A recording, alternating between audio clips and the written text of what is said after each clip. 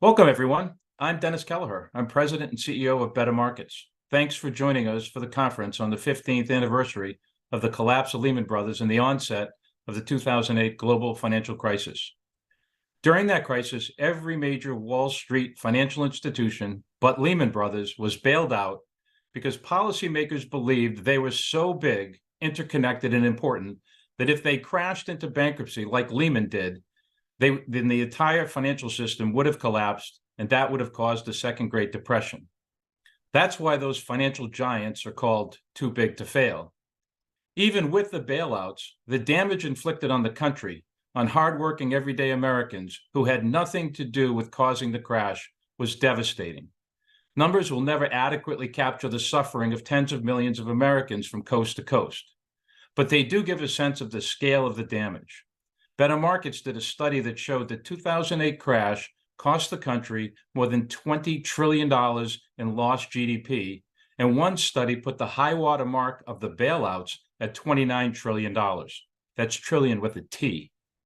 More than 25 million Americans were thrown out of work, and 16 million foreclosures were filed. The number of homes in America that were underwater, meaning worth less than their mortgages, skyrocketed to almost 40%. Savings, educations, retirements evaporated, and along with them, dreams and too often hope. Those were the innocent American victims of an unregulated and unpoliced financial system.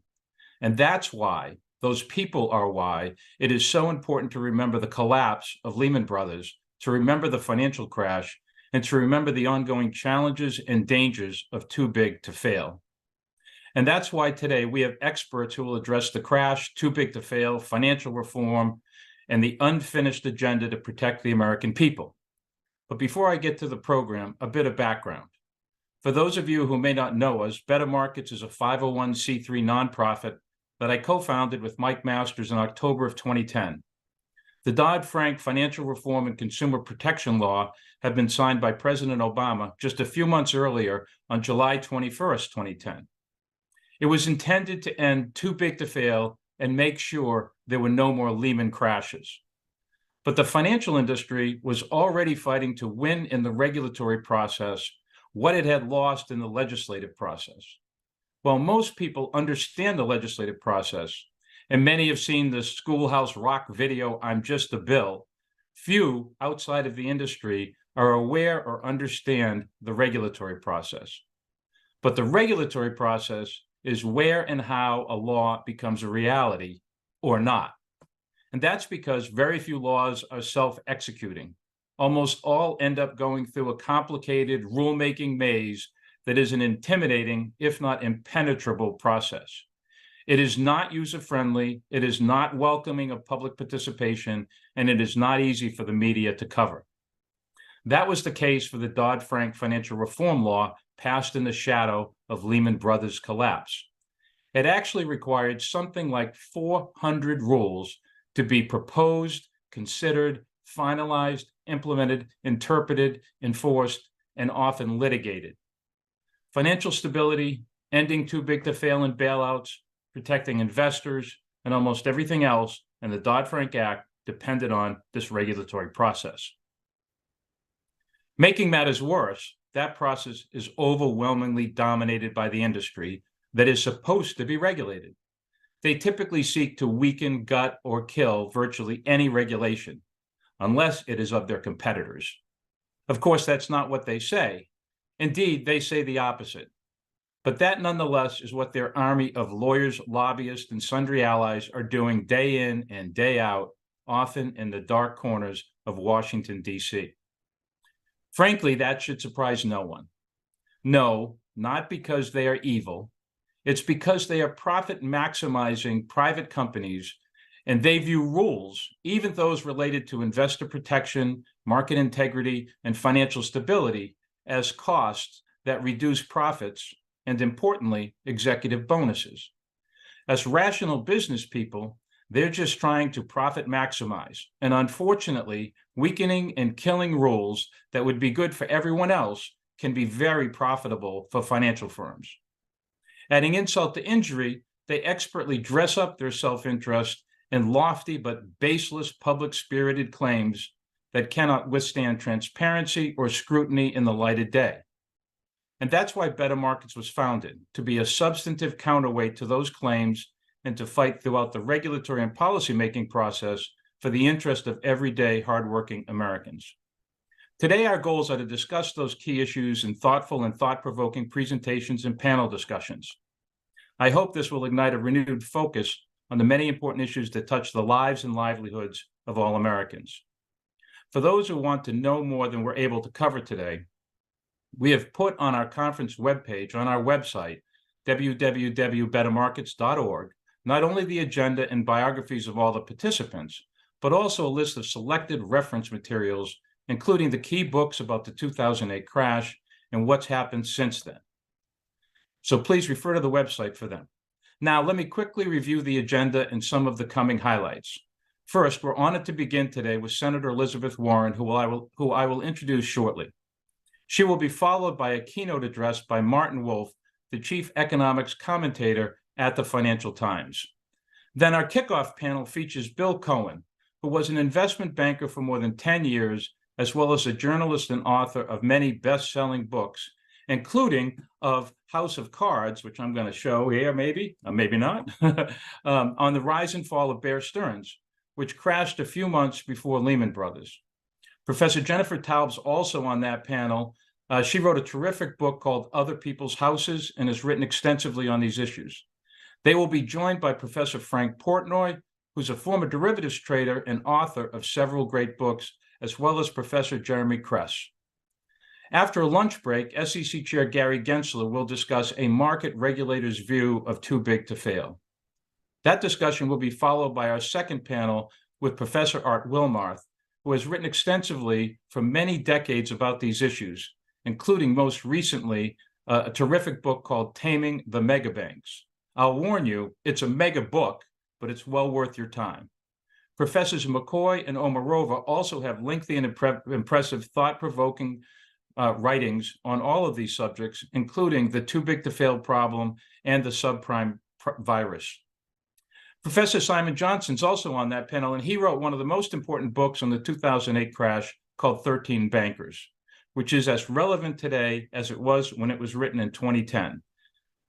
That panel will be followed by CFPB Director Rohit Chopra talking about too big to fail from a financial consumer protection point of view. After a coffee break, our last panel will focus mostly on the future. Leading off that panel will be Reed Hunt, who wrote a fantastic book that received way too little attention when it came out in 2019. It's titled A Crisis Wasted. He will offer his thoughts on that, and I encourage you all to also get the book. It's really invaluable. Two of the other panelists have key books coming out in January of 2024. Anat Admati's book is a new and expanded edition of her 2013 blockbuster called The Banker's New Clothes.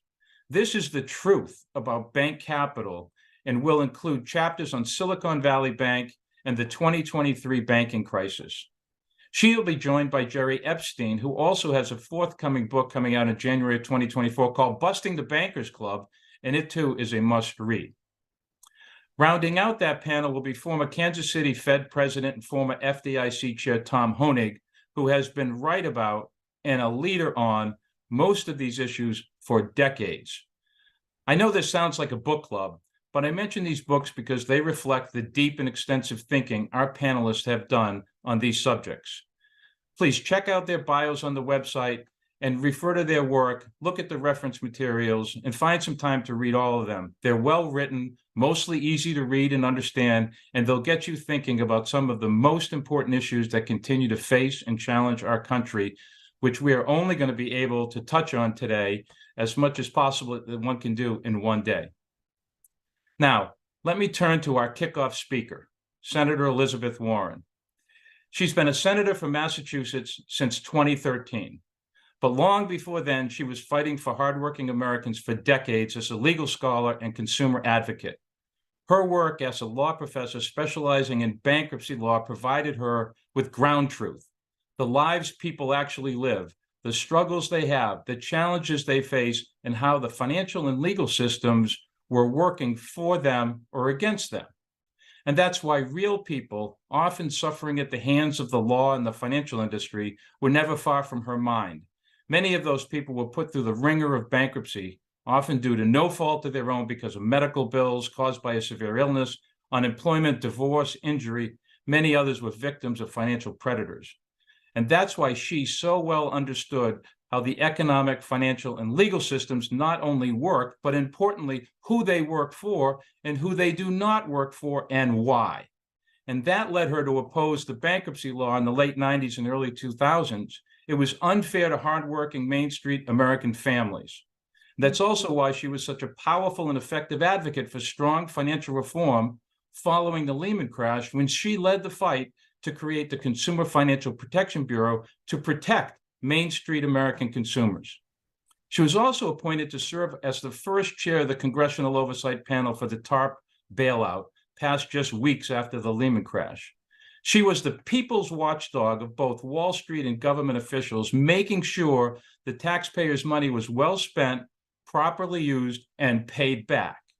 She then took all of that experience and knowledge to the Senate Banking Committee, where she holds public officials, regulators, and bankers to account for their actions and pushes them to make sure they are prioritizing Main Street families. It's my honor to introduce to you Elizabeth Warren. Oh, that is such a generous introduction, Dennis. I really do appreciate it. And I appreciate the group that you have brought together today. As you were going through the list, I was thinking, oh, yeah, that's someone who's going to have a lot to say. And every book you talked about, I think I've read all the ones who are out now so far. Just terrific stuff. So thank you. Thank you for your leadership. I also want to say how grateful I am to be here with everybody who's on this conference, as we have a chance to reflect on the 15 years that we've spent trying to build a fairer, safer, and more resilient financial system than the one that crashed in 2008. Now, every year since the crash has brought countless battles to create an economy that works better for working families, not for Wall Street bankers. And Better Markets has been on the front lines in every one of those battles. You have gone up against the biggest lobbyist in Washington to try to help fulfill the promises of Dodd-Frank. You supported the creation of the CFPB in the aftermath of the financial crisis, and I appreciate it. Now you're out front amplifying the Bureau's important work while it faces these baseless legal attacks. And thanks to your efforts, we have stronger rules across the financial system. We have more cops on the beat to enforce those rules. But as is the case with most fights for economic justice, this one isn't done. This year, we experienced the second, third, and fourth largest bank failures in U.S. history. After the 2008 crisis, Congress had passed tough laws designed to rein in those big banks. But the executives at Silicon Valley Bank, at Signature, at First Republic, and other multi-billion-dollar banks fought back. And in 2018, they got Congress to give in and weaken the rules. You know, some of us here in the Senate seem to have very short memories. The so-called Economic Growth Regulatory Relief and Consumer Protection Act, or S-2155, was just a handout to bank executives from the start. And the result was exactly what we predicted. The bank executives loaded up on risks, jacked up short-term profits, and paid themselves huge bonuses. And when their banks exploded, those same executives walked away with millions and millions of dollars. Now, Congress bears a lot of responsibility here, but Congress isn't the only party responsible for this year's crisis. 2155 gave the regulators discretion to apply enhanced standards to banks at the $100 billion mark. But again, thanks to bank industry lobbying, regulators refused to acknowledge the risks posed by these big banks And they allowed institutions that had been keeping themselves smaller so they could fly under the radar, allowed them to grow rapidly and recklessly. And in less than 5 years, SVB grew from less than 60 billion to more than 200 billion, loading up on risk without any constraint and without any meaningful scrutiny. So months after SVB's failure, the Fed released a report acknowledging that deregulation came with the 2018 bill and it helped pave the way for SVB's failure.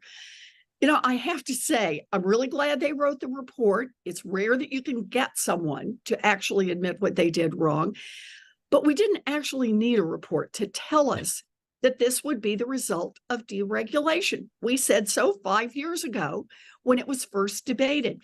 And that's why the week after SVB collapsed, I introduced a bill to reverse 2155 with my colleague and my friend, Katie Porter. But importantly, regulators still have the ability to apply stronger standards without new legislation.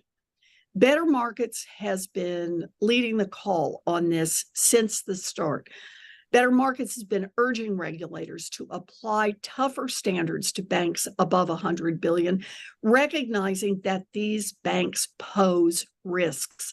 And thanks to your leadership, regulators are finally moving in the right direction. So in a broken system like the one we have, we know who gets ahead, no matter who they've harmed. And that's Wall Street executives. That was true in 2008. And it is true today. And that's why, in the wake of the SVB failure, I teamed up with Democrats and Republicans to introduce the Failed Bank Executives Clawback Act. The idea is to ensure that regulators have the tools they need to claw back giant bonuses from the executives who blew up their banks. The momentum we created paved the way for the Senate Banking Committee to advance an executive accountability bill, and I expect the full Senate to do the same in coming months. But preventing big bank CEOs from raking in huge bonuses for loading up on risks and destroying their companies is just plain old common sense. But there is more that we can and we must do to protect our communities from the reckless greed of big bank executives. Just a few weeks ago, I chaired a subcommittee hearing in the Senate Banking Committee to sound the alarm on the serious problem of bank consolidation. Everyone listening to this today knows that mega banks are dangerous. That is why we have the phrase too big to fail. But these banks didn't just spring up out of the ground as trillion-dollar entities. The current mess is the direct result of decades of mergers and acquisitions. So get ready for some numbers here. In the 90s, there were 18,000 banks in the US. Today, there are fewer than 5,000 banks. In the 90s, the 20 largest banks had 15% of all bank assets. Today, that same 20, or the 20 biggest, have more than 2/3 of all banking assets.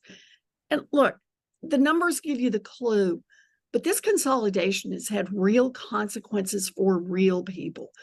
When banks get bigger, local branches close. When local branches close, families and small businesses have a harder time opening accounts and taking out loans. And that is when predatory lenders and check cashers swoop in to take advantage of people in a tough spot. That's the bad news. The good news is we can actually fix this. We have a system in place for bank regulators to block mergers that would be bad for the economy. We just have to remind the regulators of their responsibilities and hold their feet to the fire when they ignore them.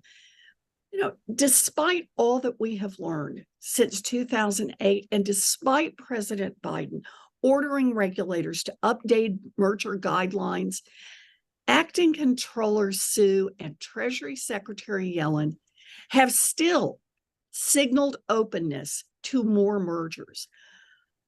I know that you all at Better Markets have good ideas about how to fix the merger review process, and I'm counting on you to keep pushing regulators to do the right thing. Also, as we reflect on the 15 years since the crash, I just want to know we got a lot to be proud of. We've pushed for tougher rules and we've empowered regulators to enforce those rules. We've done a lot, but we've also got a lot of work ahead of us. You know, regulators are poised to finalize strong rules for the big banks that have been a decade in the making. We got to push them over the finish line. And we've got to make sure they don't create more too big to fail banks in the process. In the meantime, Congress must pass the Recoup Act to make sure that executives are held accountable when they blow up their banks. I am grateful for the fights that Better Market has been in and for the changes you've been able to make. You are an important voice here in Washington. This fight to get us in the right place on these regulations and to stop the bank mergers and consolidation, this truly is one of the most important fights of our lifetimes. And I am honored to be in this fight alongside you, Better Markets. So thank you for having me here, Dennis. Thank you all for being part of this. And I'm looking forward to fighting together as we go forward. Well, thank you so much, Senator Warren. We really appreciate your work and your leadership and your partnership. Nobody could have a better ally in Washington, D.C. than Senator Elizabeth Warren. And when you say you're counting on us, you can count on Better Markets. We're going to continue fighting and pushing the regulators to do the right thing. They have the power and authority to make dramatic change that can actually improve and help the lives of all Americans. That's what they're there for, and that's what we're going to keep doing. So you can count on us. That's what we're going to do. So thank you very much. Really appreciate your thoughts and look forward to more years of fighting together. Yeah. Well, that's a great way to kick off this conference. And now I want to introduce Martin Wolf, the chief economics commentator at the Financial Times. Martin has had a long and storied career and has authored numerous books, including his most recent must-read book, The Crisis of Democratic Capitalism. This is really the only book that captures and details what is at stake in financial reform and in making sure that the financial system is stable, doesn't threaten the economy, or cause catastrophic crashes like 2008. However, now, too often we have a financial system that acts as a wealth extraction mechanism for the few, rather than a wealth generation system for the many. As those few increase their wealth year after year, too many of them are using their economic power to buy political power to increase their economic power. Martin connects this to the erosion of democracy, which he shows flows in substantial part from the inability or unwillingness of governments to deliver economic stability and progress for the vast majority of people. While that very small segment not only gets richer, but when they get in trouble, they get bailed out. He demonstrates how our economy has destabilized our politics and how our politics has destabilized our economy. The financial crisis was a key turning point that made all of these trends worse and starkly visible. Everyone saw how Wall Street got bailed out and Main Street got the bill and the economic suffering.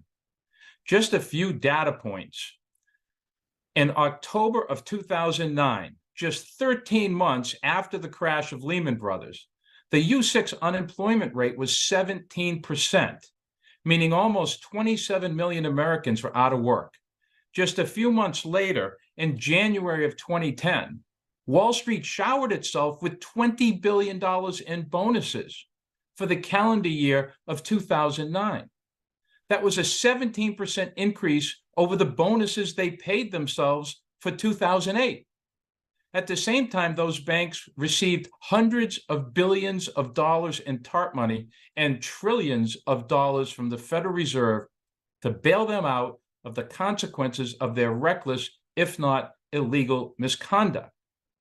It's shocking but true. The very people who caused the crash caused massive unemployment, 16 million foreclosure filings, the loss of savings and retirements, and so much more, rewarded and enriched themselves while the country suffered. That and similar episodes are the fuel that have ignited widespread discontent that is lashing out in the political process, creating dangerous economic, financial, and political conditions. Those are the stakes in getting finance and financial reform right. With that, I give you Martin Wolf. Thank you, Dennis, for that very kind introduction. It's a great pleasure and honor to be allowed to present at least the essence of my book, The Crisis of Democratic Capitalism, to this audience. And what I can do is only outline the basic ideas about what I think is the biggest challenge of our time, which is to ensure the survival of this extraordinary experiment of democratic capitalism. And I'd like to start with a quotation. And the quotation is as follows: "It is clear then that the best partnership in a state is the one which operates through the middle people, or in contemporary parlance, the middle classes. And also that those states in which the middle element is large and stronger, if possible, than the other two together, or at any rate stronger than either of them alone, have every chance of having a well-run democratic constitution." Remarkably, this quotation is 2,500 years old. It comes from Aristotle's Politics, and he was discussing the experience of the Greek city-states, the dawn of the democratic experiment. And he was saying something which I think is absolutely fundamental importance in our time. And it is that the middle classes, the independent middle classes, their strength, their vigor, they are the foundation of democracy. And the second quotation I have is also a Greek one. It's from the Temple of Apollo at Delphi. It was a very important motto for the Greeks, perhaps because they mostly ignored it. And it is mer de negran, which means nothing in excess. And for me, that means that if we are to have a democracy, we need to remember that it's about getting the balance right. One can never win decisively and forever in a democracy. One can never have everything one wants. It's about compromise. In 1937, my father left Vienna for England on his own. His immediate family managed by a miracle to escape to Palestine in 1939, but their entire wider family was stuck in Poland, and apart from one young woman who survived, they all perished in the Holocaust. In May 1940, my mother's father, a self-made Jewish fish merchant, hijacked a trawler to take his family with him to England as the German armies poured across the Dutch frontier. He was one of 9 children.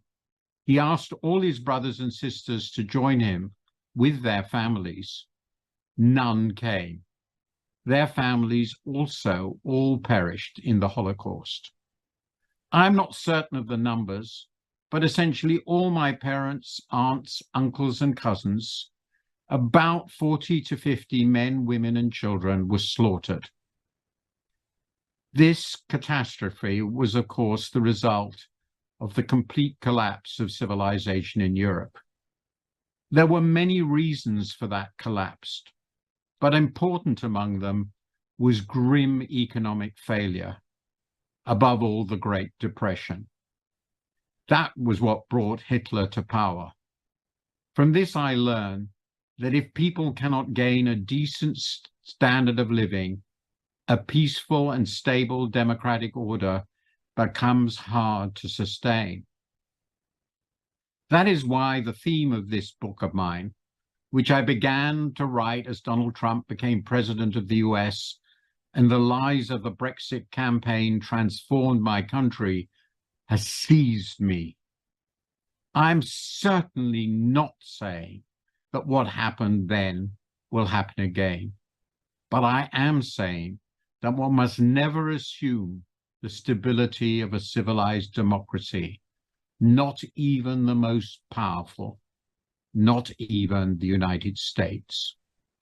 So I'd like to start by talking about what my friend Larry Diamond, the great scholar of democracy at Stanford, calls the democratic recession, which is one of the great and horrifying stories of our time. Remember, in a liberal democracy, a democracy characterized by individual civil rights, the rule of law, and respect for both the rights of the losers and the legitimacy of the winners, fair elections determine who holds power. Any attempt by a head of government and state to subvert the election or overturn the vote are treason. Yet that is, of course, what Donald Trump attempted to do both before and after the last presidential elections in the United States. He failed. Decent and brave people ensured that. But to this day, despite the midterms, Trump continues to hold the loyalty of his party's base and, willing or not, of nearly all its presidential candidates as well. Meanwhile, such conservative stalwarts as Liz Cheney have been defenestrated. Her crime? Stating that Trump's big lie, that the outcome of the election was a lie, is indeed a big lie.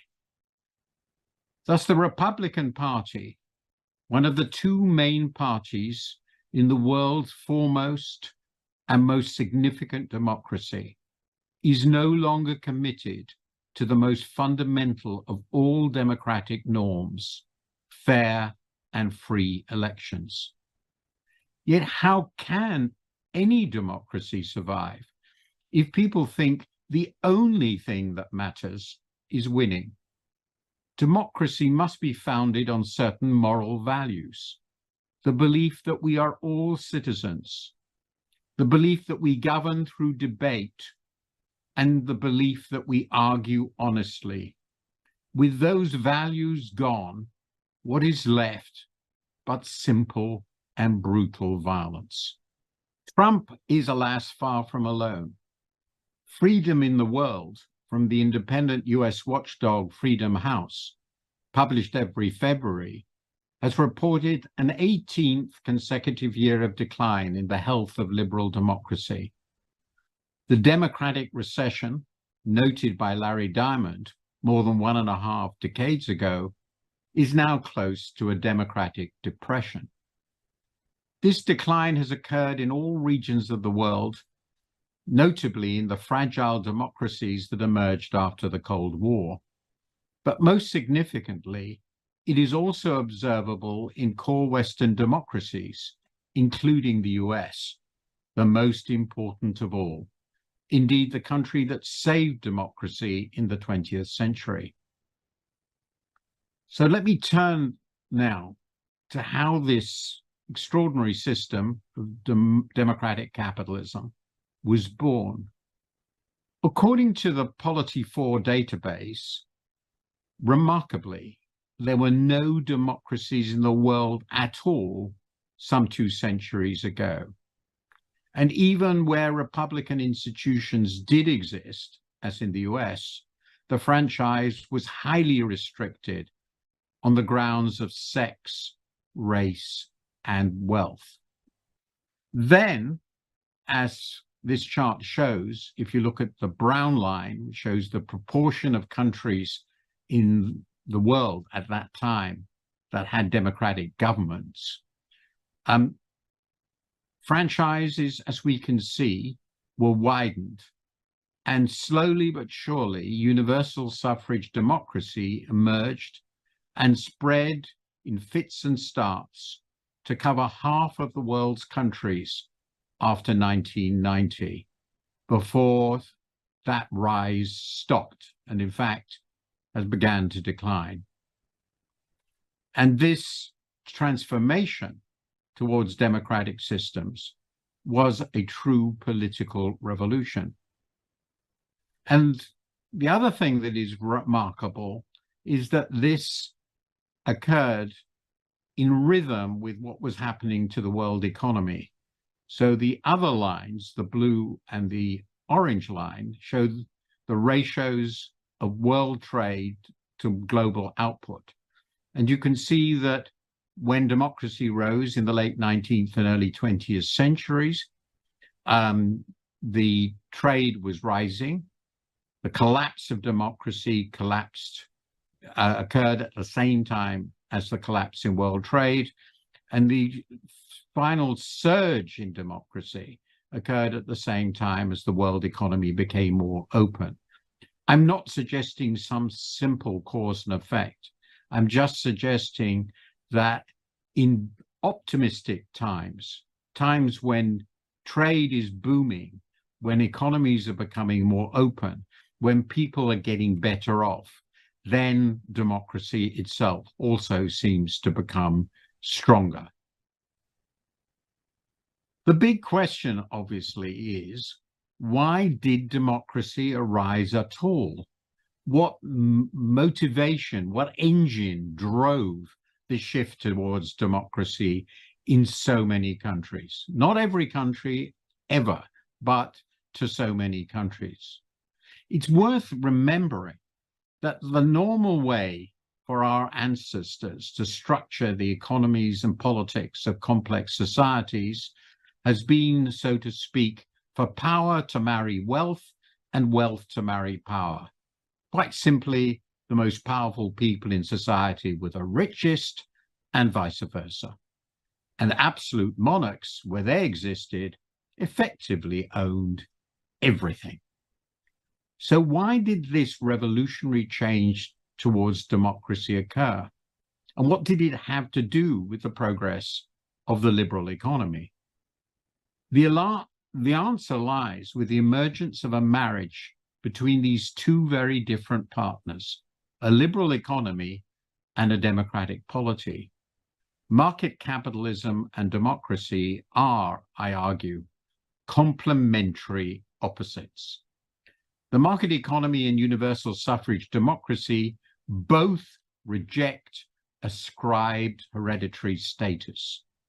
They embrace instead the idea that people are entitled to decide important things for themselves, even their place in society. Market capitalism rests on ideals of free labor, individual effort, reward for merit, and the rule of law. Democracy rests on ideals of free discussion and debate among citizens when making those laws. Both, then, are deeply rooted in ideas of freedom. Historically, the market economy also brought greater prosperity, urbanization, demand for a more educated workforce, the organization of the working class, and with prosperity, opportunities for what might be called a positive sum politics, a politics in which everybody could get better off. Democracies rest on the existence of an economically independent citizenry. That was Aristotle's point. A fully socialist society is inevitably a dictatorship, since the ownership of productive assets and the control over them is then vested entirely in the state. In the absence of coordination through competitive markets, the state is then responsible for the allocation of all these valuable resources. It has too much power, and those who control it can never be forced to give up that power. Markets protect democratic politics from just this excessive concentration of power. But democratic politics also protect markets from an excessive concentration of wealth and market power. And this then is the way in which the market economy and liberal democracy are complementary. Yet they are also in important ways opposites. Capitalism is by its nature cosmopolitan. It looks for opportunity everywhere. But the democratic state is territorial. The market is the domain of exit. Democracy is the domain of voice. The market economy is inegalitarian. $1, one vote. Democracy is egalitarian. One person, one vote. Tension between capitalism and democracy will then inevitably emerge. If the economy fails to serve the interests of the majority, the sense of shared citizenship needed by the democratic polity will fray, and populist demagogues will inevitably emerge. Such populism is not necessarily lethal for democracy, so long as it takes the form of a justified, even fruitful hostility to elites, but often it transforms into hostility to pluralism itself, and that is an attack on an essential element in any democracy.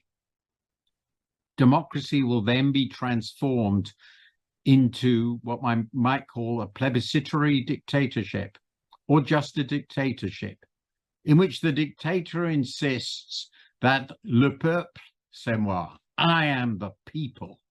Alternatively, the concentration of wealth can lead to plutocracy, as wealth is once again transmuted into power. And it is quite likely that one will end up with a predatory autocracy and corrupt plutocracy in uneasy tension. That was the governing system of the Roman Empire, and it clearly has contemporary echoes. In sum, democracy and the market are married to each other, but it is a difficult marriage. Many marriages are. Let me turn to where the high-income democracies are today. Large rises in inequality and the deteriorating prospects of the old, respectable working and middle classes in core democracies have been eroding its very foundations. The fear of downward mobility has created status anxiety and political cynicism. These have then been diverted by skillful propagandists into cultural and racial resentments, especially in ethnically diverse societies. This is not new. It has long been the foundation of the political culture of the American South. And it was, of course, the foundation of interwar European fascism, too. These resentments have been greatly aggravated by the emergence of a large and discontented class of university-educated clerics dedicated to a progressive cultural and racial politics. The identity army of the left then clashes with, and of course motivates, the majoritarian, silent majority identity army of the right. The emergence of our new media, social networks have facilitated all these trends, but in my view, they did not create them. A fundamental question is what has happened to create the status anxiety, especially in people who did not go to college. In the long run, the most important phenomena, I argue, have been economic: deindustrialization, rising inequality, falling productivity growth, financial instability, and slowing economic growth, especially after the Great Recession. It is an intriguing fact that the US and UK appear to be the most unequal of the big high-income democracies, And they have also had some of the most potent right-wing populist politics. Is that an accident? I doubt it. The Chicago University economist and former governor of the Reserve Bank of India, Raghuram Rajan, argued that easy credit papered over these trends before 2008, but that blew up in the financial crisis, which turned out to be a decisive transformation economically and politically. The scale and visibility of the crisis and the subsequent rescue of the banks and the bankers convinced many ordinary people that the elites were not just corrupt, but incompetent. The unexpected shock of this crisis shook trust in the wisdom and probity of those running the effective country's financial, economic, and political systems. Most policy mistakes in economics are invisible to the bulk of the voting public, but nobody could possibly fail to realize that those in charge had failed to recognize the risks they were allowing and had allowed the financial sector to run. The emperors turned out to be naked.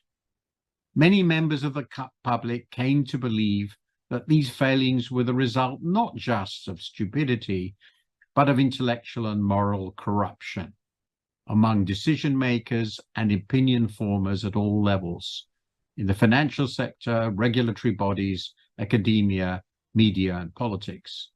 And they also saw the resources of the state used to rescue both banks and bankers, the architects, as they saw it, of the disaster, while they and those they loved suffered large losses through foreclosure, unemployment, a prolonged period of stagnant or falling real wages, and fiscal austerity. Finally, they also saw that while institutions were forced to pay huge fines, essentially nobody, or nobody of any importance, was punished for what happened. And that, I believe, is why the Republican establishment became so ripe for a populist takeover. But in truth, what happened discredited the establishment in both parties, as it did in the UK in the Brexit referendum. Of course, there were other things at work. The shift towards skill-intensive sectors and technologies, deindustrialization, globalization, and the rise of China were also powerful underlying economic forces. Yet there is also, as I argue at length, substantial evidence of the emergence of rentier capitalism with declining competition, rising monopoly, and unbridled self-seeking by corporate executives. Yet there is also substantial evidence of the emergence of rentier capitalism with declining competition, rising monopoly, and unbridled self-seeking by corporate executives. And furthermore, the role of money in politics, especially in the US, has eroded the tax base and the effectiveness of regulation. No wonder people are cynical about politicians. Let me just illustrate a few of these points in the following slides. So my first slide shows what has happened to the share of industry in employment, and with countries ranked by the decline in that share between 1970 and 2019. And this is shown for the major developed countries. And the really important point is nothing special happened in the US. There has been a large decline in the share of people working in industry in every economy. And this is simply because there have been very rapid rises in productivity in these countries. And the US is bang slap in the middle. And here is a second really crucial feature of what has happened. And this is the decline in productivity growth in these economies over time, particularly in the countries that had very rapid productivity growth. in the 1950s and 1960s. And the decade of the 2010s, there seems to be a temporary improvement now, has been particularly bad in many, many countries, notably in the UK and in Italy. So productivity growth has been really disastrously poor in the last decade. This chart shows what has happened to economic performance since the financial crisis, and therefore illuminates the politics of that crisis.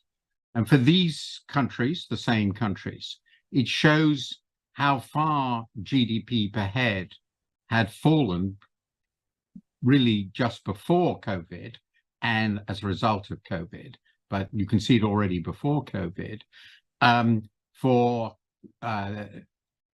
the set of countries below what would have happened if GDP per head had continued to rise as the 1990 to 2007 trend suggested.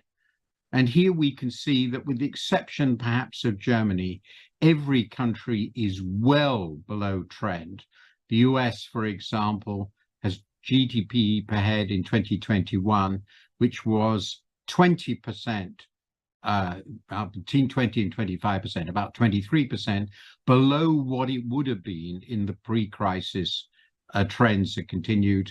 And in other countries, like the UK and Spain and Italy, the performance has been even worse. So it's not surprising people are so concerned about what's happening to their lives. And with that realization, we have to think about how democratic capitalism fits into today's world. In a very well-known book, Branko Milanovic, formerly at the World Bank, argues that capitalism is alone. It has won. But the question we have to ask, particularly in the light of the performance I've just discussed, is what sort of capitalism has won? Is it what Milanovic calls liberal capitalism and I call democratic capitalism? Or is it what he calls political capitalism and I would call, quite simply, authoritarian capitalism? Now, if we look at the world today, we see there are two forms of authoritarian capitalism that are the rivals of democracy. The most common version derives from a hostile takeover of democracies from within. The would-be autocrat eats it out. Usually he starts as a populist demagogue, and it's always a he. Features of such regimes include a narrow circle of trusted servants, promotion of members of the family, and power ministries whose members are personally loyal to the leader. Plutocrats may well find it necessary to support the gangster in charge, but ultimately they survive only as his cronies. Putin's Russia is a pretty good example. The other and very different challenger of democratic capitalism is what I call bureaucratic authoritarian capitalism, or in brief, the Chinese system. A communist bureaucracy operating a capitalist economy can, it appears, be self-disciplined, long-sighted, technocratic, and rational. Even so, bureaucratic capitalism also suffers from the great vices of authoritarianism, especially the tendency towards corruption and crony capitalism. These failings damage both the economy and political legitimacy. Now, bureaucratic authoritarian capitalism has appeared to be a significant challenger to the Western democratic version. Yet we must not despair. Autocracies remain bad systems. They do not have a structure of accountability. They do not have open debate. They cannot ensure the peaceful transfer of power, and they tend towards unbridled cronyism and corruption. Indeed, corruption too often becomes the system. And moreover, we must remember, liberal democracy has come through many challenges over the past century. And most fundamentally, it is the right system. It rests on the magnificent belief in the capacity of people to make up their own minds and lead the lives they choose within societies whose decisions are taken with the active consent of the governed. So finally, how do we renew democratic capitalism? The renewal must, in my view, be animated by a simple, overriding, and powerful idea, that of shared citizenship. If democracy is to work, we cannot think only as consumers, workers, business owners, savers, or investors. We must think of ourselves as citizens. And citizenship has to have three aspects if democracy is to work: loyalty to democratic, political, and legal institutions, and the values of open debate and mutual tolerance that underpin them; concern for the ability of fellow citizens to live a fulfilled life; and the desire, the passion to create an economy that allows all citizens hope of a better future. In conclusion, my view is that we cannot go back to any sort of past, be it on the right or the left. This is a fantasy. Nostalgia is not the basis of a sound politics. Yet some things have to remain the same. Human beings must act collectively as well as individually. Acting together within a democracy means acting and thinking as citizens. And if we cannot do that, democracy will simply fail. But I remind you that the UK very recently had Boris Johnson and then Liz Truss as prime ministers. One was a fraud, the other a fanatic. But we managed to get rid of them peacefully. And that is what democracies do. Contrast this with the fate of Vladimir Putin or Xi Jinping. Both are dictators, and both, in my view, are also manifestly incompetent or worse.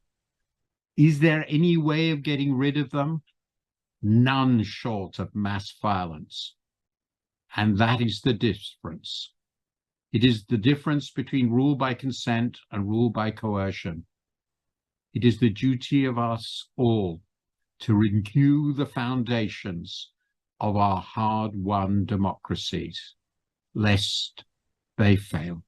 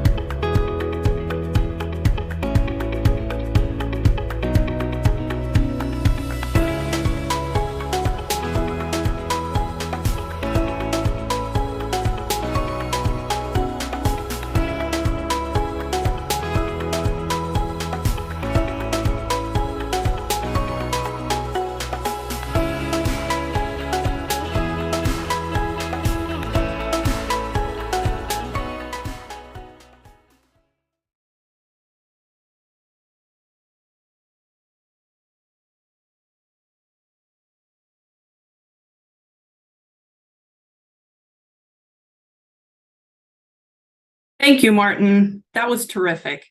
Hi, everyone. I'm Shana Oleshik, the Director of Banking Policy at Better Markets. We have an all-star cast for our first panel. It's going to explore what's changed or not changed from Bear Stearns and Lehman Brothers in 2008 to the collapse of Silicon Valley Bank and First Republic Bank in 2023. We are very fortunate to have Deborah Solomon as the moderator for this panel. She has had a long and storied career in journalism. Deborah has been the economics editor at the New York Times for more than 6 years now. Before that, she was a longtime award-winning economic policy reporter and news editor at the Wall Street Journal. She led the journal's coverage of Washington's response to the 2008 financial crisis and was a finalist, along with several colleagues, for the 2009 Pulitzer Prize. Her reporting focused on corporate misconduct, the 2008 crash, financial regulation, the SEC, and much more. Her full bio and all the participants' bios are on the Better Markets website. Deborah, over to you. Thank you so much for that nice introduction. And I feel very privileged to be with this all-star cast. I wish we had all been together 15 years ago because it would have made my job easier. So I'll do a quick intro. I think Dennis Keller had mentioned who everybody is, but just to give a short introduction to our panel, we've got Bill Cohan, whom I'm sure many of you are familiar with. He was a longtime senior investment banker at some of the biggest banks on Wall Street, including Lazard, Merrill, JP Morgan. He's written several books, bestsellers, including House of Cards, which is about the downfall of Bear Stearns. He wrote a book about Goldman Sachs as well, and The Last Tycoons, which is the secret history of Lazard. A lot of you probably read him for a long time in Vanity Fair, but he has recently switched over to Puck, a digital news and opinion organization that he helps co-found, where he continues to write very lively pieces about Wall Street. So Bill will be joining us, as well as we have Jeremy Kress, who we're very privileged to have. He's an assistant professor of law at the University of Michigan, and he was at the Fed for a long time. He focuses on systemic risk. He knows everything about SIFIs and Basel, and can probably talk our ear off again about the Basel III endgame rules. So we're very privileged to have him as well. Frank Partnoy, who is now at University of Berkeley. Knew him for a long time at San Diego. He has obviously been very prolific in writing about Wall Street, and has authored dozens of pieces, maybe more than dozens, for some of the biggest publications. Has appeared on lots of shows, including 60 Minutes and the Daily Show with Jon Stewart. I forget what it's called now because we've had so many hosts. And now we've got Jennifer Taub, who is probably one of the best known people for understanding the mortgage market meltdown in 2008. She's an advocate, and she focuses on explaining to people all the intricacies of Wall Street and why they matter, and how how to understand what's happening in the real world, and how it affects you. She's also very focused on white collar crime, and she wrote a book in 2020, which is about following the money. So I'm very proud to be on a panel with all of you. And I guess we're going to start with some 10-minute presentations from each of our panelists, and then we'll jump into questions. So Bill, I'm going to hand it off to you. Well, thank you, Deborah, for the kind introduction, and thank you, Dennis, for having me, and thank you to Elizabeth Warren for that inspiring conversation, which reminds me we haven't come all that far in 15 years. And for Martin Wolf, just a master class. That was a stunning presentation that he gave us, and we were all privileged to hear that. In my 10 minutes, which are rapidly deteriorating, I just want to make the point, I think, that the system is designed and continues to be designed, the financial system, to allow for failures, to accept failures, bank failures, on a regular basis. In our history, of the country. I mean, essentially, we were born out of a financial crisis when we couldn't pay our debts for the Revolutionary War. And pretty much every 10 to 15 to 20 years since then, we've had a financial crisis. And I think that when you really step back from it and think about it, it's sort of the price we're willing to pay for the way we've constructed our financial system, which is really a fractional banking system, which means that we put money in banks. We think that our money is safe in the banks. We think that our money is at the bank when we want to get it out. And pretty much every time we want to go to the bank and get it out, it's there for us. It used to be we had to go to a teller and present various documents and stand and wait, and then the teller would hand us cash. Now, of course, as Paul Volcker once said about the ATM machine, it was the greatest innovation in banking in the 20th century. You go to the ATM machine, you put in a little card, and you put in your code, and out comes your cash. And so that's the way it works, and it works great until people panic and everybody wants their money at the same time, or a lot of people want their money at the same time. It doesn't even have to be everybody. And when a lot of people want their money at the same time, as we saw with Bear Stearns in March of 2008, or Lehman in September of 2008, and it wasn't just those two. Of course, it was Merrill Lynch, it was Morgan Stanley, it was almost Goldman Sachs, it was AIG, it was, as I explore in my latest book about GE, it was GE Capital, which frankly nobody even paid attention to, even though GE was, one of our biggest and most powerful and important corporations. It was, and as we also know, well, we had a problem with the automobile companies. And of course, then the same thing happened earlier this year with Silicon Valley Bank, with First Republic Bank, and with Signature Bank, as Senator Warren was talking about. And the reason that that bank panics result in financial crises is because in a fractional banking system, which is how we've designed our banking system and how it remains designed despite Dodd-Frank, despite re-regulation, despite the regulations that were put in the Great Depression. In a fractional banking system, the way banks make money is that our money isn't at the bank. It's never been at the bank. And in fact, if the money were at the bank, banks couldn't make money because they take our money and then they lend it out. They take our money and reward us with, at the moment, tiny amounts of interest payment. And if I look at my checking account and my savings account, which are at JP Morgan Chase, our biggest bank, I get 1 basis point of interest on my checking account and a whopping 2 basis points of interest on my savings account, which means essentially that, number one, JP Morgan Chase doesn't really want my deposits anymore, because if they did, they would pay me more for them. Okay, that doesn't mean anything. They still have 2 trillion plus, 2.5 trillion plus of deposits. They're viewed as particularly, one of our safest banks. And they essentially get their raw material for free. Their raw material that they use to make money is our deposits. And they're basically paying us nothing for them. They then turn around and lend that money out to corporations, to endowments, to universities, municipalities, individuals, and they capture the spread along with a bunch of fees. And that's essentially one of the main ways banks make money.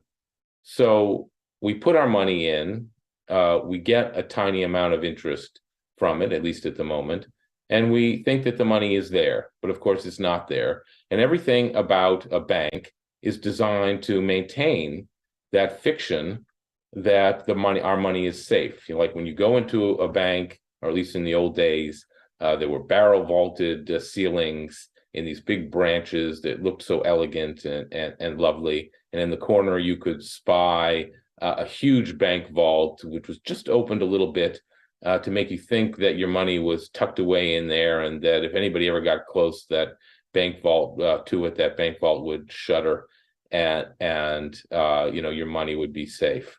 But of course, that is all just a major league fiction. It's all designed to create what is essentially a confidence game in our banking system. And once people lose confidence, like they did in March of 2008, when Bear Stearns went down in a week, or with Silicon Valley Bank 15 years later, when literally, in 36 hours, people through their iPhones were able to whisk away their deposits out of the company, then the bank, then banks fail because by design, banks are in the business of borrowing short and lending long.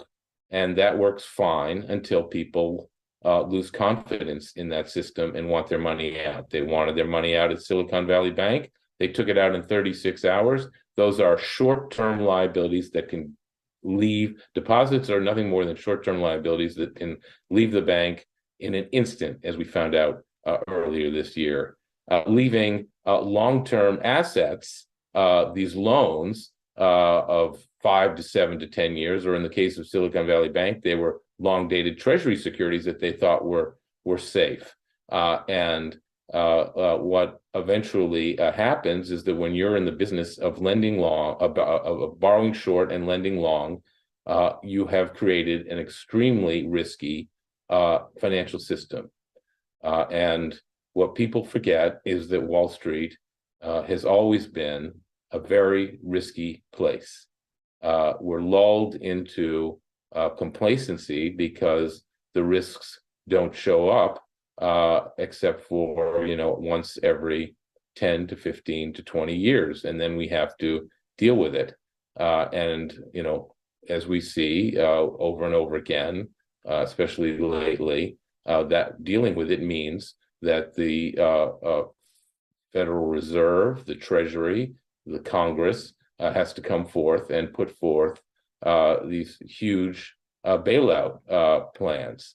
And so the system is designed to fail. And once every 15 or 20 years, it does fail. And we forget that. And I'll end by just telling people, about my experience. More than 17 years working on Wall Street. I was an M&A banker at Lazard, Merrill Lynch, and JP Morgan Chase. I had no idea how any of these firms finance themselves. That wasn't my job. My job was to bring in M&A deals, do M&A deals, get fees for M&A deals. I hadn't a clue about how these banks finance themselves or how risky they actually were. And that's the way everybody is who works on Wall Street. There's a very tiny percentage of people who work at banks who really understand how risky they are.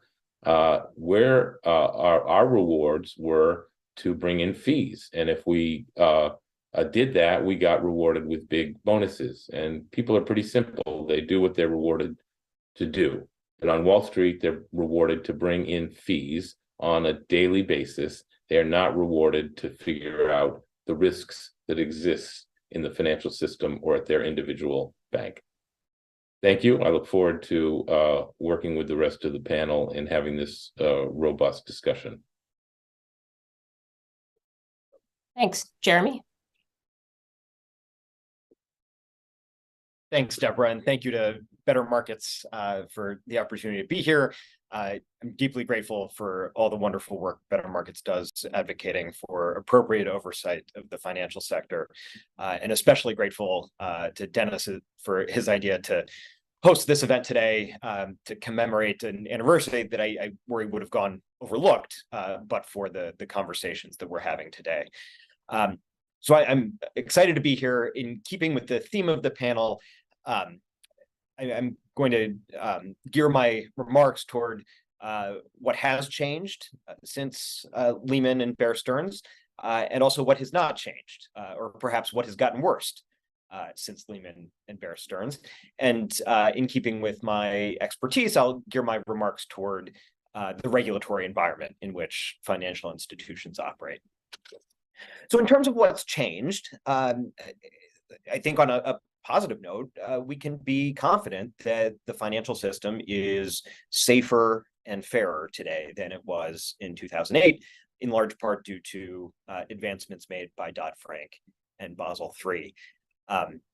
With no claims toward comprehensiveness, I will identify just 4 ways in which I think the regulatory environment has improved. First, bank capital requirements today are meaningfully higher than they were in 2007, 2008. The quality of that capital is higher. So when banks suffer losses, we can be more confident that their equity buffers are there to sustain those losses. By most estimates, the quantity of capital that big banks like JP Morgan and Citi are holding is roughly 2 times the amount of capital that they were maintaining pre-crisis. So strong advancements in terms of bank capital.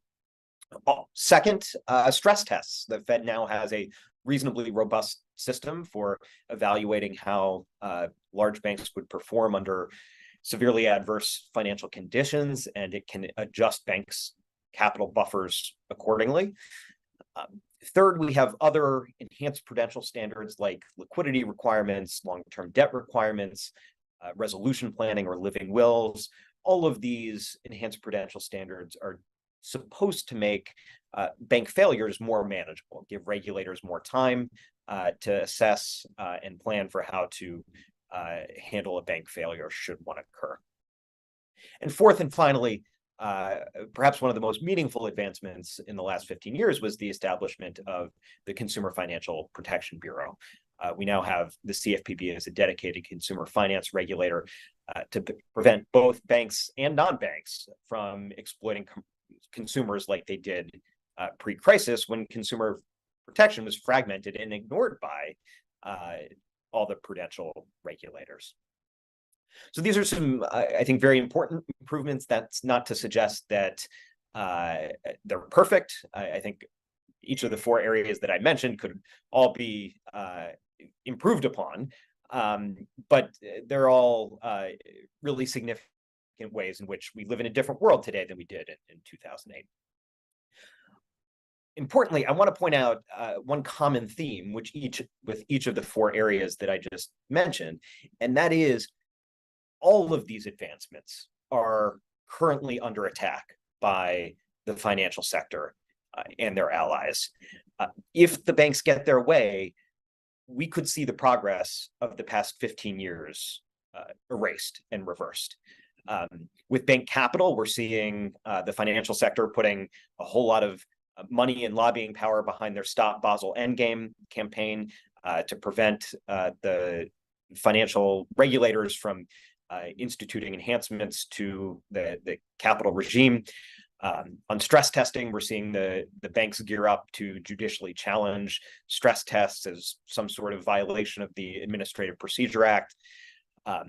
We're seeing banks gear up for a potential legal challenge to the enhanced prudential standards as they apply to $100 billion to $250 billion banks. They view this as a violation of the tailoring law that was passed in 2008, also known as the Dodd-Frank rollback bill. And just next month, on October 3rd, the CFPB is going to the Supreme Court to defend its very existence against a radical legal challenge to its funding mechanism. So while we have made really important improvements, it is critical that we not rest on our laurels, because even the improvements that we've made today, 15 years later, are still under attack, and we're at risk of backsliding if the industry gets its way.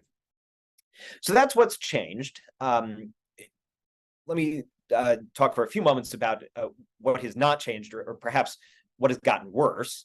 I don't want to dwell too much on the negatives, but we need some continued improvement in areas that we've not gotten our arms around since 2008. Let me identify 3 areas.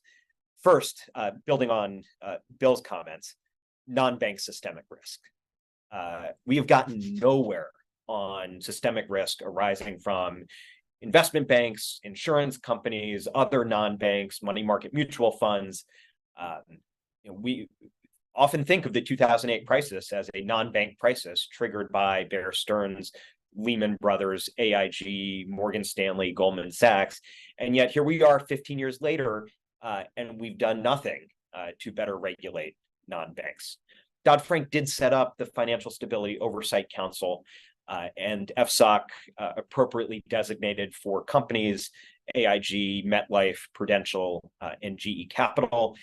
That did some good things. GE Capital and AIG simplified themselves, reduced their systemic footprints in order to win de-designation. But then we saw MetLife challenge its designation in court, and we had a very wrongly decided district court case in MetLife that released MetLife from its designation, and unfortunately has laid the groundwork for the industry to target FSOC in general. The Biden administration appropriately is trying to reinvigorate FSOC, but there is still so much work that needs to be done on non-bank systemic risk. And critically, this non-bank problem has gotten worse because we've seen an increasing proportion of financial activity migrate out of the banking system and to non-banks. So that remains a very significant vulnerability that we need to do a lot more thinking about. Second area that has not changed or gotten worse is concentration. The 2008 financial crisis was perhaps caused by, at least exacerbated by, very large, very powerful financial institutions. And yet here we are 15 years later with even larger and even more powerful financial institutions. JP Morgan, Bank of America, Wells Fargo, they're all 2 times the size today as they were before 2008, even after adjusting for inflation. And the number of community banks in the United States has declined from 8,400 in 2008 to 4,400 today. So we're seeing increasing concentration. That concentration has harmful consequences on a number of dimensions, including reducing competition, increasing financial stability risks, and posing a threat to democracy itself through the intense concentration of financial power. Third and final area that hasn't changed or has gotten worse, and related to the second, the too big to fail and too big to manage problems. Too big to fail, too big to manage. I know I'm previewing here a panel that will happen this afternoon, but in my view, they are both alive and well. On the too big to fail front, you need to look no further than Credit Suisse, which just a few months ago demonstrated that we have more work to do to ensure that mega banks can be wound down safely and without government assistance. And as Silicon Valley and Signature demonstrated in the US, we need to expand our understanding of what we think of as too big to fail. It used to be that we just thought of the G-SIBs, the 8 global systemically important banks. But we are now appreciating that we have a category of domestic systemically important banks that are sometimes erroneously termed regional banks, but we are finding out that they are in fact systemically important. So that's too big to fail. Too big to manage remains problematic. Wells Fargo has now been subject to its asset cap for 6 years. Wells Fargo is not the only problem. According to the Federal Reserve Supervision and Regulation Report, exactly half of the large banking organizations with more than $100 billion in assets today are rated to be in not satisfactory supervisory condition. So we still have a too big to manage problem, and yet so far we've been unwilling to impose meaningful consequences to get that problem under control. So thank you for the opportunity to present these remarks. I look forward to hearing from Jen and Frank, and then having a discussion and debate afterwards. Thanks, Jeremy. Frank? Thanks so much, and special thanks to Dennis and Better Markets, not only for organizing today, but for their role commenting on various regulations over the last decade or so. And I also want to just call out Stephen Hall as being an especially astute commentator who I've worked with, particularly over the last year and a half. I set up a nonprofit, co-founded the International Institute of Law and Finance, and we've worked with Better Markets, and we don't always agree, but we always know that we're going to get an open, interesting, well thought out perspective. And already I'm excited about today's comments because they're similar to what Better Markets has been doing over the last 15 years.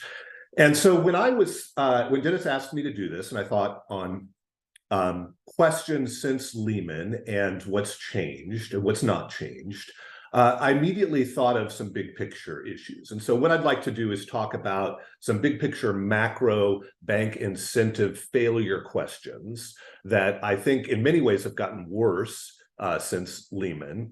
And then give a little bit of a California perspective. I teach at UC Berkeley. And in many ways, this recent banking crisis had a California flavor to it. And then talk a little bit about how some of the market actors and market institutions have changed and also in many ways are failing us. So first, with respect to the big picture questions, the way that regulators and academics have long thought about bank failures is to think about market failures and the ways in which markets don't adequately incentivize large financial institutions. And the three buckets that economists and legal academics often think about are moral hazard, taking on increased risk in the presence of insurance, information asymmetry, gaps between people within these institutions and people outside of them, and agency costs, the costs within institutions and within regulators in terms of the people at the top and the people at the bottom. And certainly with respect to moral hazard, there have been significant changes in the last 15 years. And we don't know the counterfactual of what would have happened if we hadn't provided floor support for financial institutions recently. We can't run the counterfactual, but we do know that what counts as systemic risk is much broader now than it was 15 years ago. So 13.3, which is the portion of the Federal Reserve Act that permits emergency lending, is now the standard toolkit post-Lehman. It was the toolkit in the aftermath of the financial crisis. It was the toolkit in March of 2020 when many people thought the financial system would collapse. And the systemic risk exception was a significant part of the toolkit on March 10th in response to the collapse of SVB and the instrument for regulators to make depositors whole right away. And we got a bank term funding program and a $25 billion backstop very quickly because regulators determined that there was this emergency, that there were unusual and exigent circumstances that existed at the time that warranted the approval of this. And I think most people would agree that the assumption that 13.3 facilities are part of the standard toolkit is something we didn't think about when Lehman collapsed, and that this exception and the idea of what systemic risk is much, much broader than it was 15 years ago. I think in terms of big picture macro issues, that this information asymmetry idea also has changed a bit. The idea that we can look inside an institution and understand its assets, liabilities, and risk. In some ways, it's gotten better. We forget the Lehman collapse was followed by an extensive investigation, and many of us read the 2,000+ page report in bankruptcy that included morsels like Repo 105 and the misrepresentation of values and moving risks off balance sheet. And back then we thought we might actually fix this. And I think one of the biggest changes since then is that we've essentially given up on the kind of granularity and disclosures about assets and liabilities and risk. At least back then we looked at things like collateralized debt obligations and tried to figure out details.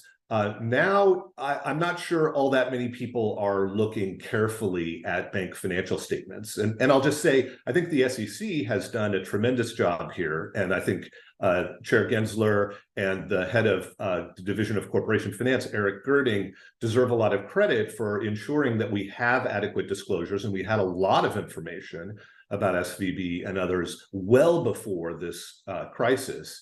But the problem is a lot of people are not paying attention to it. And this relates to the moral hazard problem. You don't necessarily pay attention to the details if you know that the financial institution will be backed by a 13(3) facility if things go south. So I think a lot of the information that was of concern for SVB actually was disclosed. I am worried, just to not paint too glossy a picture here, that there are a lot of risks. And again, this information asymmetry has gotten a lot worse at the larger financial institutions. And I'll just mention collateralized loan obligations and leveraged loans, which were part of the March 20 backstop. And now we have not only the proliferation of these loans, many of which are not marked to market at financial institutions, but we have ETFs based on CLOs. We have expanded risk taking related to leveraged loans. So some worries that have gotten worse, some are not so much, not as bad. And then the third category of agency costs is one legal academics always think about these kinds of concerns about monitoring and costs and risks within an institution. And as Jeremy says, these banks are much larger now.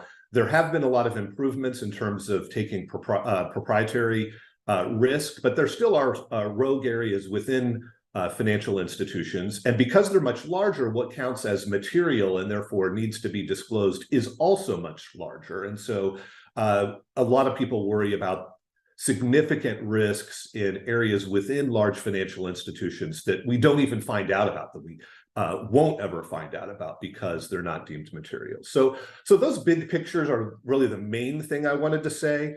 I'll just spend a couple of minutes talking about the California vibe to SVB. I'm vegan. I was trying to think of a good food analogy for this. I don't know where I would put the avocados or the sprouts, but I will certainly say that the menu of who the depositors were at SVB was very, very different. And the flavor of the collapse for people who were in the Bay Area is very different. The point that Bill made about the speed at which people withdrew was just breathtaking on March 9th, with $40+ billion of withdrawals in one day. And what's interesting, I think, and quite different, is that the largest depositors were new names. And we know who those people are. And what's interesting is that the same sort of emergency facilities and concerns were about institutions who were depositors like Circle Internet Financial Limited, the largest depositor at SVB. Sequoia with $1 billion of deposits, and many startup companies, relatively young companies, Altos Labs, a private life science startup backed by Jeff Bezos, which had almost $700 million worth of deposits. And I think one of the things that we should think about when we think about SVB and First Republic is just the fact that the context is quite different, that the breadth, it's not a New York kind of focused, it's not really even international in the same way. And again, many people were aware of this. It's not like this was a secret at the time. The closing issue I'll just spend a minute on is about, it's not just about regulation and supervision from the government. 15 years ago, it was conceivable that a Lehman could fail, and people in the market, private actors, actually looked for Lehmans. They investigated. And there were 4 categories of groups in particular that have, I think, been gutted in the last 15 years that used to spend a fair amount of time and have market power. And those are journalists, short sellers, plaintiffs' lawyers, and shareholder activists. And all of those categories, these are people who used to spend a lot of time looking at these issues. Jesse Eisinger, the Pulitzer winner for reporting on the crisis, and I did a 9,000-word Atlantic cover piece more than a decade ago now, basically saying that banks are like paintings and that people in the markets can't understand them, and people aren't even looking at the details about disclosures. And if we look at the significant market actors who back then would have spent the time, people like Bill Ackman, for example, who looked in detail at CDOs and NBIA and had a massive spreadsheet that caused my computer to crash when I used it back 15 years ago, aren't bothering to look at financial institutions. And it's become very difficult to wade through Bank 10K. My favorite is Wells Fargo. I keep looking at them and keeping an eye on them. But my closing thought for all of you would be, if you haven't read a Bank 10K recently, it's worth a read. Just after our panel or after today's remarks, just peruse a Bank 10K and tell me you aren't worried about large financial institutions. Thanks, Frank. Jennifer? Thanks so much, Deborah, and thank you to Dennis, the whole team here at Better Markets, for everything you've done up until now and helping us remember these events from 15 years ago. And I'm honored to be on this panel with all of you. I've read your work and I learned so much from you. One thing I'd like to add about my background is before I joined academia, back in 2004, I had worked as the head lawyer for fixed income at Fidelity Investments. And so I was right there, near the repo desk and actually knew what short-term wholesale funding was as the lifeblood of the financial system well before I completely panicked in September of 2008 when I heard, that the overnight funding markets were freezing up, something obviously separate and apart from the $700 billion TARP that was being negotiated, and it made me panic. I will get to that in a moment, but first I want to comment and build on in my remarks what my fellow panelists said.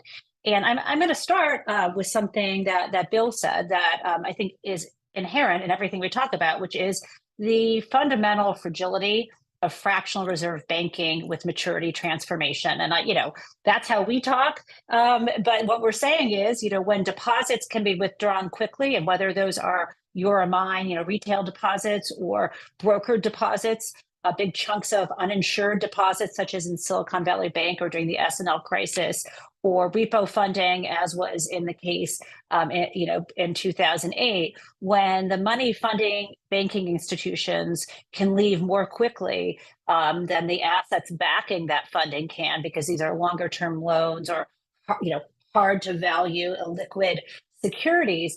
When that happens, and it does happen because that's inherently the nature of banking, there are going to be bank collapses. And the question is, what was the promise made to us after the collapse of 2008, and why are we still facing similar risks today?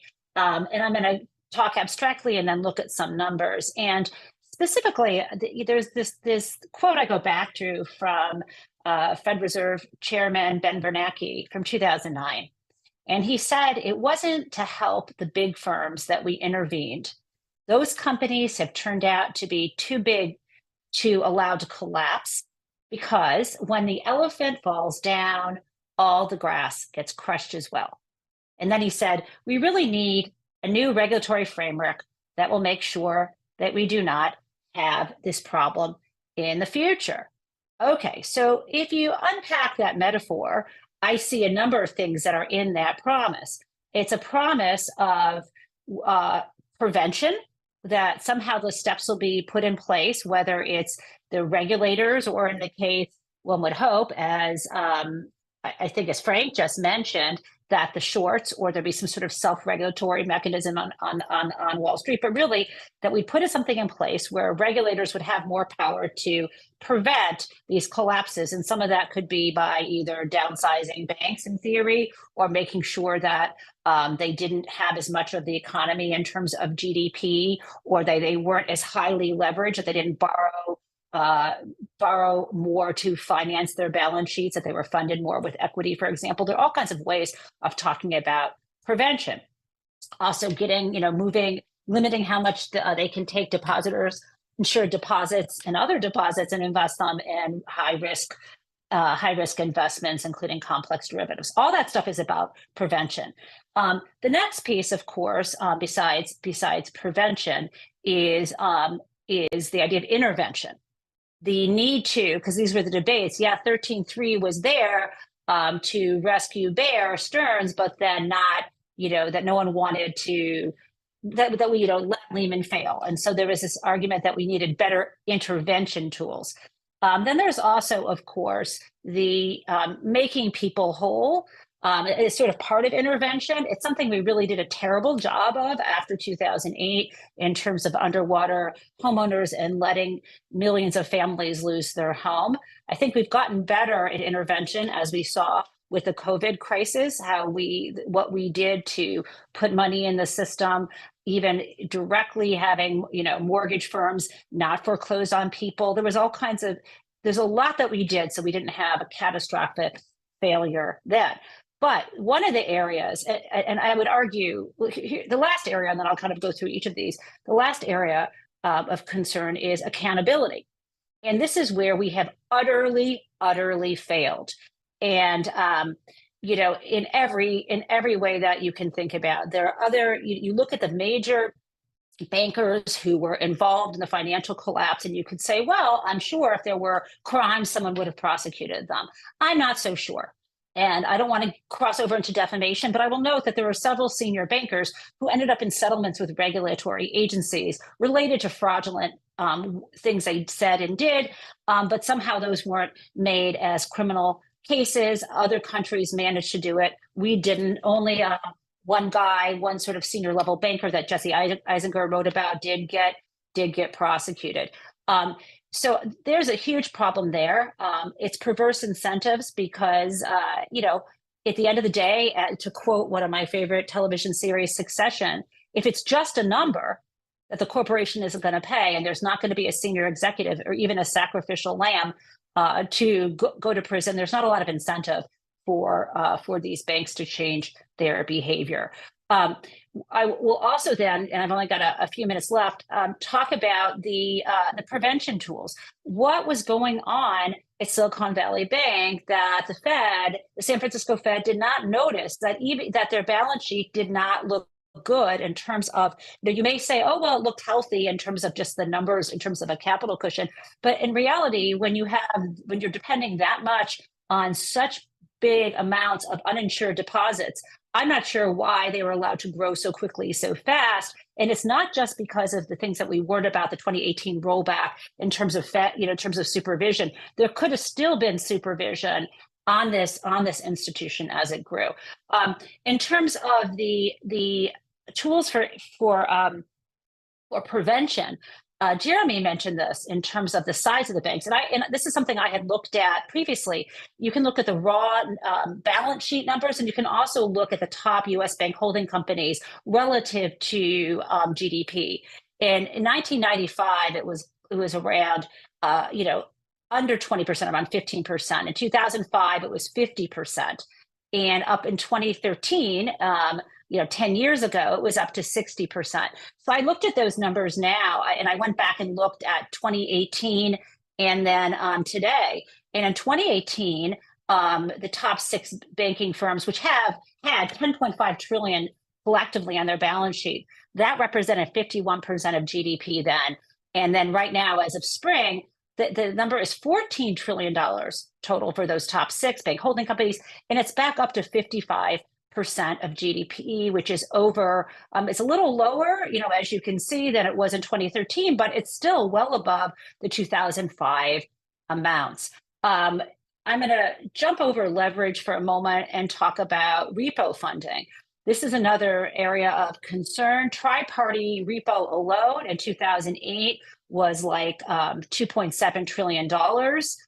It started creeping back up when I had looked at it recently. I just took a look yesterday, and the numbers are tremendous. Total outstanding tri-party repo is like $4.7 trillion. Now, you may say, well, that what is the concern there? It's obviously, to the extent that we're talking about repos relied upon by the investment banks to finance their balance sheet, runs are the concern. On the other hand, for folks who are following this, maybe some of this isn't so concerning because money market funds can now go to the Fed as lender of first resort with their extra cash. So you really have to you really got to get into the weeds of this.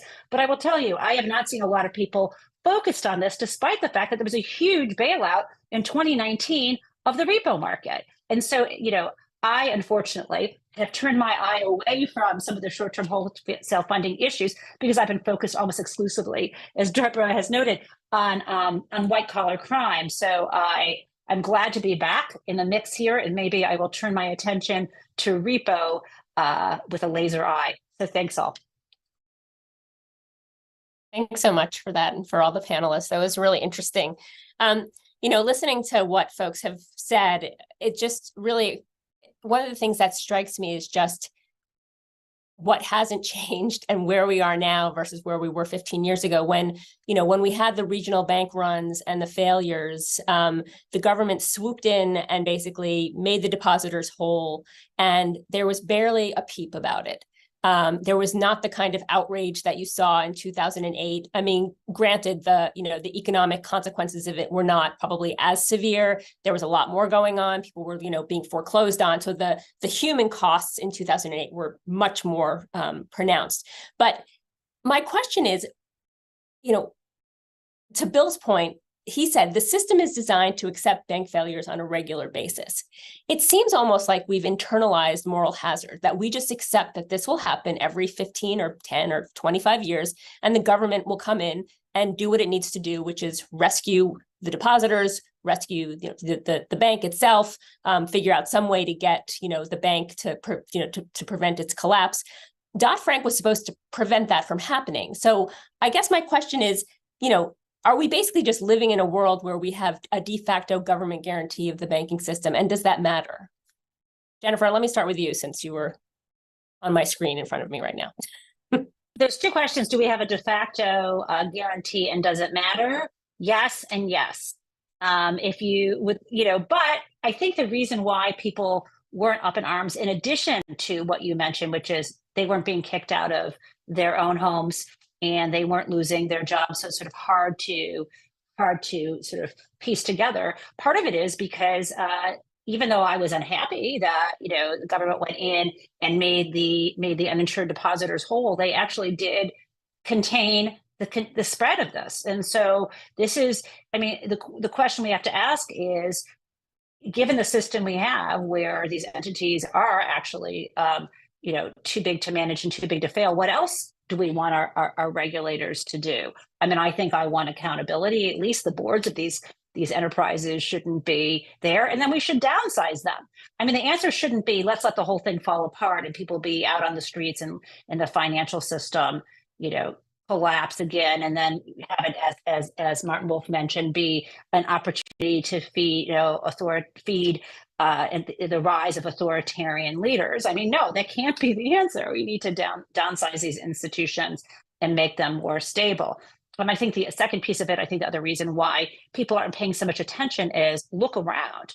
Look at what else is going on. The country is in the middle of an existential crisis related to the survival of our democracy. I know that's sort of like in the wings, but that's a backdrop here. And we had the COVID crisis. So I think what would have bothered us, now just seems sort of like a rounding error at this point. Bill, what's your thought, given you're the one who kind of talked about how this is how the system is designed and it's rigged this way? Do we basically have any choice but to have a system like this? Deborah, what choice is there really? It's either, save the bank or bail out the bank, bail out the depositors, bail out the creditors, give a tip to shareholders, as happened, say, with Credit Suisse, or face existential crisis. Because when a bank collapses, there's detritus strewn all across the landscape, from people losing their homes to people losing their companies to people losing their cars, things that we literally take for granted. So it's quite binary, it turns out. Until Bear Stearns was bailed out in 2008, the federal government had never bailed out an investment bank before. Investment banks were deemed to be risky, non-depository institutions, and therefore, if they failed, so be it. But once upon a time, they were also small private partnerships. and there wasn't systemic risk attached to the failure of an investment bank. But that began to change in 1970 when DLJ went public against the wishes of the New York Stock Exchange until they changed their rules. And one firm after another became a public company, got really big, used other people's money, made acquisitions, as Elizabeth Warren was talking about. So now these firms, of course, are SIFIs, systemically important financial institutions. We can't risk them going down the tubes and causing the existential crisis that would inevitably result. What I'm just riveted by is, where was the San Francisco Fed on Silicon Valley Bank situation? I mean, obviously, their liabilities were short and they were lending long, even if they were investing in long-dated treasuries that they thought were safe. But how could, a bank regulator, let alone the CEO of that bank, not be painfully aware of the risk, the huge risk that would have resulted from rising interest rates if you've got a portfolio of treasury securities that were bought at high prices and low yields? It was obvious that the zero interest rate program, quantitative easing, was going to end after 13 years. I mean, you didn't know exactly when, but it was obvious that this had to end, that you could no longer manipulate interest rates down to zero ad infinitum as much as the market wanted that to happen. How could you be, a highly compensated CEO executive, a CEO of a bank, and not understand that risk was looming out there? How could the regulators at the San Francisco Fed not realize that risk was out there? So part of it is the way the system is designed to make these blowups inevitable. And part of it is bank CEO management risk failure and supervisory failure. And, when you have all those things together, you get the blowups. I guess I want to talk about that for a minute. It's interesting to me that people always talk about where were the regulators? Okay, so I want to read two quotes. One is from Ben Bernanke in May of 2009. He said, the events of the past 2 years have revealed weaknesses in both private sector risk management and in the public sector's oversight of the financial system. It's imperative that we apply the lessons of this experience to strengthen our regulatory system, both at the level of its overall architecture and its daily execution. So then we have from the Barr report, regulatory standards for SVB were too low. Supervision of SVB did not work with sufficient force and urgency. Following SVB's failure, we must strengthen the Federal Reserve's supervision and regulation based on what we have learned. Jeremy, are we actually able to regulate for problems, or do we always just chase the last problem and take our eye off the ball for what might happen next? I mean, to Bill's point, it was in plain sight that interest rates were going up and that if you were betting against them, you were going to have a problem. There obviously, the report pointed out that there were concerns about by the regulators, and they didn't necessarily feel emboldened to raise things. And I want to get to the whole rollback and the Randy Quarles piece of this. But Jeremy, I'm just curious, since you have spent so long looking at regulation and regulators, can we regulate the banking system at this point in an effective way? Yeah, it's a great question, Deborah. And I think the Bernanke quote that you raised in the Barr report also appropriately balanced regulation on the one hand with supervision on the other. Regulation, just by its very nature and the requirements to go through APA, notice and comment, will in some cases be a blunt instrument that is not very dynamic. And that's why it's important that regulation be complemented by supervision, because supervision is the mechanism by which boots on the ground can go in and adapt to evolving circumstances and work with management to address emerging risks. So regulation, as you noted, very often has a tendency to fight the last war.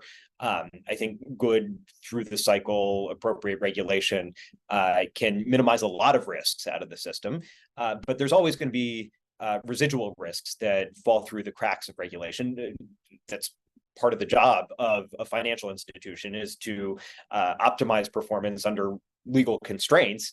And so agencies have to have effective supervision in order to respond to those residual risks that regulation simply isn't able to catch. As you noted, there's been some hollowing out of both regulation and supervision over the last 6 years that undoubtedly contributed to the SVB collapse. I'm happy to get into specifics, but I think just to emphasize the point, we've got to have both effective regulation and supervision. Neither one alone will be able to keep the financial system safe. Frank, do you have any thoughts on kind of the ability of regulators and supervisors to prevent these types of crises? Yeah, I think there's, from the supervisory standpoint, one of the challenges that we saw with SVB was that the supervisors really had their legs taken out from under them. Given the power dynamics of how finance and supervision works, bank management has sometimes been able to railroad supervisors when supervisors raise red flags. Supervisors have to have support from their principals, who are presidentially appointed, Senate confirmed. And when they don't have that support, it's way too easy for banks, executives, board members to ignore feedback that they receive from their supervisors. So I think we saw that supervisors at SVB did flag interest rate risk, perhaps not as early as you might have hoped, but certainly in enough time to do something to address interest rate risk. But for whatever reason, SVB management was not responsive to those concerns. And I think that has something to do with tone at the top with the supervisory agencies. So it's got to be a consistent message from supervisors on the ground all the way up to their bosses. And I fear that wasn't the case in the years leading up to the March 2023 crisis. Frank, do you have thoughts on Yes, Deborah, I think you've hit on a fundamental question about the temporal aspects of regulation and banking. And in many ways, the problem is always going to be looking in the rearview mirror, but it doesn't have to be, right? We can think about regulation of financial institutions in a predictive way. And this is kind of the way that we've moved towards a regulatory state and away from kind of common law approach, generally speaking, in the markets is part of this as well. We have a massive regulatory approach, but we don't have to.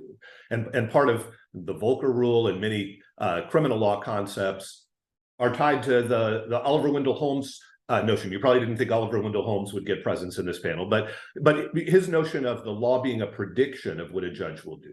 And I think one of the challenges is to get inside the minds of people at large financial institutions and have them start thinking about consequences as predictive. So the mismatch that Bill points to that is endemic between assets and liabilities is something that I think many people were aware of. They were aware of it in the context of bailouts and the likelihood of a 13-3 facility looming if it turns out that they bet wrong.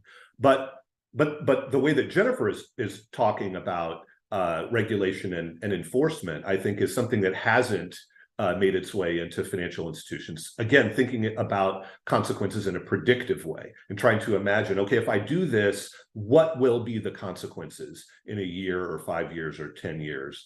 And it's rational, I think, for the managers of financial institutions who know that they have a mismatch between assets and liabilities to take a big yield curve trade. I mean, I was at Morgan Stanley in the 1990s when something similar happened with an increase in interest rates in 94, and people were well aware of the again, predictive aspects of taking on these risks at some institutions, but not at others. And so I think what you've pointed to is one of the challenges of both regulation and supervision, which is trying to force inside the minds of people at the institutions the idea that there will be future consequences.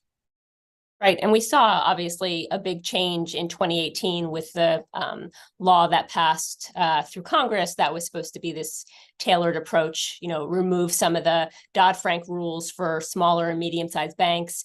It was, there were some obviously like Senator Warren who opposed it, but others were more, okay with it. Even Dan Tarullo, had said that he thought some of it was appropriate. In hindsight, we now see that it wasn't just that law, but the interpretation of that law by the Fed that helped fuel some of what happened at SVB. Now, there's lots of reasons, but if you read the report, the internal report, it's clear that the change in how SVB was treated once they crossed that $100 billion threshold was significant, because of the changes that then Vice Chair for Supervision Randy Quarles put in place. They crossed that $100 billion threshold, which was supposed to subject them to more liquidity and regulatory requirements in 2021, but they weren't going to be subjected to those higher capital or liquidity requirements or oversight requirements till 2024.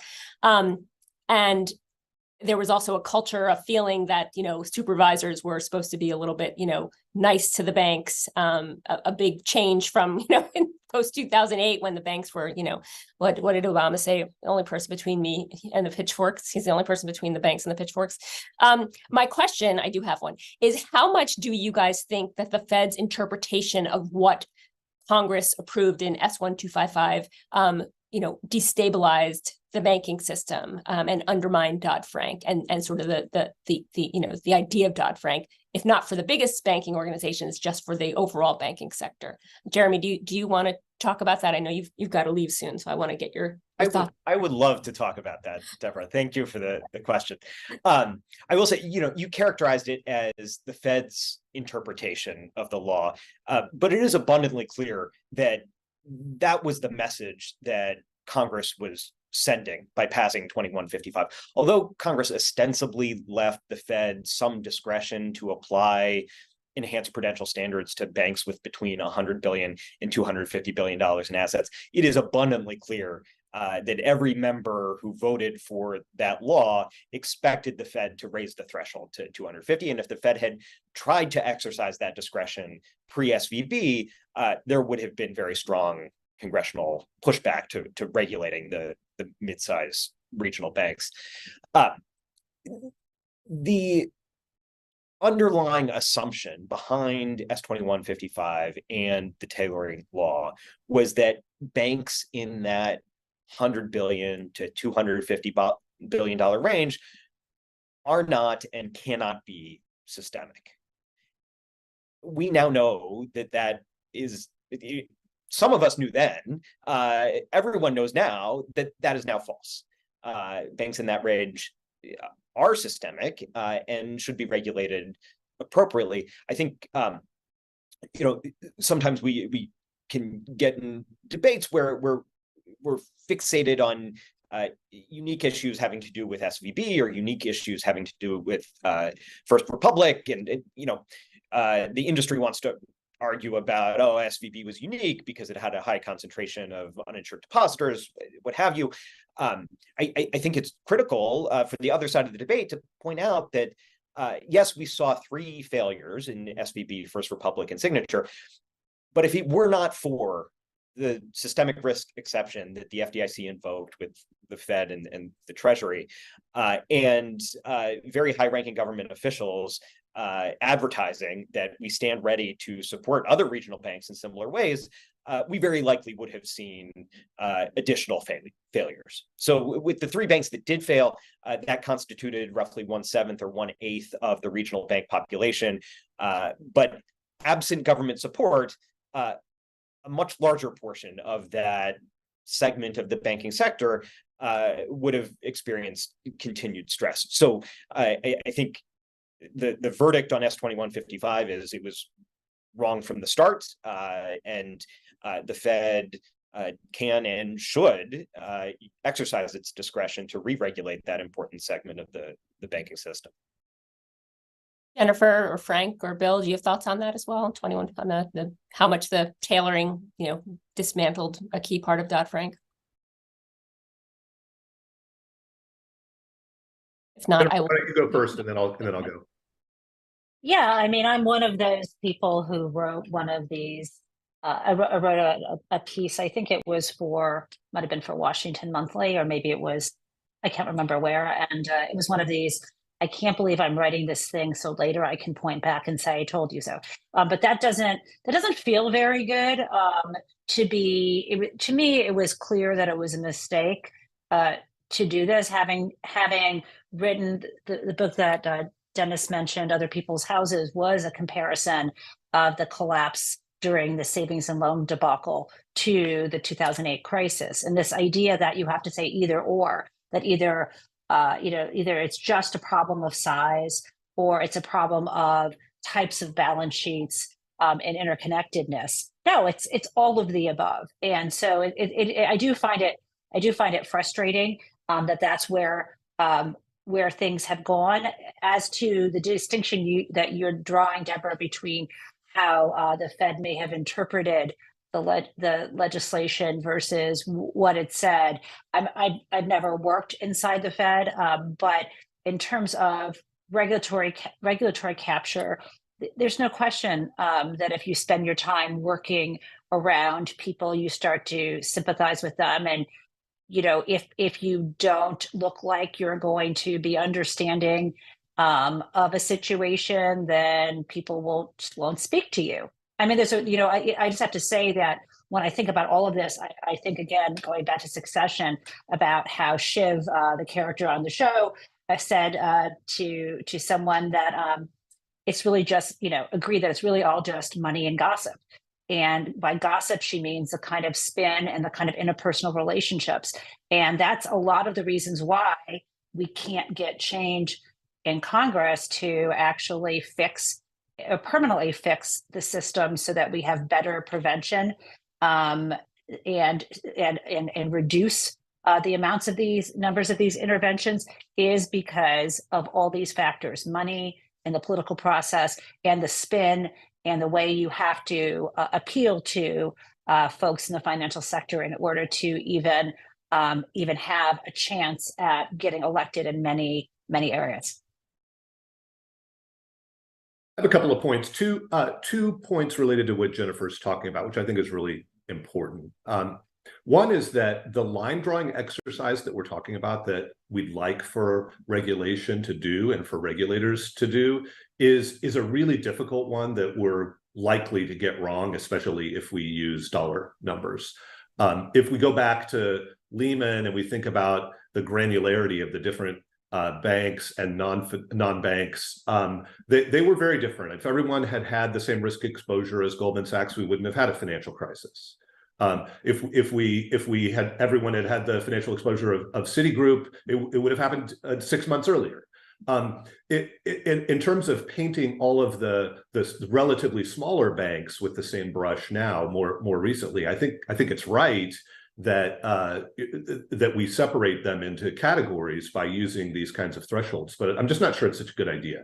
And the second point is, I think with respect to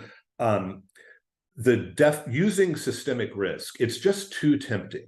Once it's in regulation, and regulators are embracing the idea that they can make a determination of the presence of systemic risk in order to trigger a rescue or a bailout. It's the kind of thing where it's an odyssey kind of situation, right? You really want to tie your hands somewhat and not say we're constantly going to be going to systemic risk exception and have that hardwired in. What you'd really rather have is a higher bar. And I think one of the things that gets lost in this discussion is that if we take a step back, the optimal number of failures, I agree with Bill that there are going to be these failures, but the optimal and need for rescue, but the optimal number shouldn't be zero. We shouldn't be bailing out every single one of these financial institutions. At some point, the systemic risk determination becomes less credible, more implausible. And so I think we should just keep that in mind as the expansion of what we call systemic risk continues. I'm not persuaded at all that there were the same kinds of system-wide risks posed by these three financial institutions that there were in 2008.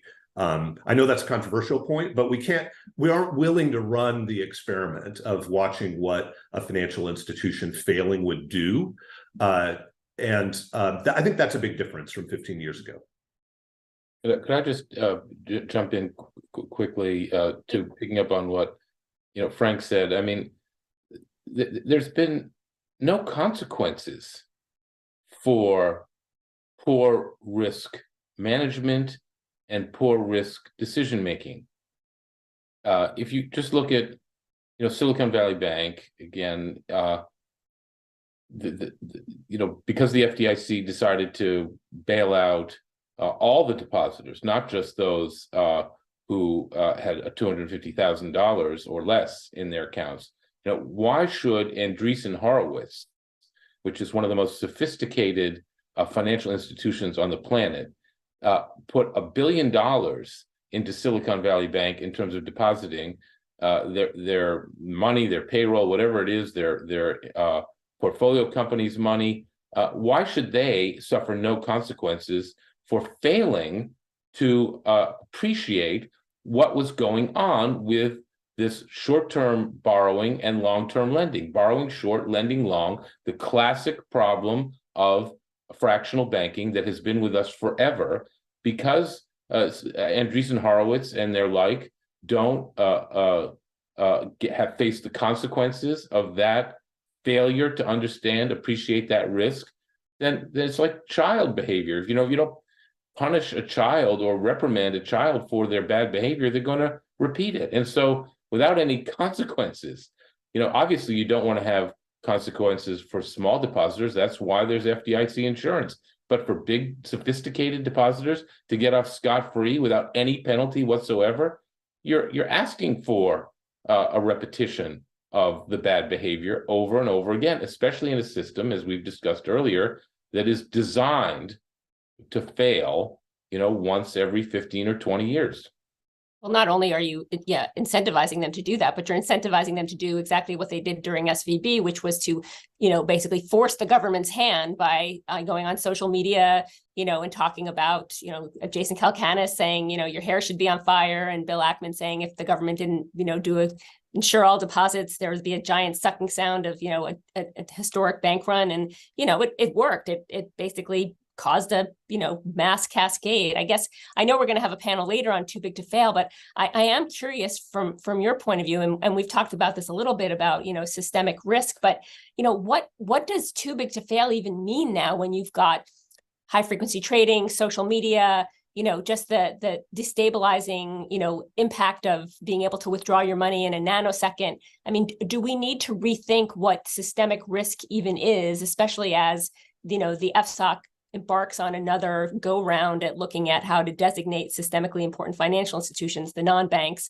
I guess I'm curious. It just seems to me like what we thought of as systemic risk for so long, to Frank's point, doesn't really apply anymore. So how do you deal with a system in which you basically are, chasing your own tail?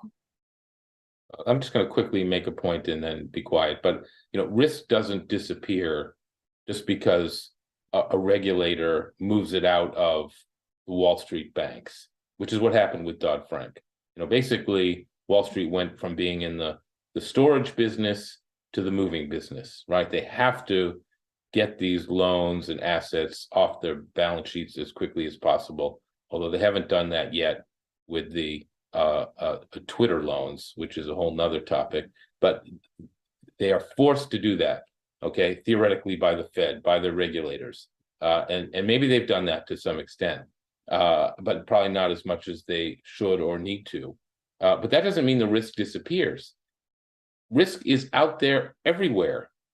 And so, the question is, where does it go? It goes into the shadow banking system that exists. It goes into collateralized loan obligations. It goes into leverage loans that are held by investors all around the world.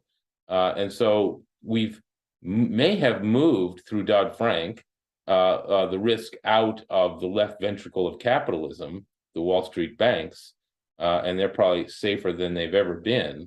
But that doesn't mean the risk just disappears. It just moves around, and therefore we're asking for the next financial crisis to be originating in a place that we least suspected at the moment. Jennifer? Yeah, so it's interesting when you talk about too big to fail. I think many of us associate it with the 2008 financial crisis, but actually it dates back to 1984 with Charlie Knapp, who was the head of American Savings and Loan, which I believe had a balance sheet of only, it was remarkable growth, but I think his balance sheet was only $34 billion. And when he testified before Congress, he had a meeting with the regulators. It was a savings and loan in June of 1984. And he said, we're too big to fail. If we go down, we'll take the whole system with us. And they ended up arranging for a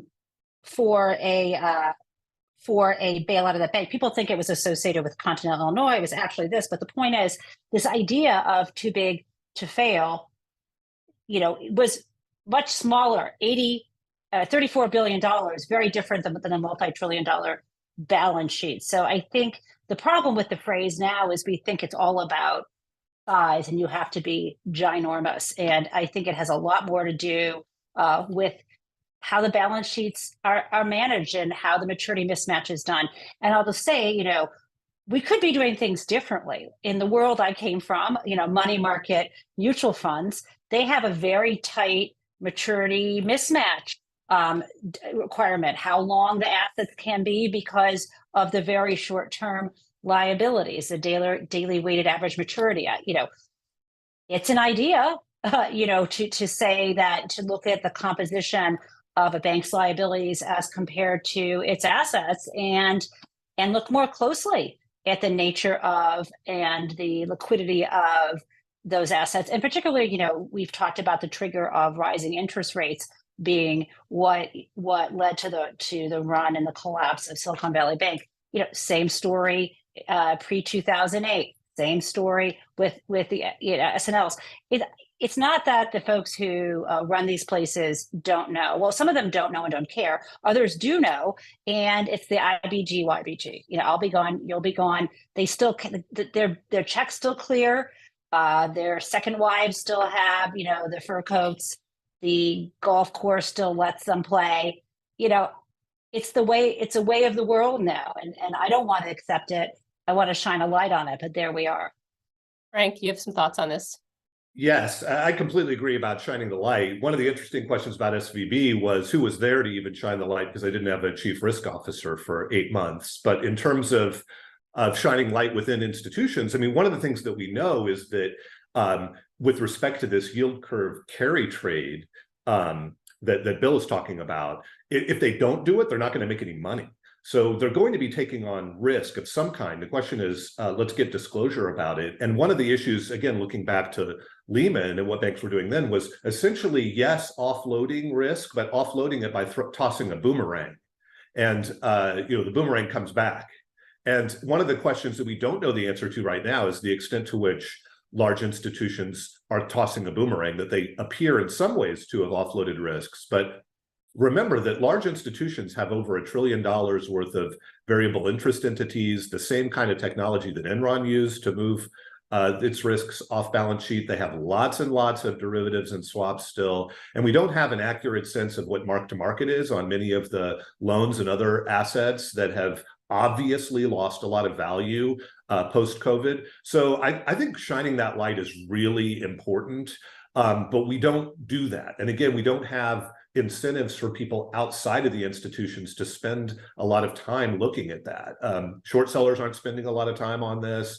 Investigative journalists aren't really incentivized anymore. And Deborah, you've done so much fantastic work, but how many of your colleagues are now working, spending 2 years working on an expose about the footnotes of a bank's financial statements? We actually had a question from lost the Golden case of the Supreme Court, so it's really hard for people to shine the light. I think Jennifer's right. We had a question actually from somebody who's watching who wanted you, Frank, to expand on that a little bit. Like why are short sellers and activist investors not doing their due diligence? Put aside journalists, that I'm happy to talk about what I think, or if you can, but I do find it weird. Like that is your job, to understand risk and where you want to bet against, if not invest in, right?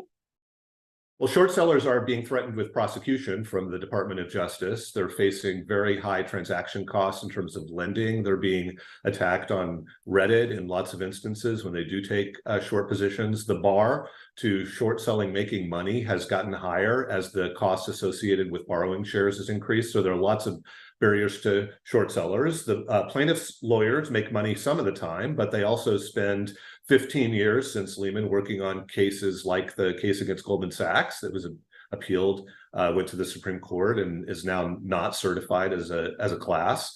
So the incentives for the production of this information aren't there in the same ways. Activists have been very effective in many other industries, but when they look at banks, it's hard to justify taking on a large position as a shareholder activist to try to get inside the details and get things to change. And as a result, I think this is one industry that's been at least somewhat protected from shareholder activism. So it's lots of kind of institutional costs that put up barriers to these various actors who might generate information being successful and making money off of generating that kind of information.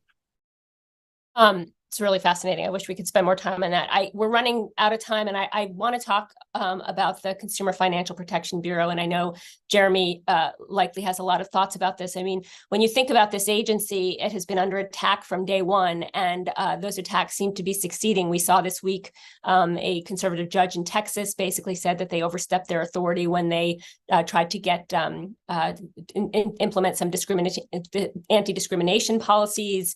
And we've got, obviously, as you mentioned, this big case coming up before the Supreme Court that could essentially hobble the agency if, by limiting the power of independent agencies.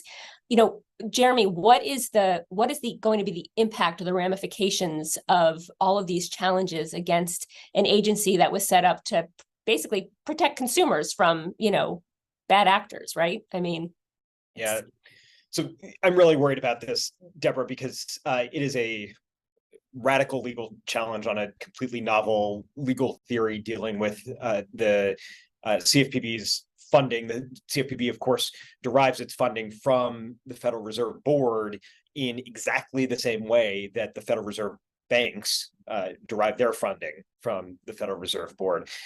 So the consequences of this case is, if it comes out, as I fear it might, against the CFPB, could have very far-reaching consequences, not just for consumer finance regulation, throwing into question all of the mortgage market regulations, credit card protections, debit card protections the CFPB has passed.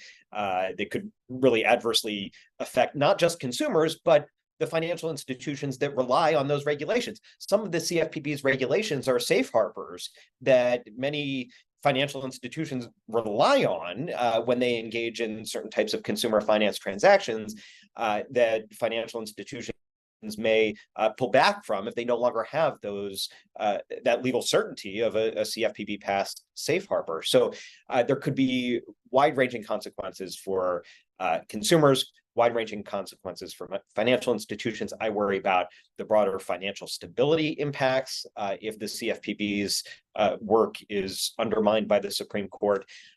And we got to worry about the knock-on consequences of what other agencies may come under fire. As I mentioned, the Federal Reserve is funded similarly to the CFPB. The other financial regulators, FDIC, OCC, are funded by assessments levied on the institutions they regulate. Those could similarly come under question. So unfortunately, a lot of incoming fire coming at not only the CFPB, but the other financial agencies, all on these administrative law technicalities, not dealing with the substance of what they were doing, but on their governing statutes that I fear for the wide-ranging implications that of what might be coming if the Supreme Court doesn't craft its ruling very, very carefully. Yeah, I mean, I don't know if others have thoughts on that. But the court challenges and the use of the courts is really interesting, especially given what we're seeing now as the banks clearly are gearing up, not just the banks, but other trade groups are gearing up to sue the Fed over the Basel Endgame rules. I mean, they sent a letter yesterday that made clear they're going to, use the the APA basically to say that the Fed is overstepping and didn't actually give enough notice and comment. I mean, I guess, Bill, I'm curious from your point of view. I thought banks liked certainty. Why do they keep trying to take, to undo some of the things that have been in place for a while? I mean, the Basel Endgame stuff, obviously, I understand that they're very concerned about that. But the things like the CFPB, to Jeremy's point, I mean, there are safe harbors in there that they've made loans, using. And if the Supreme Court does rule against them, it could question the legitimacy of a lot of the rules that they've put in place over the past, 10 years since they've been, legislating or regulating. I'm curious, I don't know if you talk to folks, you seem to have a good insight into the banks and what they think about. I mean, what is their view of the CFPB at this point, and why do they want to kind of make it, obsolete? Does the word hate mean anything to you? I mean, they hate the they say they hate it. They've hated it from the beginning. They fought against it. They don't like the Dodd-Frank regulations. They fought against them. I mean, Goldman Sachs used to have 70% return on equity back in the days when it was unregulated private partnership. They had very little capital. Sure, that made them very risky, but it made them risky to their partners and their shareholders. Now, of course, big public company, $100 billion market cap. I'm sure they believe they are required to have way more capital than they really need. Their return on equity is quite low now. It's not anything like what it used to be. They struggle to get a return on equity up in the teens. And I'm sure they dislike it. They don't want to have more capital tied up.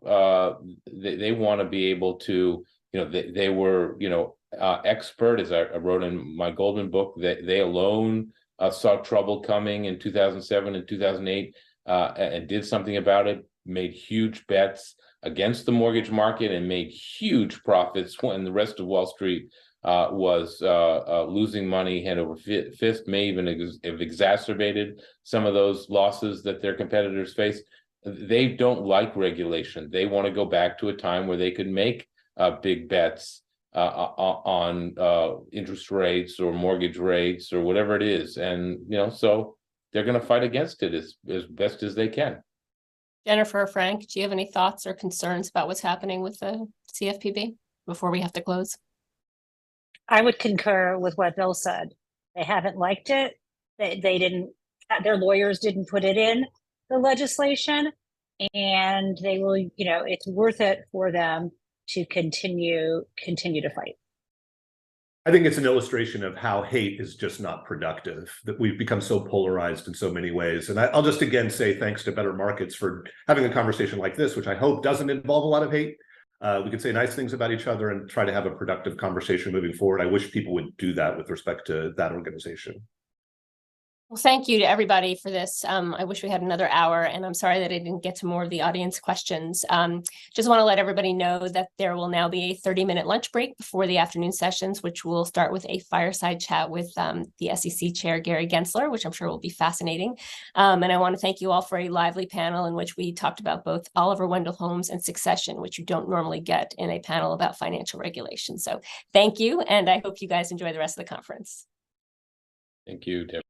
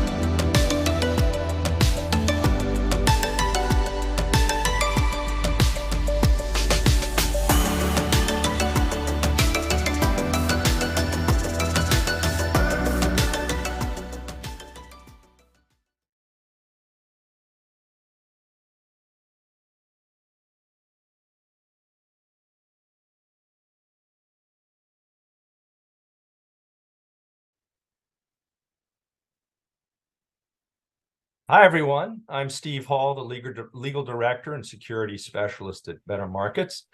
We're now going to turn to the fireside chat with SEC Chairman Gary Gensler and Brooke Masters, the U.S. financial editor and associate editor at the Financial Times. In 16 years at the FT, Brooke has held a variety of editing, reporting, and commentary roles in both New York and London. Among those were opinion and analysis editor and chief regulation correspondent. She now leads the paper's U.S. team of reporters covering financial services, and she also writes a business column. Chairman Gensler was nominated by President Biden and confirmed by the Senate to serve as chair of the U.S. Securities and Exchange Commission in April of 2021. Before becoming SEC chairman, he served in many high-profile roles, including as the chairman of the Commodity Futures Trading Commission in the aftermath of the 2008 financial crisis. In that role, he was the driving force in implementing the derivatives provisions of the Dodd-Frank Financial Reform Act. He has also served as the chair of the Maryland Financial Consumer Protection Commission from 2017 to 2019. I know that we're all looking forward to this conversation, so I'll turn it over to you, Brooke. Thanks so much. This should be great fun for us. In general, people tend to think of 2008 as a banking crisis. But of course, the crucial triggers for the broader meltdown included things that happened on the markets. Specifically, the one people most remember are the credit default swaps, which AIG, the big insurer, had written too many of. And when they were unable to make good on their promises, they threatened to take down the entire banking system because everyone was their counterparty. That therefore means the perspective of a markets regulator on too big to fail is incredibly important, and also probably what we really need to worry about. We need to hear what the markets regulators are going to do to make sure we don't get a repeat. So, Gary, you had to deal with the cleanup at the CFTC, and now you run the SEC. Given all that, where do you think we should be focusing our attention as we look forward and think about preventing the next crisis? Well, thank you, Brooke. And also, I just want to thank everybody at Better Markets for putting the conference together. And what an honor it is to be asked to speak on the 15th anniversary of some of those fateful events in September of 2008. And the Lehman Brothers failure was just one of those events. Look, I think of it this way, Brooke. Since antiquity, finance at times concentrates risk. I like to think of it as the neck of the hourglass, where money is flowing through the hourglass, but also risk is flowing through the hourglass, right? So it's the neck of that hourglass. It's called finance. But what happens if that concentration of risk in the middle goes asunder? And many an economic crisis over centuries is about that middle of the hourglass. It's about finance. The 1930s was deeply embedded in the Great Depression, 2008 that you referenced. And the second thing I'd say, it's rarely that it's solely banks or non-banks. Banks and non-banks both are at the neck of that hourglass and can concentrate risk. And often financial fragility comes from a lot of the marketplace leaning in one direction. Monocultures are hurting. We talk about network interconnectedness. We talk, of course, about regulatory gaps. What do we have in our public policy sphere that maybe we overlooked or had a gap? So I think of it as both. I wish I could tell the audience that that won't happen again, but just as we've never do things to repeal the business cycle, the economy is going to expand and contract at times. We are unlikely ever to actually repeal that. We're going to have failures of banks and non-banks alike. And our role as a securities regulator or any financial regulator is to try to lower the risk of those happening, but also being aware to the the economic reality that we will have some stress periods in the future, and then how do we limit the effect on the investing public, the working public, that people don't lose their jobs, lose their homes as innocent bystanders to the highways of finance. Well, let's talk about specific threats. You know, if you were, before the cameras turned on, we were talking about how artificial intelligence is changing the way finance gets done and creating a new set of risks. How does that, how does the use of artificial intelligence play into the risks that the markets are running? So predictive data analytics, going a little further than artificial intelligence, when I'm predicting something based on the data and the analytics, that's been around for centuries as well in finance. I don't know what the Medicis would have called it, but they had to predict whether somebody would repay their loans. But what we have now, and it's not just with ChatGPT, but what we've had now for a number of years is this new wave of math and computational power called artificial intelligence and machine learning.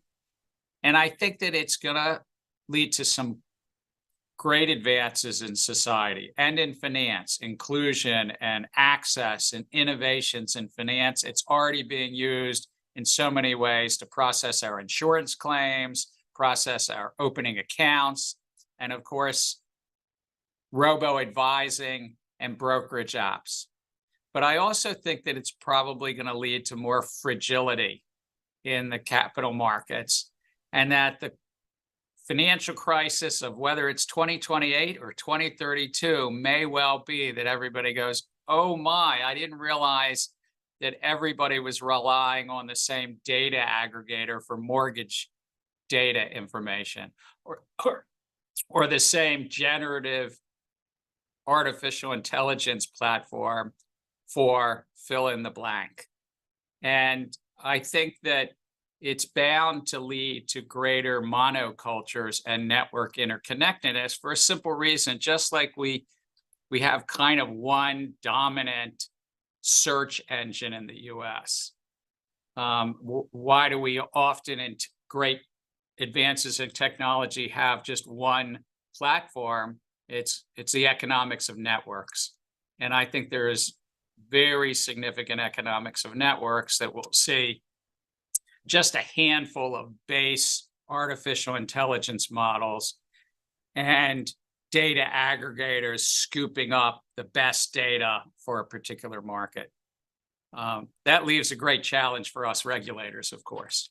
Yeah, so what could or should be done, given that there probably will be some winners in all this? Yeah, look, I hate to be one that raises a challenge without a solution.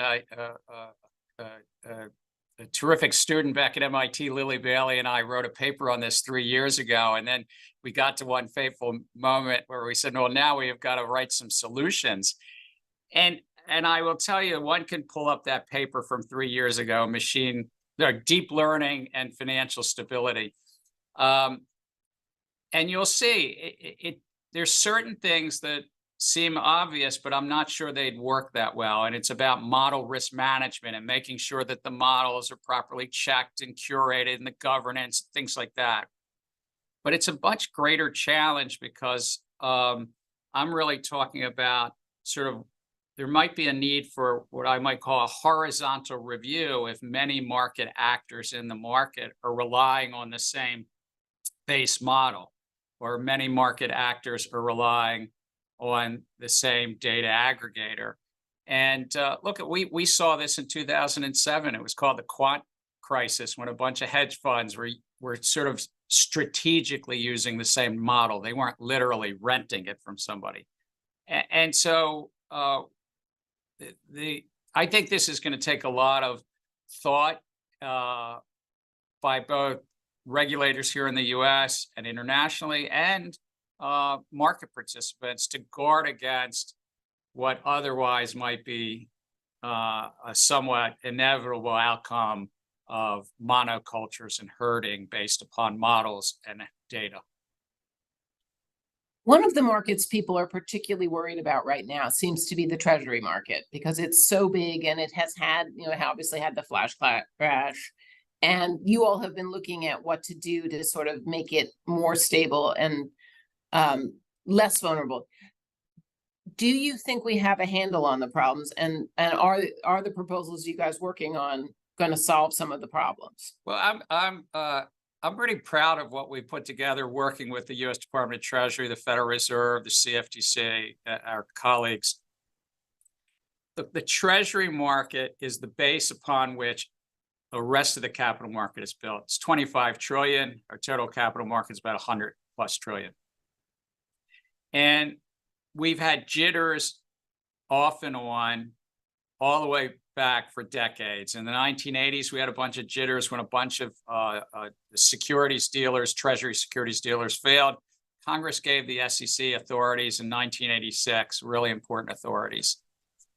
But I think that we saw those jitters again in 2019 and 2020. When I say jitters, there was some real challenges in the funding markets and then real challenges as COVID broke out. And so we put together a number of proposals. One is around ensuring that those that are dealing in the marketplace, buying and selling Treasury securities on a regular basis, making markets and so forth, actually register, that the platforms where they meet and transact, the Treasury platforms, that those are properly registered and have some regulation. And then around central clearing. And the proposal is to bring more of this market into the benefits of central clearing, which are not without risk, but it helps lower the risk and net down the risk. And we put all of these proposals out to public comment. We have good feedback. Staff's working through recommendations. When do you expect to get to it? We do things not against a clock, Brooke. We do things based upon the comment files and what staff recommendations and commission. I raise one other thing if I can, because it's a financial stability conference. Back to your earlier point about where's the risk, in the banks or in the non-banks. Mm-hmm. The Treasury market is so fundamental to the whole market. It crosses across that. And I just want to highlight one area of potential risk in the system right now, and it's related to the Treasury markets and in the hedge fund community, the macro hedge funds or relative value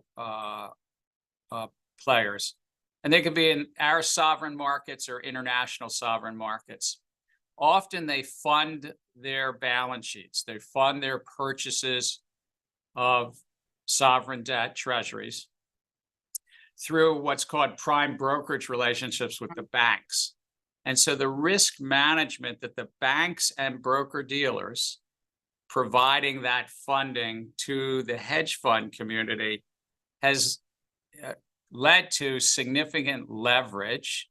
That means a lot of balance sheet with modest capital behind it, or in terms of more technically, very low margin, and sometimes zero margin in the Treasury funding markets. And I think that that is a risk. Central clearing has many benefits, but one of the benefits is also bringing some of those funding arrangements into the clearinghouse where they're netted and you get the benefits of netting, but you also get the benefit of some required margining.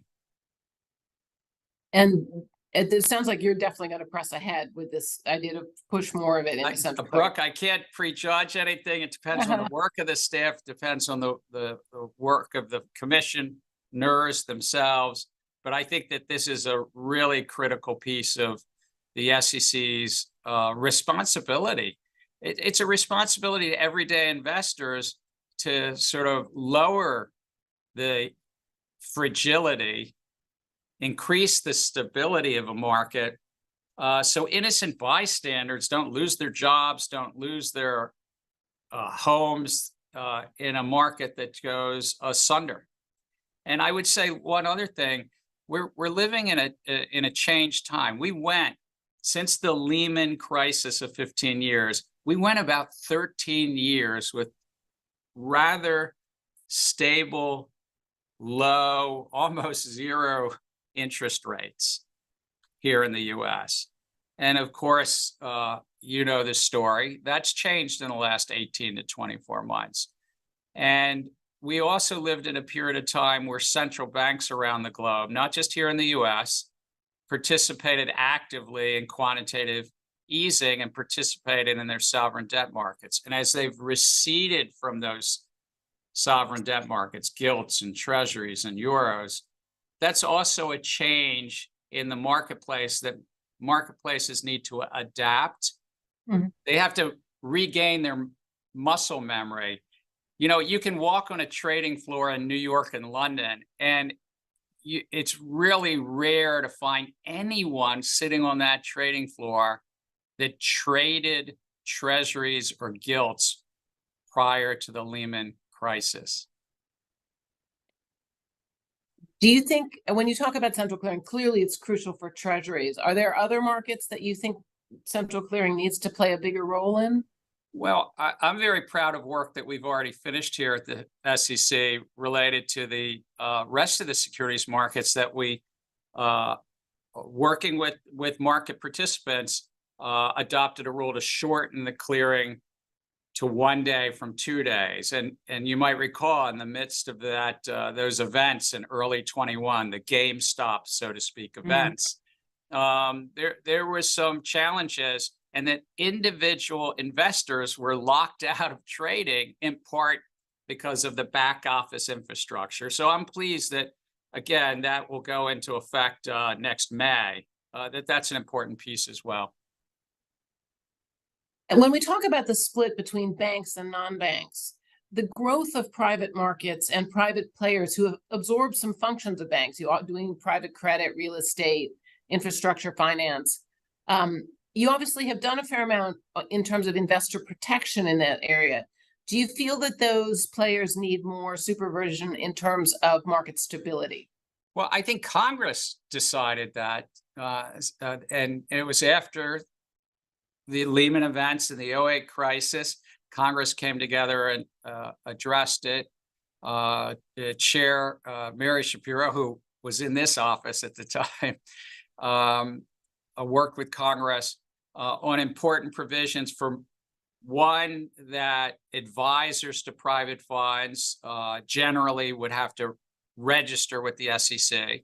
And two, there were some important disclosures. Working with the CFTC, we jointly put out those disclosure requirements. That's called Form PF. Those were done 10, 11 years ago, and a lot's changed, and we're updating that, working with our colleagues at the CFTC. I think that information is really important. Let me just note, the private fund field, in aggregate, earlier this year, these numbers are from, manages about $26 or $27 trillion of assets. Now, there's $110 trillion of assets managed by investment advisors, but 26 or so trillion in private funds. This is now larger than the entire banking sector of 23 trillion. I was honored to work at the US Treasury Department in the late 90s and worked on a report after a hedge fund called Long-Term Capital Management failed, and was asked by then Secretary Rubin to go up on a fateful weekend to Long-Term Capital Management. Two observations. One is the entire private funds community then was a little less than $1 trillion, I think 800 billion, which was roughly 20 or 25% the size of our economy. Well, you can do the math now that the private funds community has grown quite a bit. Two is it's now larger than the entire banking sector, whereas back in 1998 it was different. But three, long-term capital management was jitters in the market that may have emanated to be a big systemic event. It didn't end up because of what the New York Federal Reserve did and getting those banks together to basically support a wind down of long-term capital management. But the leverage that was at long-term capital management is not unique. That type of leverage has and may exist at certain hedge funds even today.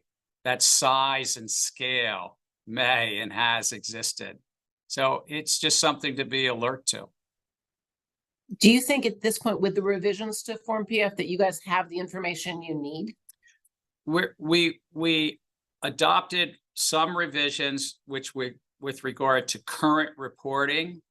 And I think that was a really important step, but we're still working along with our colleagues at the CFTC on some joint rulemaking on the periodic reporting. Stay tuned. Oh, that sounds interesting. Another area I think that there's the question of the growing size of the non-bank markets. After the crisis, as part of Dodd-Frank, obviously the creation of FSOC to oversee systemic risk more broadly in the US economy, which I think we all agree we needed. One of the debates was whether one could do that simply by monitoring and regulating activities, or whether we needed to more specifically regulate non-bank entities like big companies. Many of the companies that were considered have only gotten bigger since then. Where do you, as a member of FSOC, come down on whether we need to be looking at specific institutions in addition to what they get involved in? Well, I think it was two things. I think it was an important reform. I was honored to serve in the Obama administration, and I remember Chair Barney Frank, and Chris Dodd working on this, but I think this emanated as well from the Treasury Department itself and Secretary Geithner. I think getting the council together, I was honored to be a member of that initial council. And I think it serves some really good functions at convening and getting us together. Now, there was the President's Working Group, and I used to staff that in the late 90s, so I have some history. But two, it gave this newly formed council some important authorities based upon congressional standards from time to time to name some entities that were systemically relevant, or systemically important, in the words of the statute, and that they would have enhanced supervision and oversight from the Federal Reserve. And then secondly, systemically important financial market utilities, which is like clearinghouses. And I think that was a good thing that Congress did. We, as a Financial Stability Oversight Council, and I'm a member of that, under Secretary Yellen's leadership, put out a proposal for public comment. I don't want to prejudge the outcome. I know that there's more work to be done, but I think that proposal was to help get us back to where we were. There were some revisions in the prior administration, I think, that made it harder for FSOC to fulfill its congressional mandate to consider that there may be some non-banks that are appropriately or systemically important and so designated, and then pick up some enhanced regulation from the Federal Reserve. You hear a lot from both the entities that could be designated via FSOC and also those that are being regulated through various efforts to deal with private funds and non-banks, that there's too much regulation and that it will just lead to unnecessary cost and reports that nobody reads. How do you respond to that? I don't know. Maybe it's my years in finance. I think about my time at Goldman Sachs in 1987 when everything came asunder and the big market crash in 1987. I think about the savings and loan crisis in the late 80s and early 90s, and the American public had to pick up a tab and set up a resolution trust company. I think about small-ish things like long-term capital management that almost spilled out And I think about the financial crisis of 08, that 10 million people lost their jobs and millions lost their homes. I think about everyday working Americans and retirees that rely on the highways of finance and, thoughtful, prudent laws and regulation that lower those risks. There's still, Brooke, there's gonna be risk in the system. We neither repealed the business cycle nor repealed that from time to time there's going to be stress that spills out from the financial sector to the greater economy. But we should do what we can, and it's a balancing act, but do what we can to lower some of the risk. And that's why at the SEC, we have a three-part mission: investors, issuers, and the middle is the markets. And we talk about fair, orderly, and efficient markets. And I think part of that orderly markets is ensuring that the pricing function works, that investors and issuers continue to have access to markets. And that's why we have a resiliency agenda. And it's a resiliency agenda around the issues we've talked about: the treasury markets, clearing houses, shortening the settlement cycle, as we talked about. It's around private funds, some of this disclosure. It's also around regulated funds like money market funds. And earlier this year, we finalized some updates on that as well. And lastly, it's also about cyber resiliency. And we have a number of proposals there. But I agree with you. There are trade-offs, and we look very carefully at cost and benefits. We do robust economic analysis on each of these proposals. You mentioned cyber. We haven't talked about that. I mean, clearly now that everybody is attached to the internet and they're attached in different ways to each other, there are big risks involved in having everything be online. At the same time, there are obviously incredible conveniences. How do you see that as a risk to stability, and what can you do about it? Look, first, it is absolutely right what you said. It's driven a great deal of efficiency and information sharing and access, and just the idea that today we have, I think, 53 or 54 million separately managed accounts in the US, and that's up from 30 million just 6 years ago. That's robo-advisors. That's an interconnectedness, an access, an efficiency that can be in our markets. But it doesn't mean that it's not without risks. And cyber risk can be from state actors, and it can be from non-state actors.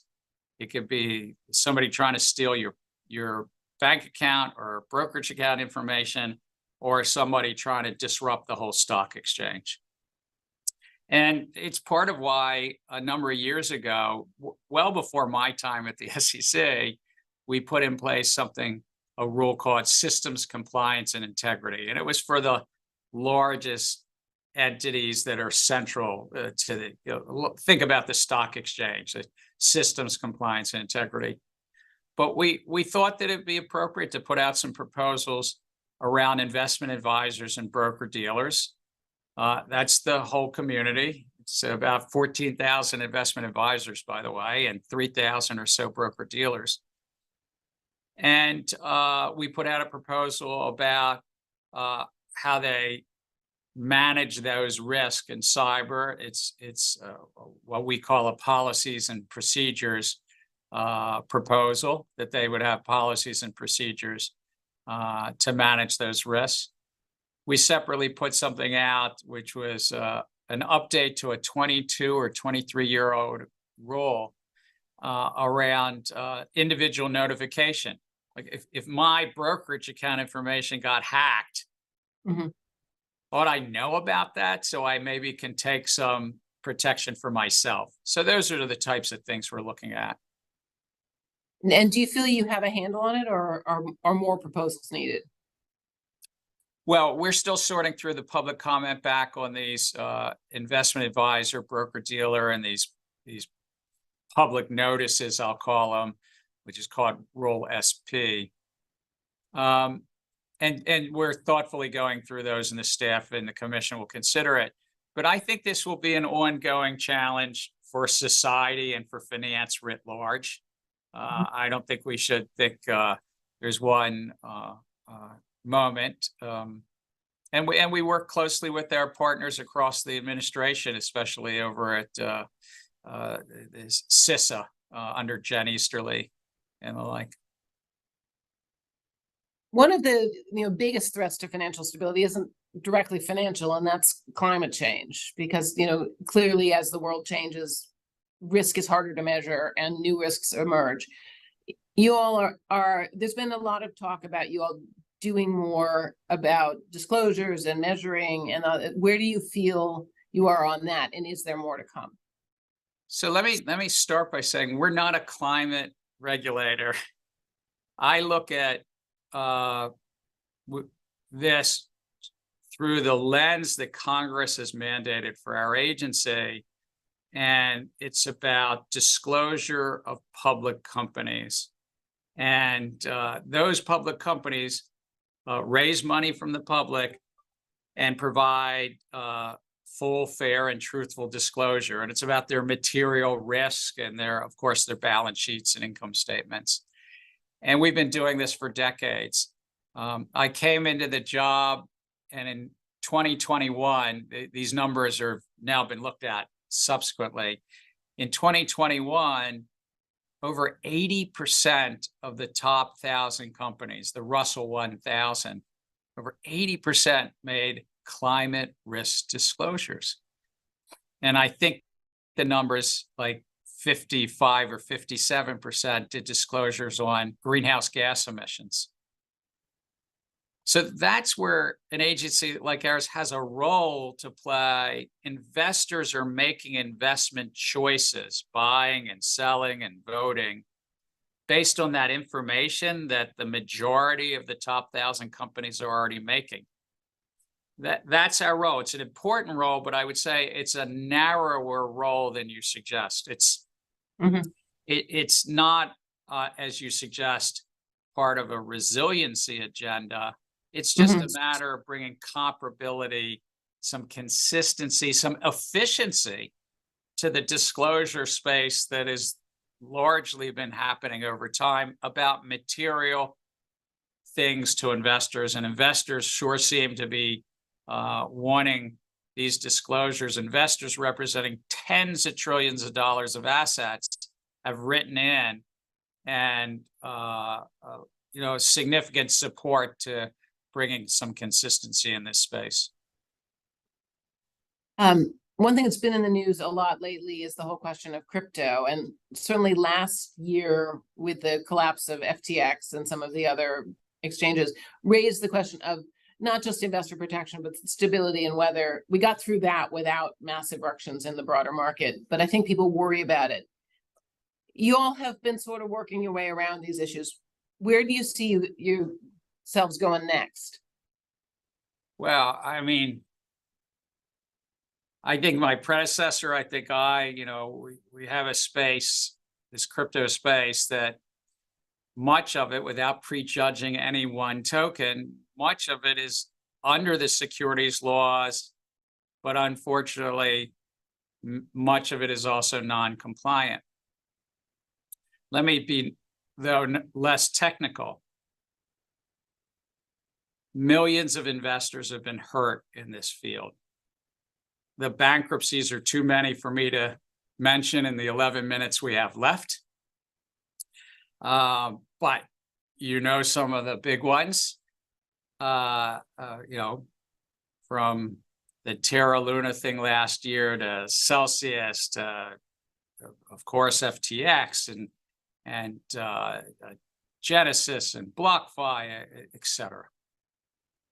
The frauds and scams in this world, the hucksters in this world, the careful lawyering to try to arbitrage rules or laws in various jurisdictions and states, and somehow suggesting that there's no entrepreneurial effort in the middle of these most of these tokens when you can find right on social media on X or it's once known as Twitter, there's the CEO of this token, you know, talking about this token.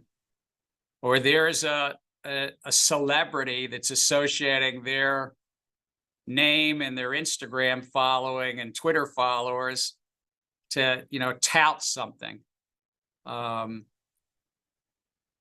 And so it's an area that can hurt investors, but it can also hurt the broader economy because it can hurt investor confidence.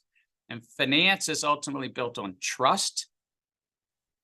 And having one sector, and by the way, it's kind of small compared to our $100+ trillion capital market. It's relatively small, but it can really hurt investor confidence. It can hurt folks that least able to bear the losses. There's various studies that suggest that a lot of the losses actually are being borne by diverse communities and communities of less affluence. And so then you start to, you know, undermine the broader financial sector. And I'd lastly say that also it can be interconnected directly. And look at the various banks that failed earlier this year amongst the regional banks. And a number of them were rather associated with the crypto field. Silicon Valley Bank and the Signature. Yeah, Signature and Silvergate. You even had one large stable coin associated with it, had its deposits at Silicon Valley Bank. I'm not suggesting I leave it to the Federal Reserve and the FDIC as to why the banks failed, but you know, there's some interconnectedness from time to time. And then lastly, not to mention how it can undermine law enforcement and undermine, you know, our you know, what we're trying to do as a nation with regard to guarding against illicit activity like money laundering and compliance with sanctions. I've been around finance, as I've said, a lot of decades, whatever. I've never seen a field so just rife with misconduct and people trying to run outside of the law when they're actually under the law. I guess the frustration, I think, not so much from the industry, which would like to believe it doesn't need regulation in some cases, is well, that was Satoshi Nakamoto. Satoshi Nakamoto wrote this 8-page paper, whomever she was or he was, wrote that 8-page paper on Halloween night in the middle of the financial crisis. So this is the 15th anniversary of Lehman Brothers. But if you had run this conference in 6 weeks, on Halloween in 6 weeks will be the 15th anniversary of Satoshi Nakamoto's Bitcoin white paper. And yet here we are, we don't really have a handle on it. You know, and we don't know who Satoshi Nakamoto was. No, and probably never will. But given there are all these problems in Iran, what are you going to, I mean, it feels like there are some enforcement cases coming, but it feels like we need rules. And if we have rules, Brooke, we have rules. We have rules. They're called the laws that Congress passed, whether it's in the anti-money laundering and the sanction space, or whether it's in the securities laws, or whether it's the Commodities Exchange Act. We have laws as Congress has passed them in these various areas. We have rules on the books. We have also, where we think appropriate, put out to public comment and addressed additional rules. One earlier, before I was here, around special purpose broker dealers that want to set up as crypto broker dealers. While I've been here, we put out a new best execution proposal, not just for stocks, but also for crypto. We updated a custody rule that Congress gave us authority to do out of the Dodd-Frank crisis, and that custody rule also covers crypto, even though crypto security tokens are already covered by the current custody rule. We addressed and we spoke to industry concerns and comments, and we also, as relates to exchanges, we had a proposal outstanding on exchanges and the definition of exchanges. A lot of folks from the crypto community made comments. We reopened that and we addressed those comments. So whether it's about broker dealers, whether it's about exchanges, whether it's about custody, we have taken up the path where we find it appropriate to put out the public comments and proposals. But there are laws, there are rules, not just here at the SEC, but across a number of areas. I think there's a field that a lot of it just wants to run past that and suggest otherwise. They do seem to be finding some sympathetic judges. So you have to be careful on that one. We've done I've noticed we're coming towards the end of our time, and we've done a really wide-ranging chat. Are there other things that keep you up at night, as both as the markets regulator and in terms of financial stability, that we haven't addressed? I don't know. As long as my 3 daughters are doing well and my girlfriend's still talking to me, I sleep pretty well. But seriously, I mean, no, that was serious. Oh no, I know you're serious, but for the purpose of our investors, I'm sure they're glad you're getting good night's sleep so you can make good decisions. But do you think that we do have enough of a handle on that hourglass that you talked about at the beginning? You know, the things that could really put a clog in it. Look, I think I believe that it's an ongoing responsibility of those that are, it's a privilege to be in a job like mine, and as it was for each of my predecessors. I think for all of us, it's an ongoing responsibility to think, how do we update our rules of the road, given the new technologies and new business models, but particularly around the questions of this conference, financial stability. We haven't repealed the business cycle, and we will not repeal that. From time to time, stresses will emanate out of the financial sector, banks or non-banks. And we want to lower the chances it hurts everyday Americans. And we also want to lower the chance that we need the fire department, the Federal Reserve, to kind of support, whether it's this non-bank financial intermediation, you know, money market funds or hedge funds or something, or for the fire department, the Federal Reserve, to support banks. And we saw that earlier this year with the regional bank situation. And through laws, you know, they took extraordinary measures to avert what might have been more systemic. And that's in their words, not mine.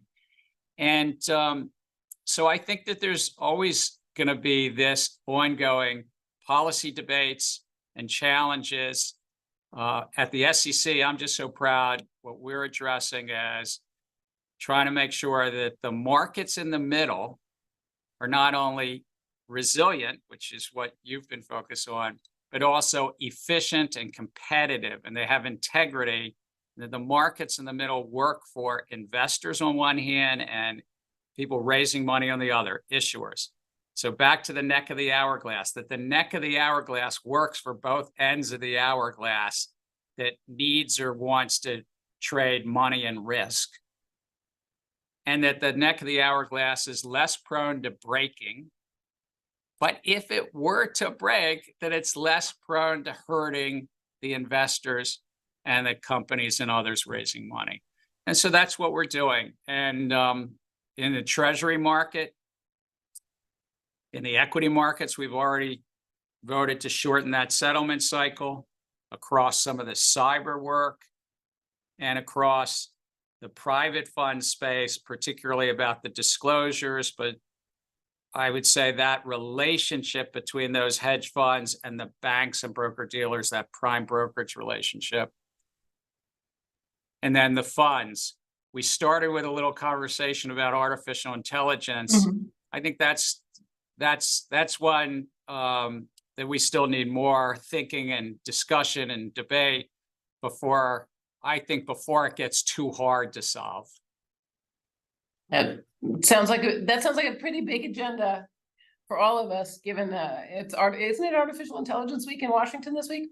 But thank you, and it's nice to know that you're on the ball and thinking about it. I think we've come to the end of this. Thank you so much for your candor and thoughtful comments. I'm now supposed to turn it over to Cantrell Dumas of Better Markets to introduce the next panel and the next moderator. Thanks, Gary.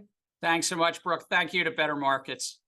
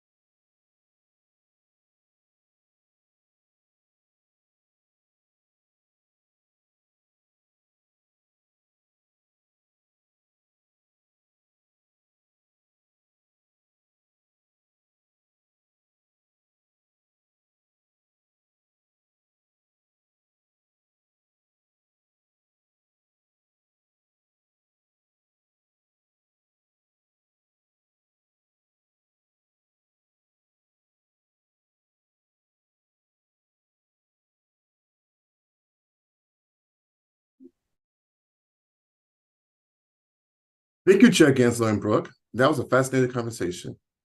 Hi, everyone. I'm Cantrell Dumas, Director of Derivatives Policy at Better Markets. I hope you're all enjoying the conference. The landmark Dodd-Frank financial reform law included many important provisions intended to prevent another financial crisis.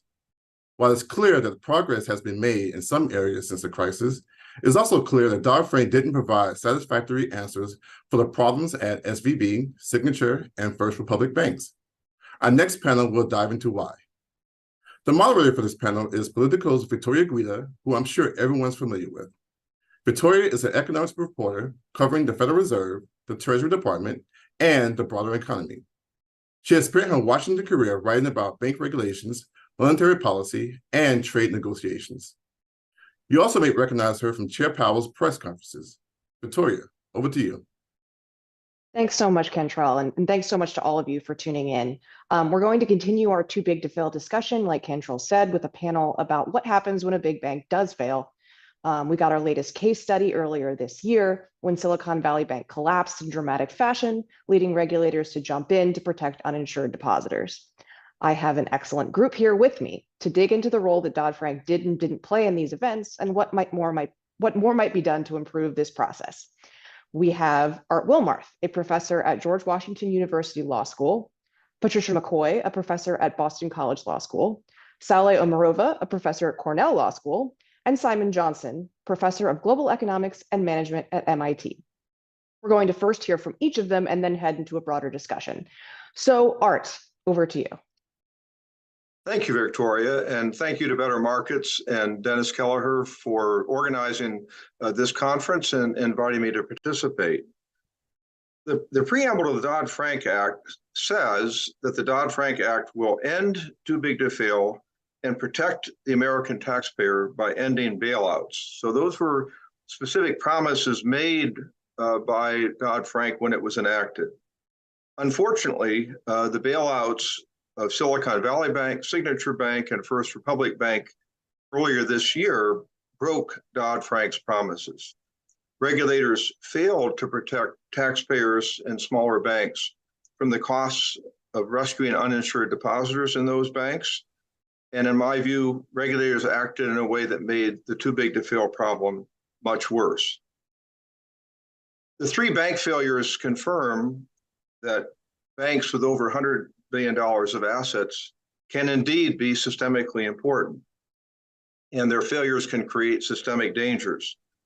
SVB and First Republic had over $200 billion of assets, while Signature had over $100 billion.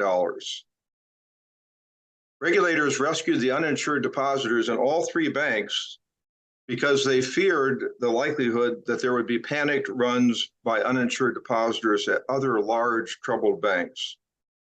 Regulators decided, as they also did in 2008 and 2009, that the banking system was not strong enough to withstand disorderly failures of banks with more than $100 billion of assets. Now, the Dodd-Frank Act created something called the Orderly Liquidation Authority, the OLA, to resolve failures of large banks. The OLA requires that banks and other financial companies with more than $50 billion of assets must cover the costs of resolving such failures. And the OLA was specifically designed to protect the deposit insurance fund and taxpayers from being exposed to losses from failures of large banks and financial companies. But regulators never applied Dodd-Frank during the spring of 2023. They did not use the OLA to resolve the failure of SVB. Instead, regulators used something called the Systemic Risk Exception, the SRE, in the Federal Deposit Insurance Act. That was enacted back in 1991. So they used the SRE to protect both SVBs and Signature's uninsured depositors. Now, it's worth noting that Signature did not have a parent holding company, nor did First Republic. And so those two banks would not have been subject to OLA because the Orderly Liquidation Authority applies only to holding companies. That's a big problem. And in my view, Congress must amend the Dodd-Frank Act to require banks with more than $100 billion of assets to establish parent holding companies. So they will be subject to the OLA. And in addition, the Federal Reserve would have continuous supervision and oversight over the parent holding companies, which they did not have over either Signature or First Republic. But the OLA should have been applied to SVB.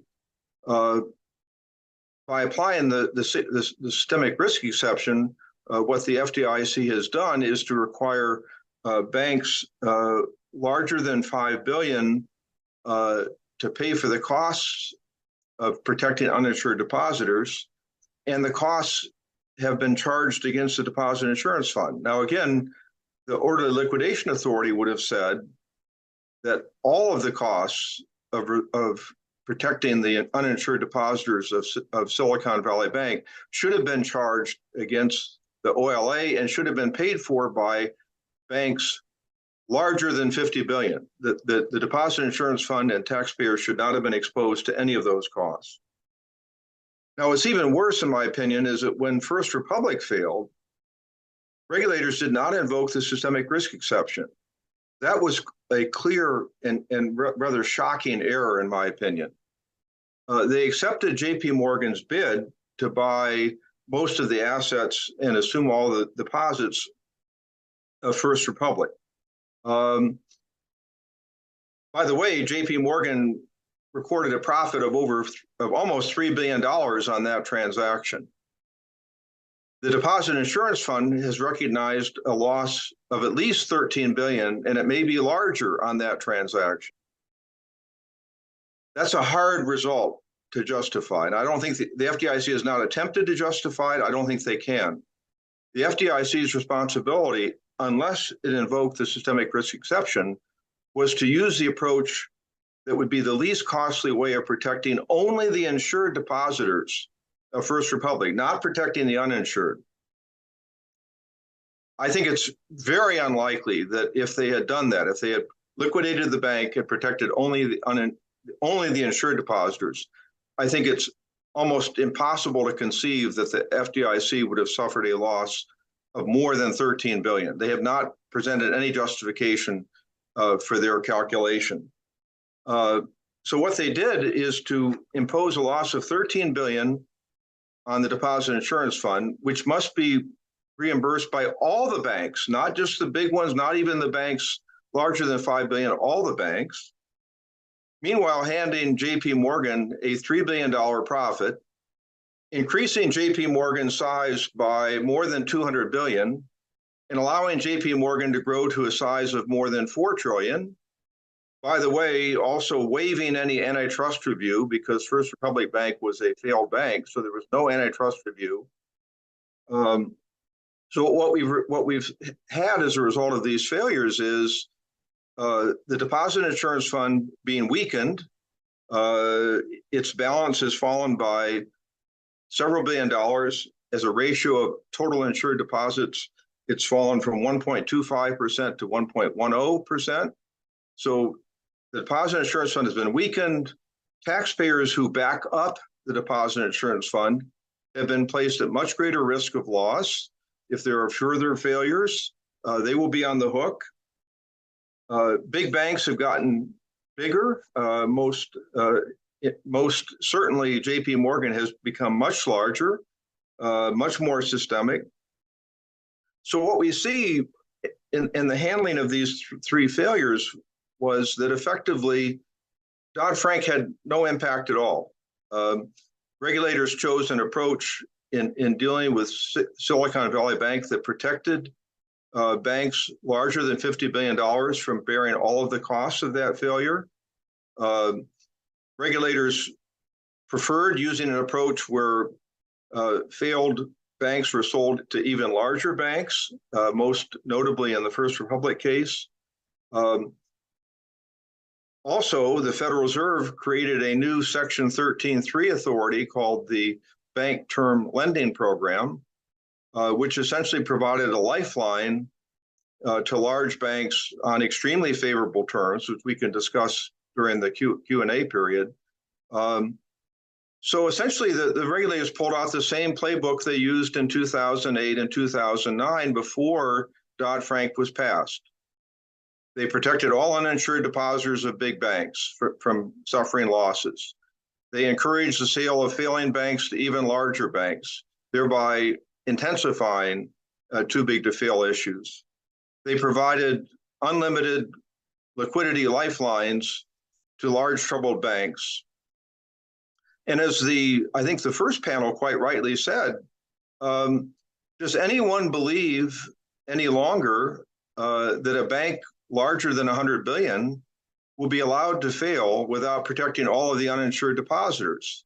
I think the answer is certainly no. No one would believe that now because the regulators did exactly what they did in 2008 and 9. They protected all banks larger than 100 billion. So why wouldn't those banks be incentivized to take greater and greater risks, knowing that that federal bailouts are behind them? Lastly, again, as the first panel indicated, where is the accountability for the officers and directors of these failed banks? So far as I know, no action has been taken against the officers or directors of any of the three banks.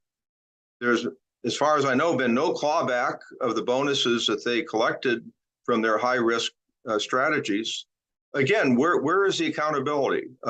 In my view, Dodd-Frank's promises have been made a dead letter by the events of this year, and urgent action is needed to change that situation. Thank you very much. Thanks so much, Art. Plenty to dig into there. Next, we'll turn to Pat. Thank you, Victoria. Thank you so much, Dennis, and to Better Markets for its important leadership role in helping keeping the financial system safer. Today, I'm going to talk about the crypto industry angle of last March's bank failures and their lessons for systemic risk oversight. It's really easy to forget that last March, Silvergate Bank, a small bank that catered almost exclusively to crypto companies, was the first domino to fall. Silvergate tends to fly under the radar because it opted for liquidation under California law instead of seizure by the FDIC. There were at least two notable things about Silvergate's collapse. First, it was a smallish bank. Its assets were only about $11 billion, and the bank barely broke into the ranks of the 900 largest U.S. banks. And second, Silvergate's collapse on March 8th was systemic in nature because in 2 days it triggered a run at SVB and in 4 days a run at Signature Bank. Signature Bank also heavily targeted crypto depositors, and as Frank Portnoy pointed out, Silicon Valley Bank has had its own crypto involvement as well. So it's worth and important to examine these crypto client activities and consider whether these activities shed lights on gaps in systemic risk regulation. The two banks interacted with crypto companies in a number of ways. The most important was taking deposits. Both Silvergate and Signature Banks positioned themselves as the bankers for the crypto industry at a time when most banks were wary of doing business with crypto companies. Both Silvergate and Signature aggressively solicited wholesale deposits from crypto companies. These large deposits were uninsured. Both banks maintained that the deposits were sticky and not prone to runs because they maintained such tight relationships with crypto companies, but they were wrong. The crypto industry suffered a slump in 2022, and crypto customers demanded their money back. To pay those customers off, crypto companies stepped up withdrawals of their deposits at Silvergate and at Signature starting in late 2022. Neither bank had enough liquid investments on hand to meet those redemptions, so they started to liquidate their longer-term bonds. But interest rates had gone up, the market value of those bonds had gone down, and both banks sustained large losses on their bond sales that led to their failures. The flight of the crypto deposits at those banks caused the other more conventional depositors at those banks to panic as well, setting off broader runs at those two banks. And of course, in Silvergate's case, the panic spread first to SVB and then to Signature. The second crypto-related activity was that both banks pioneered digital payment platforms that allowed crypto clients to transact business with each other 24/7. Now, these two banks were the only depository institutions in the US to offer these platforms. The platforms served as a magnet to attract more crypto depositors at the banks. And in fact, Signature required customers to be depositors of the bank in order to use the platforms. The third activity, at least for Silvergate Bank, was making loans backed by Bitcoin to crypto companies. Now, as it happened, these loans did not suffer losses, but when news of the lending got out, it may have helped scare off conventional depositors. And then the fourth crypto possible activity was alleged bank involvement in wrongdoing by crypto customers. In early 2023, both Signature and Silvergate were hit with investor lawsuits alleging that they had been involved in the commingling of customer funds by FTX. Now, these interactions raised risks that the banks failed to recognize or manage. First was lack of diversification. Neither bank's deposits were sufficiently diversified. Crypto client deposits made up more than 90% of Silvergate Bank's deposits. At Signature, they made up 20% and included many of its largest depositors. A second risk was volatility. Both banks failed to understand the inherent volatility in the crypto industry's business model. And that led to the third risk, which was liquidity risk. Because both banks played down the run risk posed by crypto, they did not recognize that their lack of liquidity posed a problem. And they also didn't understand the implication of rising interest rates. A fourth risk was the legal risk. Both banks' crypto clients ran many of their fund transfers through their depository accounts at Silvergate and Signature. This put both banks at some legal risk of aiding and abetting possible criminal activity. And then finally, and most importantly, was the reputational risk. In 2022 and 2023, both banks were the subject of negative press reports questioning their involvement with crypto clients. That created growing reputational risk for both banks. And the more that this negative press drumbeat continued, the more that conventional depositors, particularly at Signature, became spooked by the bank's involvement with crypto customers, and they yanked their money as well. So the reputational risk helped to widen the contagion. Finally, what lessons does the crypto involvement of Silvergate and Signature banks tell us about any holes in systemic risk oversight? First of all, Dodd-Frank, as amended, is wrongly fixated on asset size as a marker of systemic risk. Again, I want to stress that the first domino to fall, Silvergate Bank, was only $11 billion in size.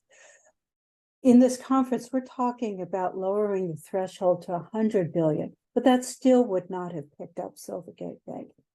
Even though it was small, its fragile balance sheet put a spotlight on larger banks with similar balance sheets, and in Signature's case, crypto industry involvement.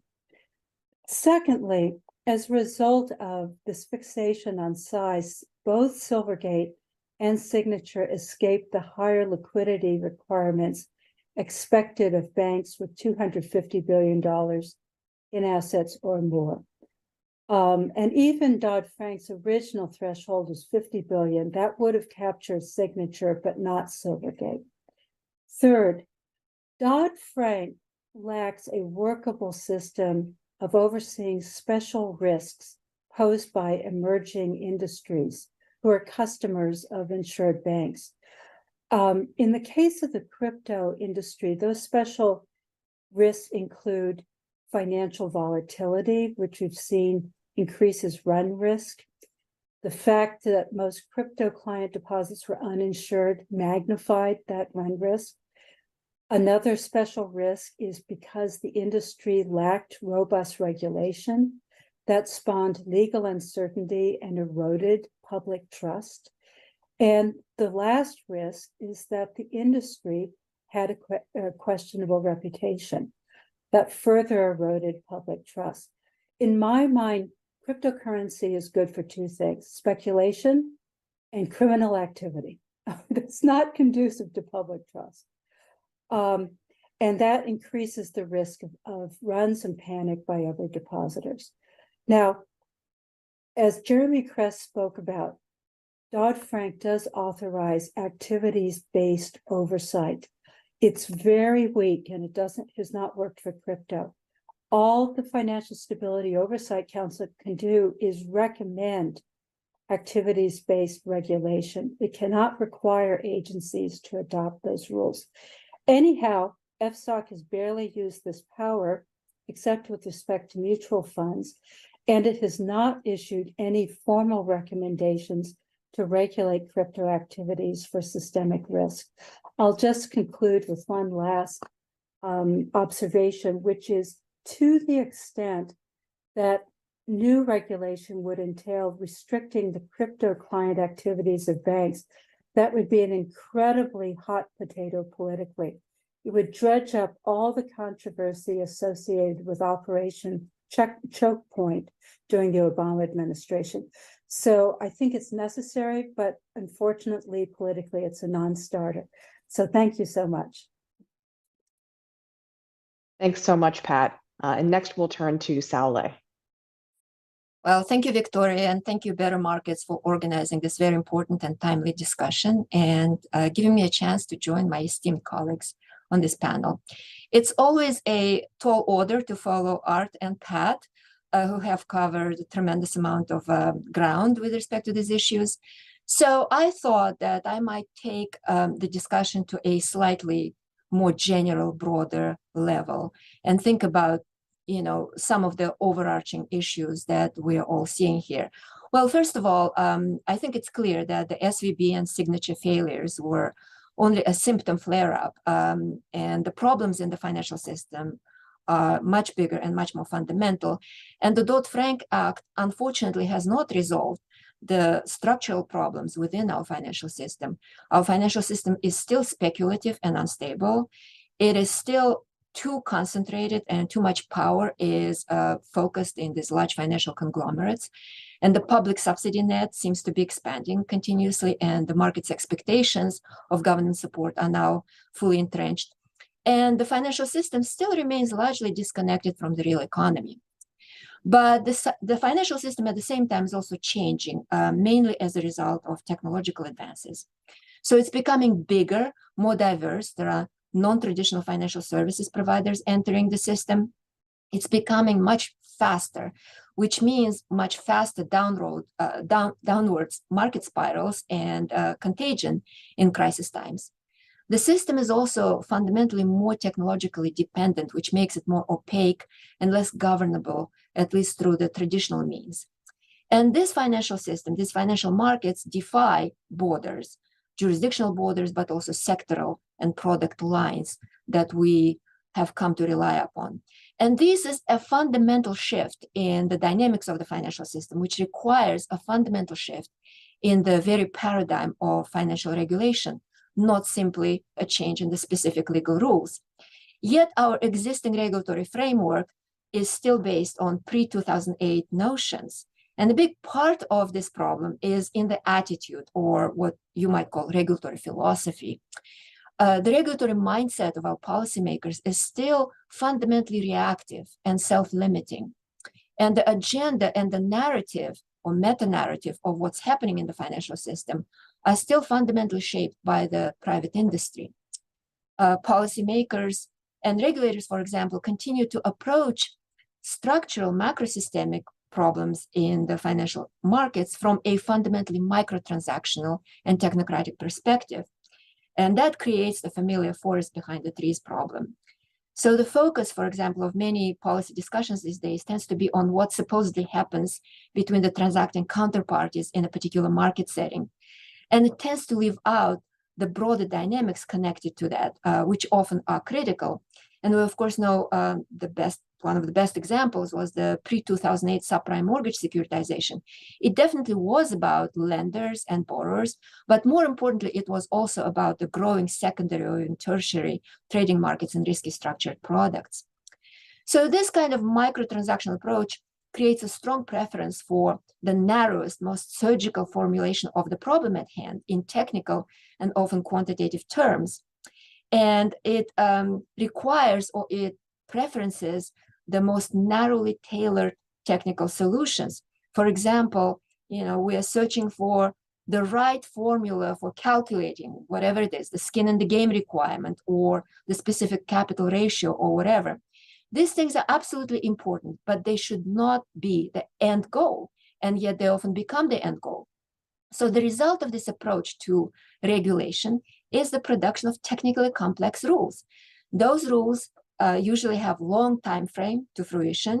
It's a very contentious process of rulemaking and implementation. The regulatory agencies get bogged down in fights with the industry over multiple narrow and technical points.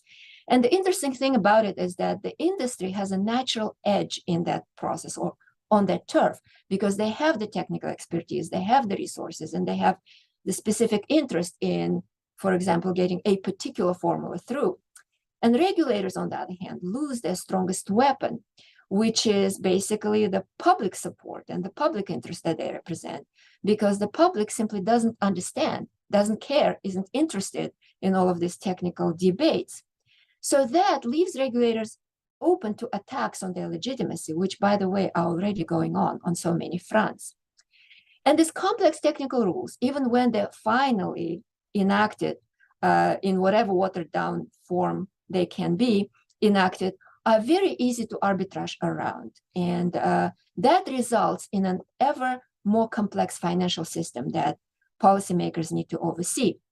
So in effect, because of this particular regulatory mindset that kind of quietly pre-shapes our approach to each individual issue, we end up effectively wasting a lot of political and intellectual energy on creating these hyper-technical rules that don't change the fundamentally bad dynamics in difficult crisis times where it matters. So, for example, as Pat and Art noted, the Dodd-Frank Act's orderly liquidation authority regime, right? It did not get invoked in the SVB crisis, and most likely it will never get invoked. So why did we even bother with fighting over its specific characteristics? So in the time of crisis, we always see the same thing, which is socialization of losses. And the only question becomes how large the losses are and where exactly they come from. So what needs to be done? There are, of course, many specific regulatory instruments, many specific rules that need to be changed, perhaps rolled back, perhaps expanded or whatnot. But behind all of this specific activity, ultimately, we, all of us, need to recognize the fundamentally political nature of finance and financial regulation. Financial regulation is not about efficiency or technical efficiency alone. It always reflects policy choices. And so policymakers must learn to approach the problems in the financial system and the solutions to them from a political economy perspective. And in simple terms, it means that every time they have to ask the simple question, what kind of a financial system or what kind of an economy do we want to foster? And that is actually not so simple. So for example, very quickly, one example, the current debate on regulation of stablecoins or CBDC, the central bank digital currencies, right? It's framed in terms of fast payments or efficiency of the payment system, but it's not simply about fast payments or, for example, making private stablecoins safe for individual people to use while paying for coffee. The real debate here ultimately is about the potential new ecosystem of finance and who controls it. Would it be the sovereign public that controls it, or would it be a handful of huge private techno-financial platforms? That's the mindset that needs to be carried into that debate. More generally, we need to think about rethinking financial innovation as a public policy problem. The financial innovation rhetoric perennially covers a lot of the destabilizing movements and destabilizing changes and the regulatory arbitrage, the leverage and risk creation in the financial system. So instead of basically allowing that to continue, we need to focus on developing a more robust framework for sorting publicly beneficial innovation from merely new means of destabilizing speculation. We need to develop an explicitly normative lens on technology. And the more powerful and the more fascinating and promising the technology is, the more important it is for the policymakers to be able to step back and take that larger view of why we want to facilitate this technological development. So policymakers need to think dynamically. They cannot keep fighting the last war. Instead, they need to really figure out to see where all the new quote unquote bottles are before all the genies are out of those proverbial bottles. So to conclude my remarks, to some of you, these points may seem too broad and too philosophical, and they may be. But the most important thing that I'm trying to say here is that we will not be able to fix the many individual specific technical problems in our financial system today unless we start reprogramming our collective thinking about what matters in the big picture of finance. Thank you so much. Thanks so much, Saleh. And last but not least, we have Simon. Thanks very much, Victoria. What an incredible pleasure it is to be with you all today, and particularly to sit on a panel with three of the countries, or perhaps the world's most distinguished lawyers and specialists on financial regulation. I'm not a lawyer, I'm an economist. I was previously, among other things, chief economist of the International Monetary Fund, and I've worked on economic and financial crises, including, of course, the problems of banks around the world over the past 35 years. And I have some positive and encouraging things to say to you that I think will make many people here feel quite good about themselves. And I have some rather negative or less pleasant things that I think have have already been alluded to, but I am going to, in the best spirit of the IMF, Victoria, pull no punches on this instance. So I think that the good news is, well, sorry, the news is obviously this is not good. The news is, and the headline we're all focused on is that too big to fail is not over. I mean, I think that might have been obvious for a while, but we have two very powerful manifestations of this phenomenon just now. One is Silicon Valley Bank and the other regional banks we could talk about separately. But the other is, of course, something we have talked about less today, which is Credit Suisse. Now, by my calculation, Silicon Valley Bank was a $200+ billion bank. That's headline total assets. Credit Suisse shrank a bit, of course, before it went out of business. I think it peaked around 850 billion. It was down around 700 billion. And there was grave concern about the consequences for the Swiss economy, for the European economy, for the euro area, for the global economy there. The Silicon Valley Bank concerns were mostly about the US economy. So we still, too big to fail is undeniably a phenomenon in the country. Absolutely. But it's not the same as before. Something has changed. In fact, I think three big things have happened, Victoria. First of all, the aura is gone. I listened with fascination to the panel this morning with Frank Partnoy, Bill Cohen, and there were some of my favorite analysts of the pathologies of the financial sector.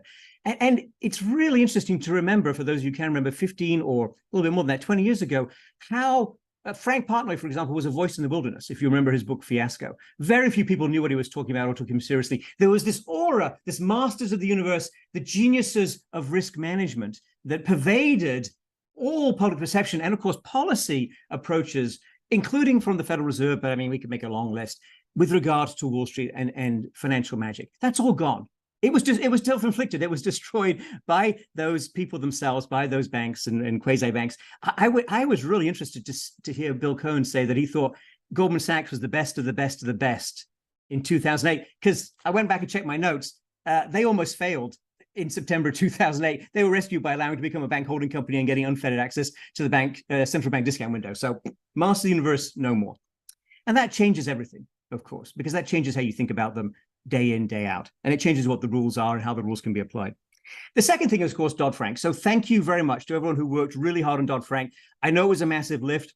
I know it was hard work. I know implementation was even more difficult. It has indeed made a difference. Let's be very clear on that. The problem of too big to fail was articulated. There was a great deal of effort and really sensible, good faith effort put into the legal structure and the regulatory structure. These are things that needed to be tried, and they were tried. And so thank you for that. And then the third thing is, of course, we ran a natural experiment under the Trump regime. I'm not going to say thanks for that. I think it was unnecessary. I testified against it.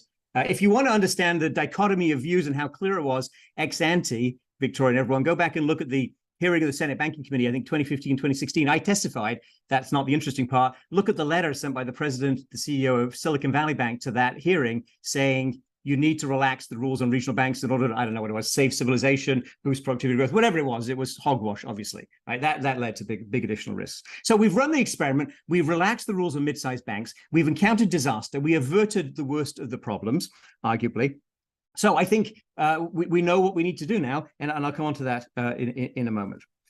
Now, art is very powerful and very clear always on, you know, the dangers and the bailout, the word bailout, I think, figures very large in what Art says, and I'm not going to fight him on that whatsoever. But there are some differences, I think, Art and others, which is, first of all, the shareholders in Silicon Valley Bank were wiped out, to my knowledge, in the bank.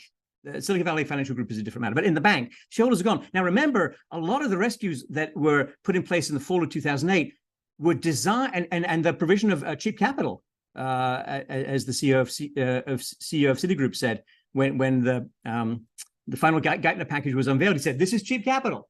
That was a rescue for shareholders. We don't rescue shareholders anymore, Art. Shareholders are in the line of fire. Now, caveat, of course, in the case of Credit Suisse, the shareholders were not wiped out. They wiped out the AT1, that's the additional tier one contingent convertible bonds, which is fine with me because, hey, it says contingent convertible in the title. Actually, that's a better title than AT1. Contingent convertibles are supposed to be wiped out. They were wiped out, but they didn't wipe out the equity. All right, we can talk about the political economy of Switzerland if you want. But I think the shareholders are in the line of fire, Art. The people who got protected. Okay, here's the key point. Look, law is important, regulation is important. I understand how the United States work. I'm an immigrant to the United States. I love the United States. It's a really great country. But this is not about law. This is about game theory. Okay.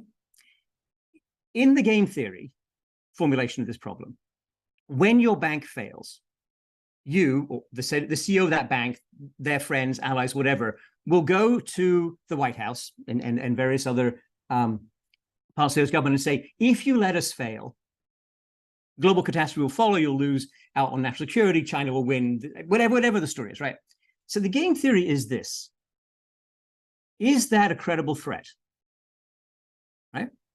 If the uninsured depositors had taken losses in Silicon Valley Bank, what would have happened? Now, I spent a lot of time on that problem. I'm sure a lot of other people did over that weekend. I looked at it, I talked to a lot of CFOs. I was mapping out with various people the potential cascading bank runs across other small and regional banks. You know, I think Frank may have made this point this morning. We don't know what happened. We haven't run the experiment. You're not going to run that experiment, honestly. You might want to, but honestly, if we put any of the reasonable people, any of the very reasonable accomplished people of this panel or any of our panels in the room advising any president, the question is going to be, what's the economic cost? What are the additional financial risks? What is this going to do to millions of people in their homes, in their businesses, in their jobs, right? And so what you need, and this is what you're not going to like. I understand this is getting zero traction. I understand people are going to shout me down. I understand that this is really an unpopular idea, including on Capitol Hill, is fix the transaction account guarantee program, the TAG program that the FDIC used in the fall of 2008. It was reauthorized in Dodd-Frank. It was actually included in the COVID legislation without any controversy, but now you can't get it through. So you would in that instance, you'd have been able to say, right, uninsured depositors in Silicon Valley Bank, take a haircut. They would have got about 90% recovery. They would have got access to about half the money within 3 or 4 days, but they would have taken a haircut. But we're going to protect everybody else, all other transaction accounts for small and medium-sized business across the entire economy, right? Couldn't do that. The FDIC is locked out of that from Dodd-Frank. Oh, and this is the one, I'm afraid, complaint I have about Dodd-Frank. The fast-track authority for reauthorizing TAG through the House doesn't work. I mean, people who are listening to this know what I'm talking about. The fast track in the Senate was drafted right. The fast track in the House doesn't work. You have to fix that. Come on. I mean, seriously, without that, you got nothing. Absolutely nothing ever for any of these banks. Because in the game theoretic situation, in that showdown, when responsible people have to make the right decision for families across this country and for our role in the world, they're not going to take the chance. Not unless you've got a TAG or program that you could put in place. If JP Morgan or UBS, JP Morgan balance sheet, they tell me today, is about $4 trillion. UBS is over $1 trillion. Citigroup, which of course is much smaller than it was before, is about $2.3 trillion. We could go on. If any of these banks were about to fail by themselves in a calm, a moment of relative calm like we have today, would the people you're advising, would you let them fail, as in default on their derivatives, as in default on their bonds, as in not pay their uninsured depositors? That's the question. That's the only question that matters. And the answer is, of course, you wouldn't. Resolution plans are performative. Living wills are absolute waste of time, full employment for white-collar professionals. What works? You know what works. You know very well what works. It's higher capital requirements. It's always higher capital, much higher, simpler, loss-absorbing capital. And you know what the industry wants. The industry wants zero or close to zero capital. And they'll tell you that it's the end of civilization if they don't get it. And it's complete and utter nonsense. We need higher, stronger capital requirements. Sheila Bair was right on this before the crisis. And Marty was right about this after the crisis. Dennis Kelleher has been brilliant about this consistently. Thank you, Dennis, for setting up Better Markets. Thank you for working the politics. Thank you for making all of the sensible things happen in terms of implementation. Of course, there's more to do. There will always and everywhere be a fight for stronger, more resilient, loss-absorbing capital. And let's never, ever, Victoria, in any of our publications, use the verb hold capital, please. We do not hold capital. We fund ourselves with equity or debt. And that's the question. How much equity versus debt do all of these banks, including the very largest banks, have to have on their balance sheet? Thank you very much.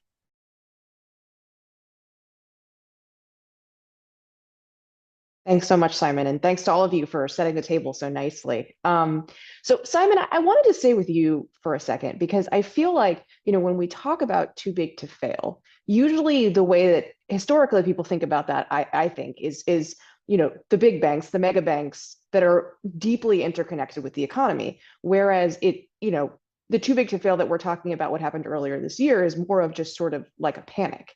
And then, as people kind of touched on, these banks didn't necessarily face all of the same rules that the bigger banks do. They don't have the same capital requirements, the same liquidity requirements. They didn't have TLAC, long-term debt requirements. So I guess part of my question is, how much do the events of earlier this year actually tell us about the rules for the bigger banks, and we just need to extend them to the regional banks? And how much of this is just sort of like fundamental flaws in the way that we expect the system to work? And I'll start with Simon, but I'm also interested in everyone's perspective on this. Right. It's a very, very good question, Victoria. So, and actually this came up at the time of Dodd-Frank. I think it was brought up in a rhetorical, distracting way by some people who should know better. But they would say, look, you're talking about too big to fail on the mega banks, Simon, but what about these other banks that could also fail? To which my answer was, yes. That's why you have safeguards across all banks. Having gradations, though, does make some sense, I think, Victoria. I testified back in this Senate hearing, 2015, 2016, saying that 50 billion, while you might say it was a number plucked out of a hat, I think it is an interesting and somewhat sensible threshold even today. And I was opposed to saying that banks between 50 and 250, I think we were focused on that discussion, should be regarded as sufficiently safe so you could relax the safeguards around them. I still hold to that view. I think there are banks that are small enough that under many circumstances would and could and do fail without consequences of the system. That was true before 2008, and it's true in many instances, but maybe not every day since then. Look, there are sometimes moments of systemic crisis. Those can be caused by circumstances inside the banking system or outside the bank system. I am fine with the Fed having the authorities that it have. I wish that the FDIC still had the transaction account guarantee authority, because I think they made good use of that. I think these are very responsible people with the right incentives, because a lot of banks are breathing down their necks not to put excessive charges into the deposit insurance fund. But I don't think, I think Silicon Valley Bank has rewoken us, hopefully, to the risk that you can get in that $100 billion, $200 billion range. Long-term capital management that Chair Gensler talked about at lunchtime was, of course, about $120 billion in total assets. And that was a serious issue in 1998. So these sizes matter. But to your point, Victoria, it also matters what's the nature of their business, what other customers they have, and what's the signal this sends to other people in the financial system, including, I think, Deborah made this point on the earlier panel, in a highly digital world of mobile communications where people can run very, very fast. Yes, of course, we have to take that into consideration. Sally, I'm also interested in your views on this, because I know you were talking about sort of the shortcomings of having these rules in general. Well, right. I think this is the multi-trillion-dollar question, right? So it's interesting to think about the possibilities from a game theoretic perspective, but it's also important to keep in mind that who the players are in each game also may change dynamically depending on the context and on the outcomes of the previous round of another game or a similar game. So with that in mind, I think that the size alone, of course, is not a dispositive matter, and it should not be with respect to contagion and systemic risk. It is a proxy, however. It is a proxy for the ability of a particular financial institution, for example, to occupy such a critical place in a particular market, and that market itself being such a critical part of the larger financial system that simply the calculus of allowing some shareholders or other stakeholders to take a loss completely precludes those kinds of decisions. So I think it is important to, of course, institute the safeguards across the border, regardless of the size. This is what we've always, all of us have warned against back when the deregulation started. But I also do think that we kind of need to start thinking about bigger issues, because we can create, for example, the guarantee, whatever, temporary guarantee authority and whatever, and solve one set of problems. But it's important to kind of look forward and see how it will change incentives in the future, because there will always be some kind of a powerful constituency that will come and say that, well, we also need saving. And at what point do we stop? At what point do we run out of the tried and true sort of tools like this particular authority. That is, I think, the forward-looking perspective we need to adopt. Yeah, and Art, you talked about how, do people really believe that if you have a bank over $100 billion in assets, that people are going to let the uninsured depositors take losses? And it seems like the regulators, at least partial response to that, is by proposing these long-term debt requirements where the debt can be bailed in, and so they could take losses before the uninsured depositors. I mean, do you think something like that is the right approach and will help, or should we fundamentally think differently about uninsured depositors taking losses? Well, it's interesting if you go back to February 2009, which most people believe that what actually ended the crisis in February 2009 was Tim Geithner and the federal regulators announcing that they would not allow any of the 19 banks larger than 100 billion to fail, full stop. In other words, they basically said, we will provide them any additional capital they need. We will not allow them to fail. So essentially, to me, that created a $100 billion too big to fail threshold. And when S2155 came up, I wrote an op-ed and I said, look what happened in 2009. You created this threshold, and pretending that you can now, increase the threshold to 250 and it won't matter is just nuts. If you go back to 1984, Continental Illinois had about 40 billion of assets. That's probably about 100 billion, give or take, in 2010 dollars. Clearly, when Continental Illinois was about to go under, they decided it was systemically important. What happens is when these banks get into trouble, they manifest problems that are also manifest in larger banks, that all the banks to some extent have been taking these risks, and some are more exposed than others, but they know that the dominoes will start to fall if a bank that large goes under in a disorderly way. Now, the long-term debt requirement, this gets back to Simon's problem. Why is it an equity requirement? In other words, to me, who are you going to sell the long-term debt to? Well, the regulators seem to say, oh, let's sell it to pension funds and mutual funds because they're stupid investors and they won't know the risks they're taking. My view is if you're going to sell long-term debt, you better sell it like high-yield bonds and say, this is incredibly risky stuff. It's going to get wiped out if the bank goes under. It's not going to be protected. You're not going to be like the uninsured depositors. And my view is, who's going to want to buy that debt if they're honest about the risks they're taking? But why not say you have to have equity? You have to have, as Tom Honig has said, you have to have at least 10% equity on a leverage basis if you're going to operate this kind of a business. And 15% wouldn't be bad. In other words, that with equity, then the people who are getting the gains are also bearing the risks. I'm afraid that the regulators are afraid to touch equity because equity is the basis for all bonus stock incentive plans. The smaller the equity, the bigger the bonus, the bigger the stock option returns.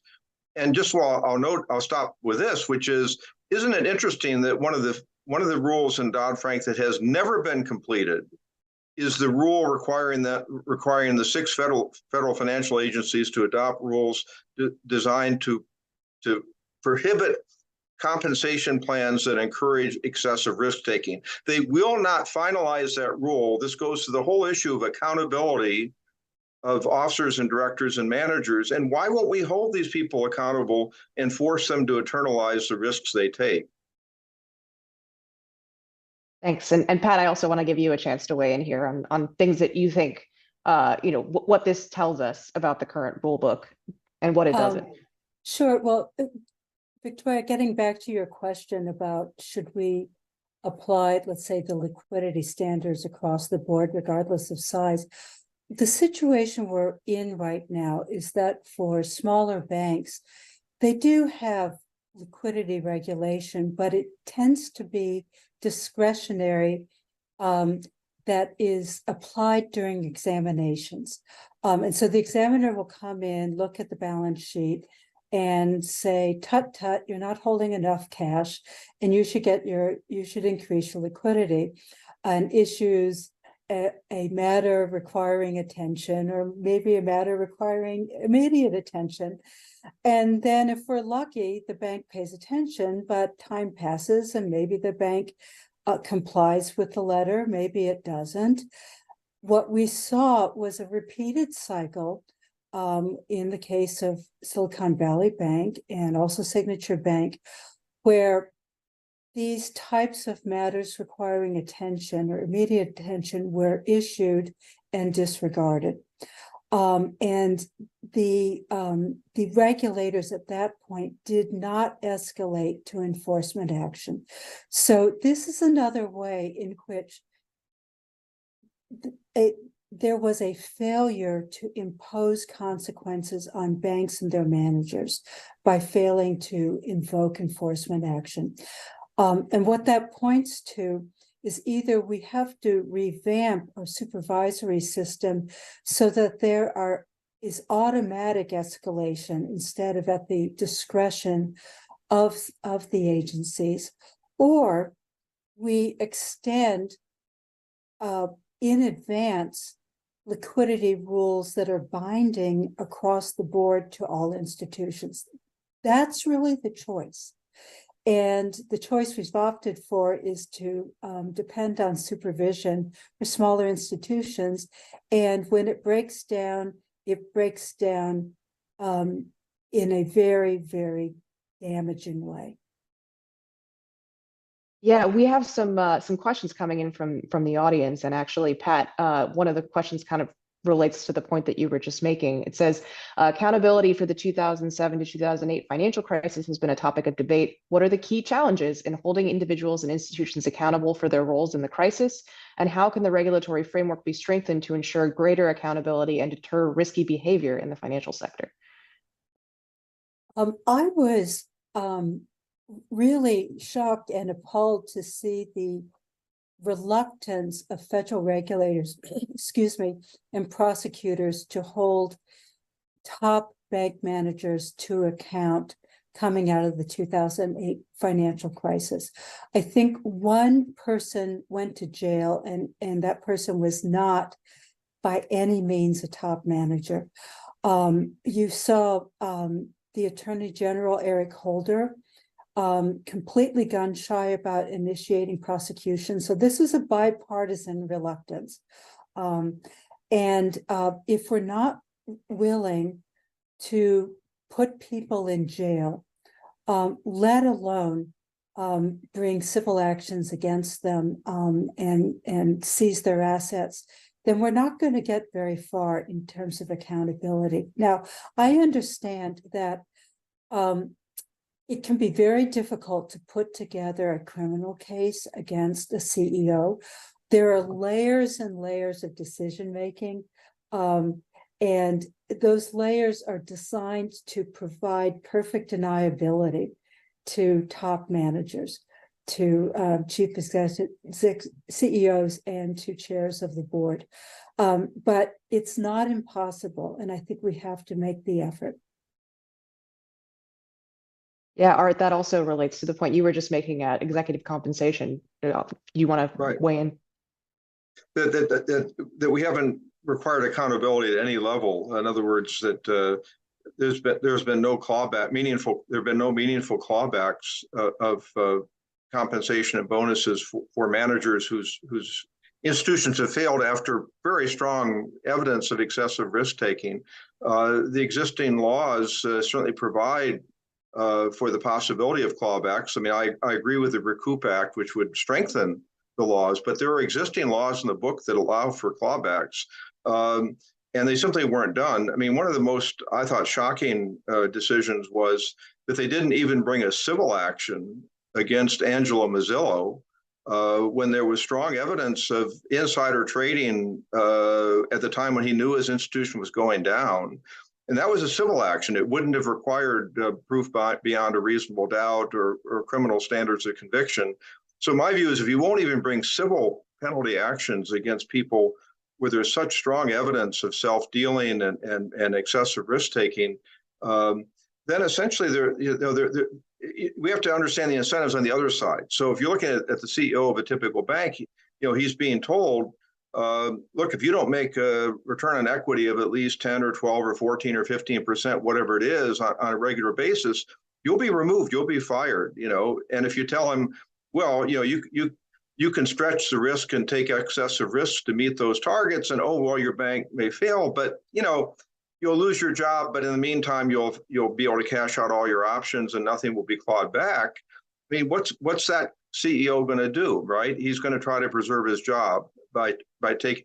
And it's clear if you look at the record of SVB that CEO was doing all sorts of things to try to enhance CEO return on equity on a very short-term basis, including as Frank pointed out, not having a chief risk officer for 10 months when you were doing all these things. So I think there are many different tools regulators have to create these incentives that by penalizing people without necessarily having to put them in jail, but penalizing them. The regulators simply, I mean, they'll do it for small banks. I've seen small bank executives get absolutely hammered. And in fact, they just recently convicted some folks of a Chicago savings and loan of fraud, and they're going to jail. But they won't do it for banks even above $50 or $100 billion. I don't understand it. Simon? Yes. So I'd be happy to be wrong about this, but my understanding is that the legal measures pertaining to clawbacks, which I fully support along the lines Art said, I believe those legal measures were never turned into effective final regulations. And I asked one of my friends who's worked a lot on Capitol Hill why this was, and Simon said, "Why do you think they gave it to 5 separate agencies to coordinate on, Simon?" But on the point about fraud, Victoria, I understand fraud is important, and I'm not at all I'm not countering any of the points by Art or by Patricia. I do think, however, you need a financial system that's robust to situations in which major banks are in trouble for whatever reason, and there isn't fraud, right? I think the fraud, everybody should follow the law, and that's important. But I also think that the key, we should not be distracted from the key, and the key to all of this is bank capital. It's all about how you fund the banks. I explained how we're talking about how banks work to a class at MIT recently, and we talked about being compensated on the basis of return on equity unadjusted for risk, which is still the basis for a lot of compensation plans. And I asked the students how much capital they thought they would like to have in a bank that if they were founding it, and they could choose the capital as opposed to being regulated. And one student raised his hand and said 0. And I think that is, unfortunately, what the people who run banks would like. They'd like to run it with tiny, tiny amounts of capital. They get the upside. As Sully said, the downside is someone else's problem. That's your fundamental problem. The incentive there, clawing back could be helpful, certainly could be satisfying, but without big increases in capital requirements, real loss-absorbing buffers, not nonsense type of regulatory capital, but real loss-absorbing capital leverage ratio, if you like. That is the heart of the matter today. It was the heart of the matter 15 years ago. It'll be the heart of the matter in 15 years' time. Sally, did you want to say anything before we move on? Well, not much to say. I think everybody said all that needed to be said, but I do agree with Simon on the point that there are structural problems with what we have here. It's not about people who are breaking the laws and lying and defrauding. The real scandal is that a lot of these problems can be done perfectly legally. So another topic that I wanted to ask about that sort of came up, Art, you mentioned it earlier, is the least cost test for the FDIC, and then we obviously have the systemic risk exception. And one of the things that I've been curious about in the wake of all of this is the least cost test, is that the way we should think about it? This is obviously controversial as it relates to First Republic. Art, you were saying that you thought they should have invoked the systemic risk exception, but as with JP Morgan being the least cost bid, even that was sort of controversial as opposed to whether it should have gone to a global systemically important bank. So just kind of curious about whether you think that the least cost test should be calibrated any differently, or we should think about this any differently. I mean, I think that the least cost test is appropriate in the current regime, which is at what point does the deposit insurance fund, should it bear losses for non-insured liabilities? And the statute was amended, I believe, in 1991 when they put in this requirement that the the FDIC must follow the approach that would result in the least cost to the deposit insurance fund from liquidating the bank and protecting only the insured depositors, or possibly selling pieces of the bank, but again, protecting only insured depositors, unless the FDIC invokes a systemic risk exception, which basically is saying it's too dangerous to do that. It's sort of Simon's hypothetical. If you don't protect the uninsured depositors, are you going to have essentially the likelihood of a systemic panic? Now, to me, Dodd-Frank came along, and at the time I said it was a mistake to actually retain the systemic risk exception, because my view was the Orderly Liquidation Act authority, OLA should have become the systemic risk exception. And what was key about that was that the costs of resolving the systemically important institution through the OLA would not be charged against the DIF, the Deposit Insurance Fund. It would be charged against something called the Orderly Liquidation Fund, and would be paid for entirely by similarly large financial institutions, banks and financial companies over 50 billion. Now, at the time Dodd-Frank was passed, then FDIC Chair Sheila Bair argued, and I strongly agree with her, that of course you have to pre-fund the OLF in the same way you pre-fund the Deposit Insurance Fund. And there were proposals to maybe put at least 150 billion into the Orderly Liquidation Fund, paid for by large institutions, assessments based on their risk. So they would be pre-funding the fund. They would bear the risks of funding that fund. And when the fund was needed to bail out a large bank, they would be bearing the costs of replenishing that fund. So now you have the large institutions essentially internalizing the costs and the risks that they're creating. What we've allowed to happen is these giant institutions are creating all sorts of risks and externalities, and the way that the failures are being handled, they are not being required to internalize the costs. So this is, again, privatizing the profits and socializing the costs. And I thought Dodd-Frank was supposed to end that. But to me, the least cost test is an important part of making sure that the little guys, the small banks and the taxpayers who stand behind the Deposit Insurance Fund, don't have to pay for bailing out these big banks. But that's not what we're doing, which I think is very unfortunate. We have a related question from the audience here. Why did regulators choose not to invoke orderly liquidation authority in your mind? And what do you think would have happened if they did? Well, I think I have two possible reasons. One is that if they had invoked the OLA for the Silicon Valley Bank, that would have made clear that they would immediately had to borrow money from the Treasury Department, because the OLF has no money. They would have to borrow from the Treasury Department. That would have made clear it was a bailout, which at that time the Biden administration was trying to say it wasn't, and it was. Secondly, it would have made clear that only banks larger than 50 billion would have had to pay to cover those costs. And I think what we see here is the big banks specialize in privatizing their profits and externalizing the cost to everybody else. And they did not want to have to pay for that bailout. Now, unfortunately, with First Republic and Signature, they didn't have holding companies, and the OLA didn't apply to them. And that's why I said before, we need to require every bank at least larger than 100 billion, if not 50 billion, to have a holding company. That means the Fed also comes into the supervisory process. But to me, it's just another story of the big banks. They don't want to pay for the costs they create. They want to externalize those costs, in this case, on the Deposit Insurance Fund and the taxpayers. And I just think that's wrong. Simon, you want to jump in? It is interesting and remarkable, Victoria, that at the time of Dodd-Frank and subsequently, there were many voices from the community banking world, including Cam Fine. I remember who was very good on these issues. And I'm sorry that Cam doesn't have the role that he used to have. And I'm sorry that we haven't had other voices, because I think those small banks have every interest in following exactly what Art's saying here, because it's massively unfair. I mean, look, the world is unfair to start with, including in US banking.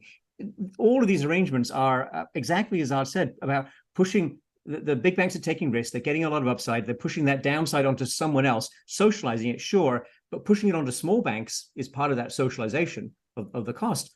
Why do we allow that? It doesn't make any sense. It's not good for capitalism. It's not good for markets. It's not good for the legitimacy of the democracy. And I hope that small banks will once again find their voice on this. Thank you. We have another question from the audience that feels like it's right up Sally's alley. Sheila Bair noted in her book, It's All About the Bondholders. Since it is still all about the bondholders, can tweaking the existing system work, or should banking be a public utility? Isn't that a trick question? Look, I do think that at some point, our current predicament that forces us to keep expanding the public subsidy system, right? Precisely because in every moment when we actually are facing a very concrete problem, should we push the losses on specific parties or not, right? We are basically rationally choosing to take the cautious route, right, and avoid a systemic disruption. So given that we keep every time pushing the envelope farther and farther in terms of the public subsidy, and politically, we've lost that initiative or that strength politically to also force on, especially big banks, the proper equity capital requirements, all these other safeguards that are meant to substitute for the missing market discipline, right? Given this situation, I think that we really ought to consider very seriously the possibility of offering a public alternative to these depository services, for example, and other critically important, publicly critical functions that private banks perform. And this isn't about nationalizing the existing banks or anything of that kind. And this isn't about pushing the smaller community banks out of whatever they do. It is about, however, changing the dynamics in the financial markets and perhaps protecting those constituencies about whom we care in a more direct way. And of course, this is politically extremely difficult to pass or even discuss at this point. But I think every time we have a crisis of this type, I think it only underscores the necessity of at least considering seriously the possibility of changing our course. Art, you want to jump in? Yes, I think it's really important to focus on the cost that these bailouts have had on the taxpayers. So if you go back to December 2007, the federal debt was $9 trillion. After the crisis of 2007-09, after the pandemic crisis of 2020, and now the most recent one, federal debt sits at $32 trillion. As a percentage of GDP, we've gone from 60% of GDP to 120% of GDP. We're now approaching where Italy is. I mean, how many more times do people think we can do what we have been doing for the last 15 years before we literally break the buck? In other words, the dollar will lose its credibility. We'll have debt crisis that resembles some of what we went through in the 1970s and early 80s. I just think that this cycle that we're in, for people to pretend that we can keep doing it indefinitely, I think they're just wrong. I think the federal debt numbers are just one big example of how wrong it is. I'd like Victoria to challenge the premise of the question. Come on, it is already a public utility. It's a very inefficient, obnoxious, dangerous, massively unfair system in which certain private individuals get the upside when they get lucky, or the world gets lucky, and the downside falls onto other people. Right? Lemon socialism is a term that sometimes people use for it. This is a public utility. It's a really stupid way to run a public utility. There's much better ways to do it. This is not a... I'm a pro-market person. This is not a market we're talking about. This is government. This is capture of government. By the way, Victoria, I don't think I heard this come up already today, but I do think it'd be remiss to omit mention of the San Francisco Fed and the fact that the CEO of Silicon Valley Bank sat on the board of the San Francisco Fed. And I asked the question to all of you today, and I just like I ask it every time in front of this audience, can anyone name any other part of modern American life where the regulated, supervised person sits on the board of the supervisor? It's a ridiculous, crazy relic of the 1913 Act. And it just, I don't believe that was the heart of the problem here. I think it's massively embarrassing for the Fed. I think it must end. It's awful, awful for the legitimacy of the Federal Reserve, for the effectiveness of central banking in this country, and that matters for everybody. But will it end? Will they take it on? Will they confront it? I don't think so, because that's just a symptom, a small symptom, Victoria, of this ridiculous, inefficient, stupid, crazy form of public utility that we. And we call also have the federal home loan banks, right? And the lender of next to last resort that have lent hundreds of billions of dollars to these banks. And as you say, Simon, their representatives sit on those boards too. So the Federal Home Loan Bank is another prop to them, right? Not a good way to run a railroad, in our opinion. Well, just as you all are opening up another hour-long discussion, I think that's all the time that we have. But thank you so much. This was a really interesting discussion. Hope the audience enjoyed it as well. I will now turn it over to Dennis Kelleher to introduce the next keynote speaker. Thanks, everyone.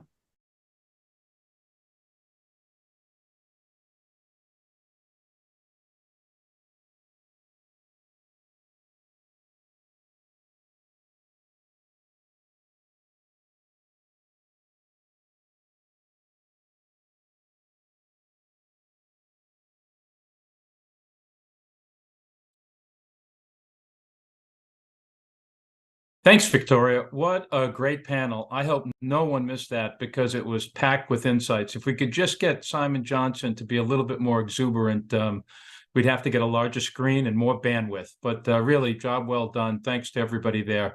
I hope nobody missed it because if it was packed with insights, and if you did, check out the video we're going to post in a couple of days, I hope. Now it's my honor to introduce the Consumer Financial Protection Bureau Director, Rohit Chopra. He was confirmed by the Senate on September 30th, 2021, almost exactly 2 years ago. As director, he also serves as a member of the Financial Stability Oversight Council, FSOC, and as a member of the FDIC board. As a result, he has a 360-degree view of all the key consumer, banking, and financial stability issues facing the country. Uniquely, his purview is not siloed by the type or form of financial institution or activity. It spans banks and non-banks alike. His job is to protect financial consumers, regardless of where the threats, dangers, or illegal conduct come from. Prior to becoming the CFPB director, he served as the commissioner of the Federal Trade Commission, or FTC, for almost 3 years, where, among other things, he focused on repeat offenders, protecting small businesses, and promoting competition. And before that, he was an assistant director at the CFPB, where he worked to actually stand up the Bureau during its first 5 years, from about 2010 to 2015. And he served as the agency's student loan ombudsman. Few people have arrived at their job with as much experience or better prepared than Director Chopra. And the result has been that I doubt anybody has accomplished as much in 2 years as he has with the fantastic team he has put together. Director Chopra is going to discuss too big to fail from a financial consumer protection point of view. Then we're going to ask him a few questions. And now I'd like to welcome Director Chopra. Well, thanks, Dennis, and thanks to Better Markets for inviting me to speak today. It's really good to be with you. 15 years ago in mid-September, Lehman Brothers collapsed and the financial system crashed, and troubles in the mortgage market infected the entire globe, and American families and businesses lost trillions of dollars and experienced an incalculable level of pain. The story is not just one of an out-of-control financial industry, but it's also a story about a series of the worst failures by regulators in modern history. This anniversary is not a celebration, but a moment to reflect. So today, I want to first dive a little deeper into the collapse of Lehman Brothers from a consumer perspective, and then I want to share a few details on the reforms put in place after the crisis, including the establishment of the CFPB, and how consumer protection is more than its name suggests. It is, in fact, a pillar of financial stability. I highlight the fact that by discussing how the consumer protection reforms may have been able to prevent much of what tipped the globe into the Great Recession. I'll then share some other lessons from the crisis that continue to guide us today. And I'll finish by discussing some of the unfinished business and major threats, including the upcoming Supreme Court case involving the CFPB. My views are just mine and the CFPB's and do not necessarily reflect other parts of our regulators, the FDIC board, Federal Reserve System, and other legal disclaimers. So the story of Lehman often sounds complicated, but at its core, it's a story about one of the financial products that literally hits closest to home, residential mortgages. For a long time, Lehman, like other Wall Street firms, had a profitable business in buying up mortgages and reselling them on the secondary market.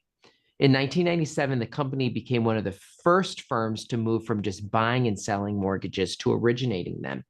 And they moved into the subprime origination market with their purchase of BNC Mortgage, a non-bank lender, in 2000.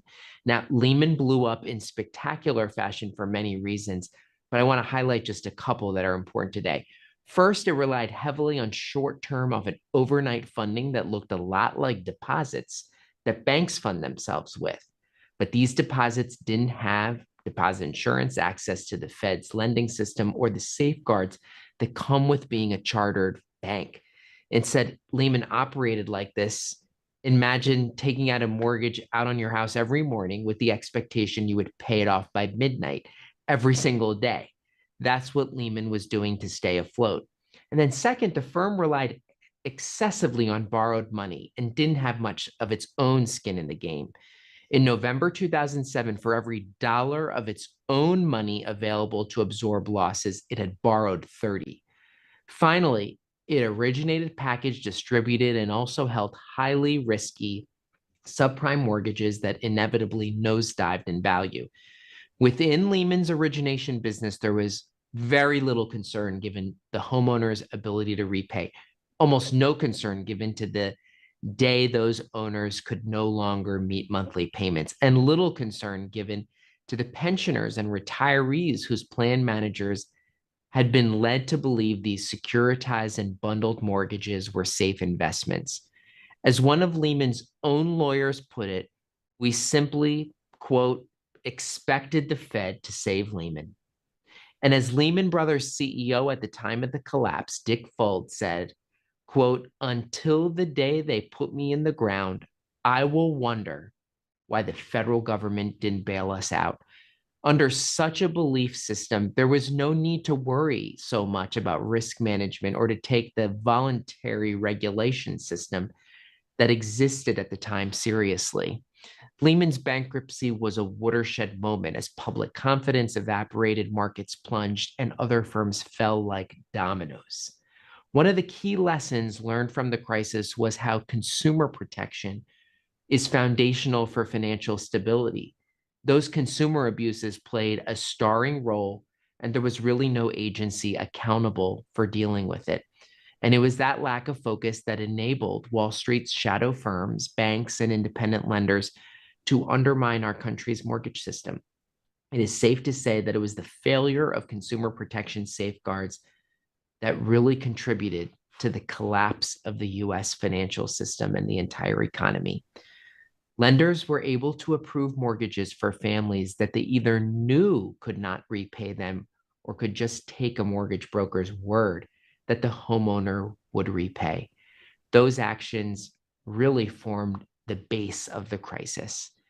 From there, financial institutions were able to make, buy, and sell securities they never really examined for quality or ability to repay. Oftentimes, they knew they were trading in junk securities, but they knew investors would just blindly listen to the rating agencies that were not also concerned about the actual calculations of risk. It can be easy to fall into the trap of thinking the CFPB only matters for the family that could lose their home or the person getting their car repossessed or a student taking out a loan for college. But the consumer financial protection laws enforced by the CFPB serve as catalysts for long-term economic growth and stability, and really to protect against buildups of systemic risk. That's why the CFPB is really not just looking out for consumers, but ensuring that all of those risks don't spread and infect the rest of the economy. Now, briefly back to Lehman. A Lehman of today would face a series of reforms mandated by Congress and implemented by the CFPB. Importantly, its non-bank mortgage subsidiaries would need to operate under the same strengthened mortgage rules as chartered banks and credit unions. And one of those reforms was a ban on mortgages where the lender didn't assess the borrower's ability to repay. The CFPB implemented a set of standards that mortgage lenders follow to stay in compliance with this prohibition. And given that some lenders used to be able to profit even when setting borrowers up to fail, this would reduce defaults in the entire system. A CFPB assessment of the qualified mortgage and ability to repay rule found approximately 50 to 60% of mortgages originated between 2005 and 2007 that experienced foreclosure in the first 2 years after origination were mortgage loans with features that the rule would have restricted, eliminated, or otherwise excluded from the definition of a qualified mortgage. In other words, most of the mortgages that comprised the base of the 2008 crisis would have never been approved. And in addition, banks and non-banks alike of today that acted like Lehman would be subject to state action. Many state regulators and attorneys general had been sounding the alarm for years and years preceding the 2008 financial crisis, but were consistently encountering obstacles. One of them was by the Office of the Comptroller of the Currency. Not only did the OCC fail to take appropriate action at the federal level to check egregious risk-taking, it even went so far as to hit delete on state laws designed to protect residents from dangerous mortgages using the OCC's abusive preemption policy, and Congress put a stop to that.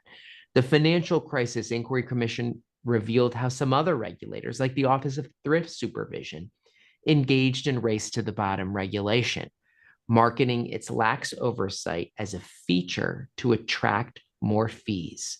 This clientele theory of regulation didn't end well, and by November of 2008, the FDIC would seize 3 of OTS's banks, and 3 banks more would sell themselves to avoid failure and seizure.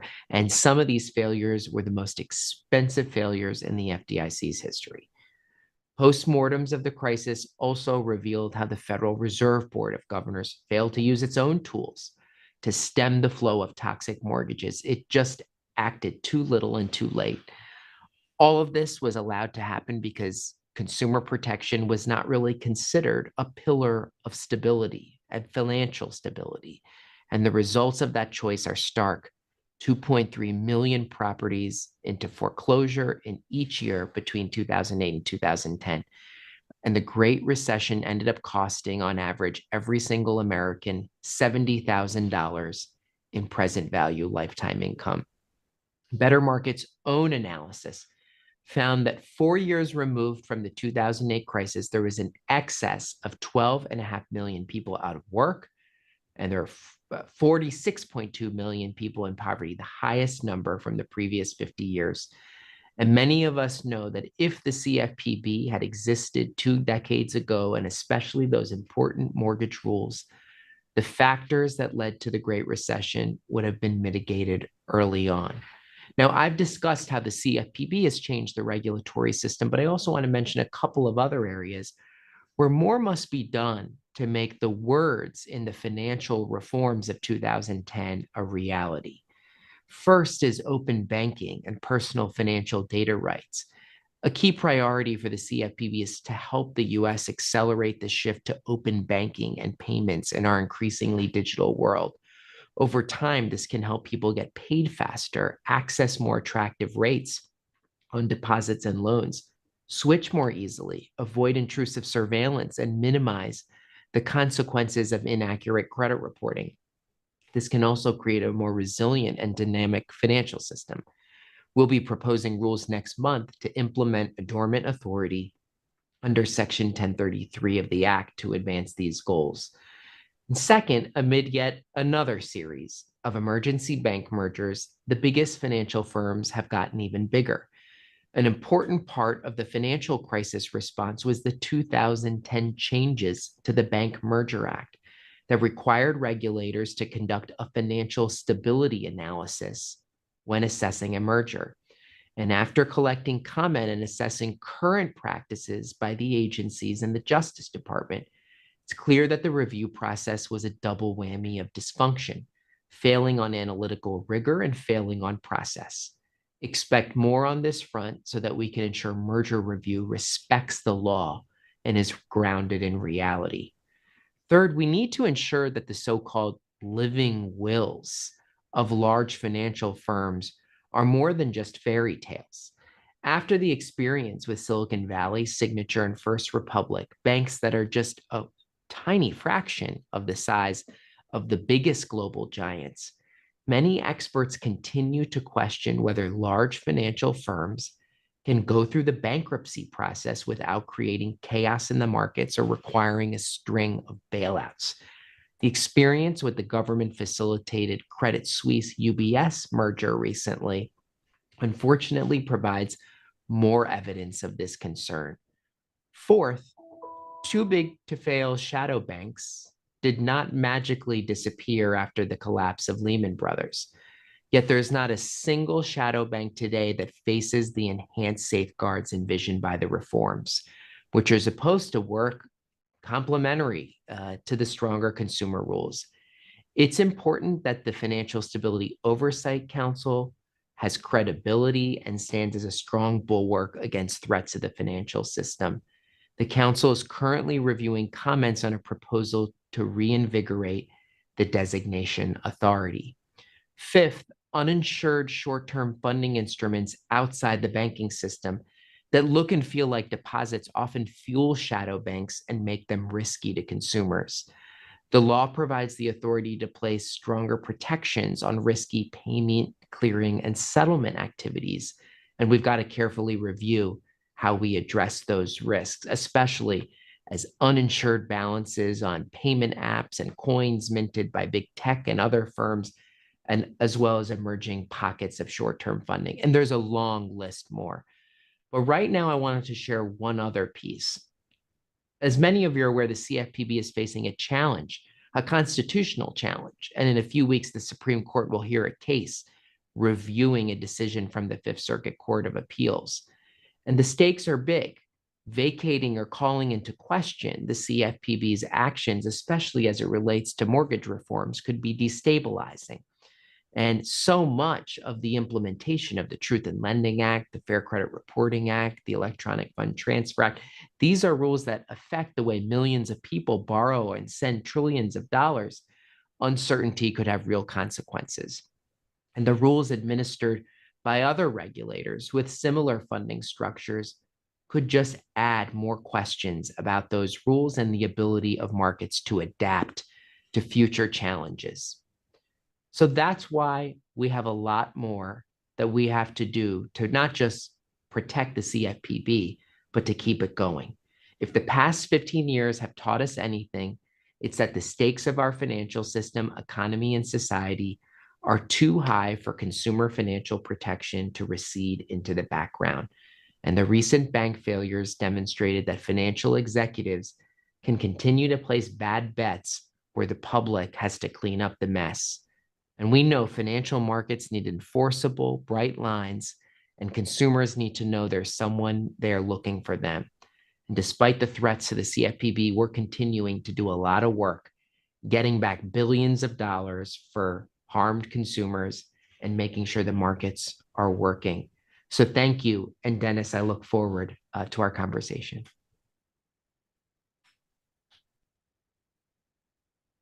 Great.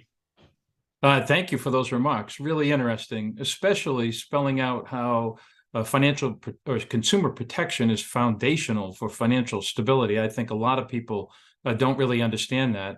And for talking about the reforms the CFPB and others have put in place that strengthen consumer protection and at the same time financial stability. One of the things that's clear to me, evidencing the change from before the CFPB to after the CFPB, is the interactions with the states. And one of the signal achievements, I think, that has happened is the partnership developed with the states. So before the crash, the federal regulators stomped on the states, prevented them from enforcing their own laws, and then didn't enforce the laws themselves. And yet I find it really interesting how often you, a federal regulator, work with the states. In fact, just earlier this week, I saw that the CFPB and 41 states in the District of Columbia took action against a company called Tempo, a leasing company that was ripping off customers when they were seeking just to finance their purchases at Sears and Kmart. And I think it's noteworthy that action, like so many others, include so-called red states like Texas, West Virginia, and North Dakota, as well as blue states like Massachusetts, Minnesota, and New York. And I think that highlights a sea change in the way federal consumer protection regulation works with the states. And I wondered if you would talk a little bit about your work with the states in protecting consumers and why that's important. Well, really, when it comes to state regulators, state banking commissioners, state AGs, I really see this as an all hands on deck approach, and that no one has a monopoly on consumer protection. And let me explain to you why, Dennis, it's especially important. I think some of the lessons from the financial crisis, many states did actually put into place some restrictions on the worst abuses when it came to mortgage lending, and they found themselves hearing from the Office of the Comptroller of the Currency, a regulator, that was basically saying that many banks didn't have to follow those laws. Congress essentially banned that practice, and now preemption or hitting delete on those state laws is much narrower. But the other part, Dennis, that's so important is that states actually can enforce the Consumer Financial Protection Act. It gives them the ability to directly go to court to stop some of these abuses. So that means if the CFPB is asleep at the switch, it won't be catastrophic because there will be others who can fill in those gaps. It also sends a message to financial firms that even if they are able to convince the CFPB to turn a blind eye, that there will be others who may go and make sure they're held accountable. Yeah, that's incredibly important, and I think overlooked the limitations that were put in the Dodd-Frank Act on the feds to use preemption to stop the states from protecting their own people. And the Secretary of State in Massachusetts, Bill Galvin, just used some of those authorities in connection with the fiduciary duty, was upheld by the Massachusetts Supreme Court, and a perfect example of how you show working with the states works, but when the feds don't work, the states can still step in and protect their citizens. I wanted to talk about the CFPB's record and enforcement priorities for a minute. By my count, in the last 3 years, the Bureau has ordered almost $3 billion in redress or restitution for millions of ripped off American consumers. And that's making companies put money back into consumers' pocketbooks and wallets, on top of the $2 billion in civil fines the Bureau has imposed. And, that's been for everything from, abusive debt collection practices, fraudulent auto loans, mortgage ripoffs, student lendings, and much more. I think it's interesting. They're not just small and fly-by-night operators that the CFPB is dealing with here.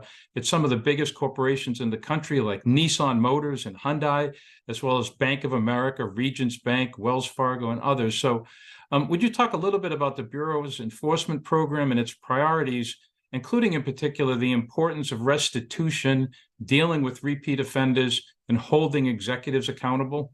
Well, this is important because I think we are now at the moment where we know that there are so many billions of dollars that would otherwise not be in individual families' hands.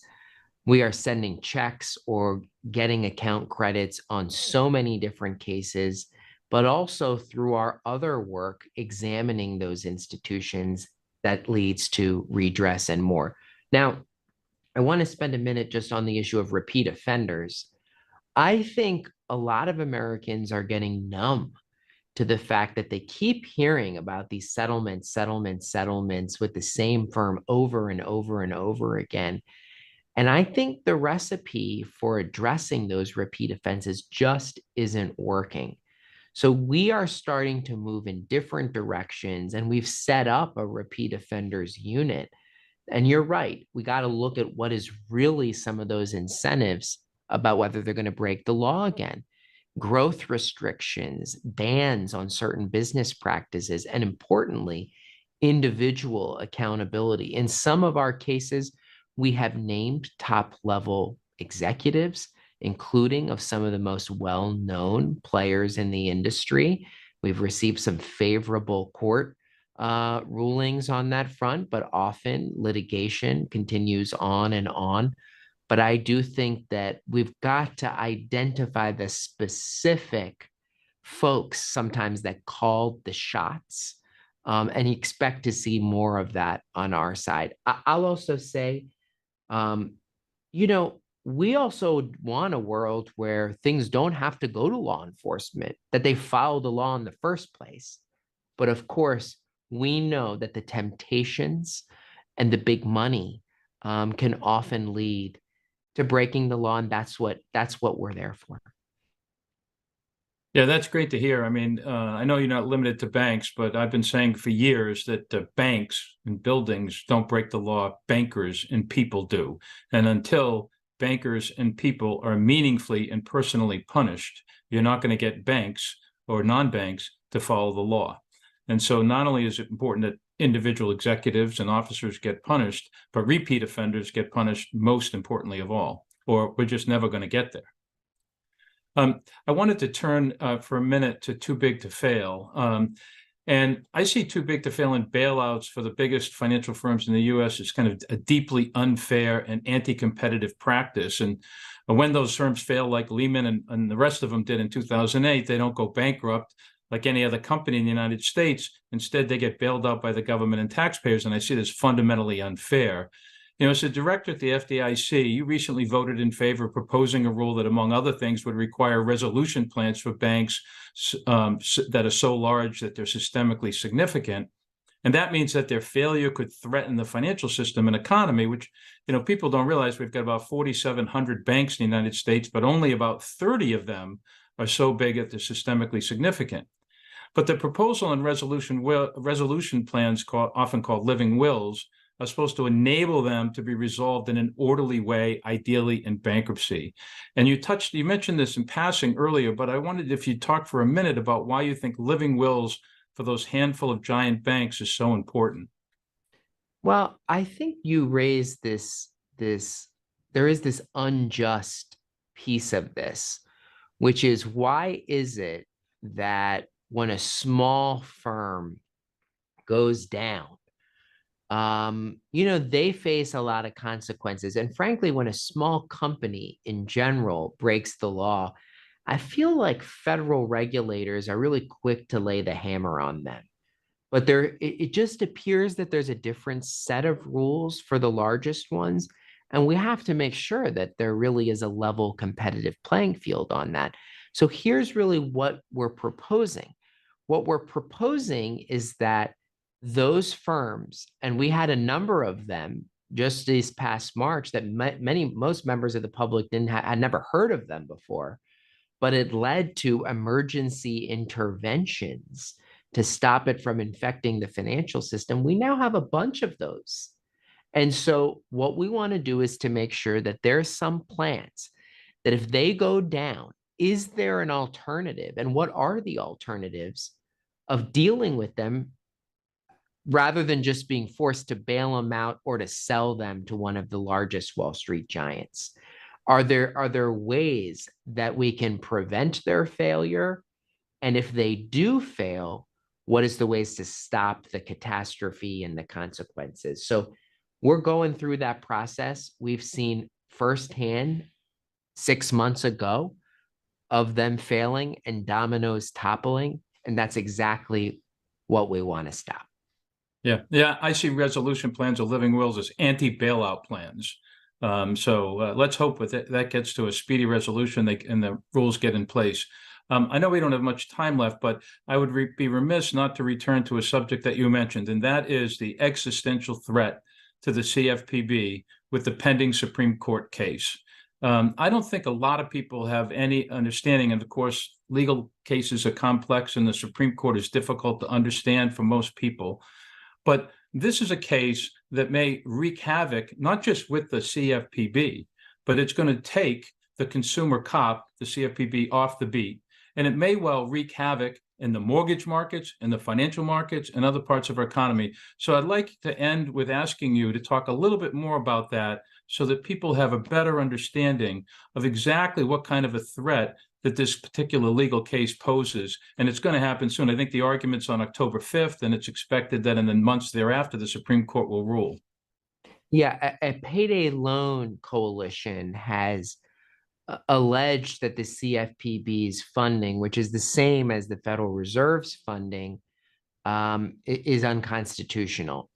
And so the Solicitor General is representing the CFPB in this matter. We've put forth our brief to the Supreme Court. I won't really comment in detail on the case, but we know that it's already inviting questions, especially from the mortgage industry, on what happens if all these rules that the entire housing finance system relies on are somehow called into question. Will there be years and years of uncertainty and litigation? And Dennis, I think you're also hearing others who are saying, we've had a system, Congress has designed the banking regulators, financial regulators, to have independent funding, and Congress spells it out. And that's happened since just around the time of the Civil War.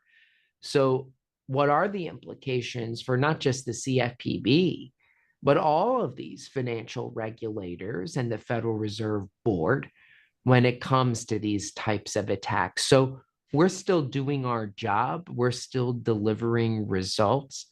But I don't think a lot of financial executives are really wondering whether this gambit to kind of tear down the CFPB is really what's good for business or what's good for the economy. Yeah, well, that's a good point, because not only isn't it good for consumers, it's not good for business, the financial system of the economy. And you probably didn't get a chance to see it with everything you've got to do, but several of the experts earlier in the conference talked quite passionately about this case and the importance of the CFPB winning this case, because that's not a win for the CFPB, it's a win for the American people. And they are lucky to have such an effective consumer cop on the beat. And they're lucky to have you as the director. We appreciate your time. We appreciate your thoughts. Thanks for coming on. We really enjoyed it. Well, thanks so much, Dennis. And thanks to all of you as we really reflect 15 years later and what we do to make sure something like that never happens again. Thank you. We're going to go to a quick coffee break, and then we'll reconvene with our next panel. Stay tuned.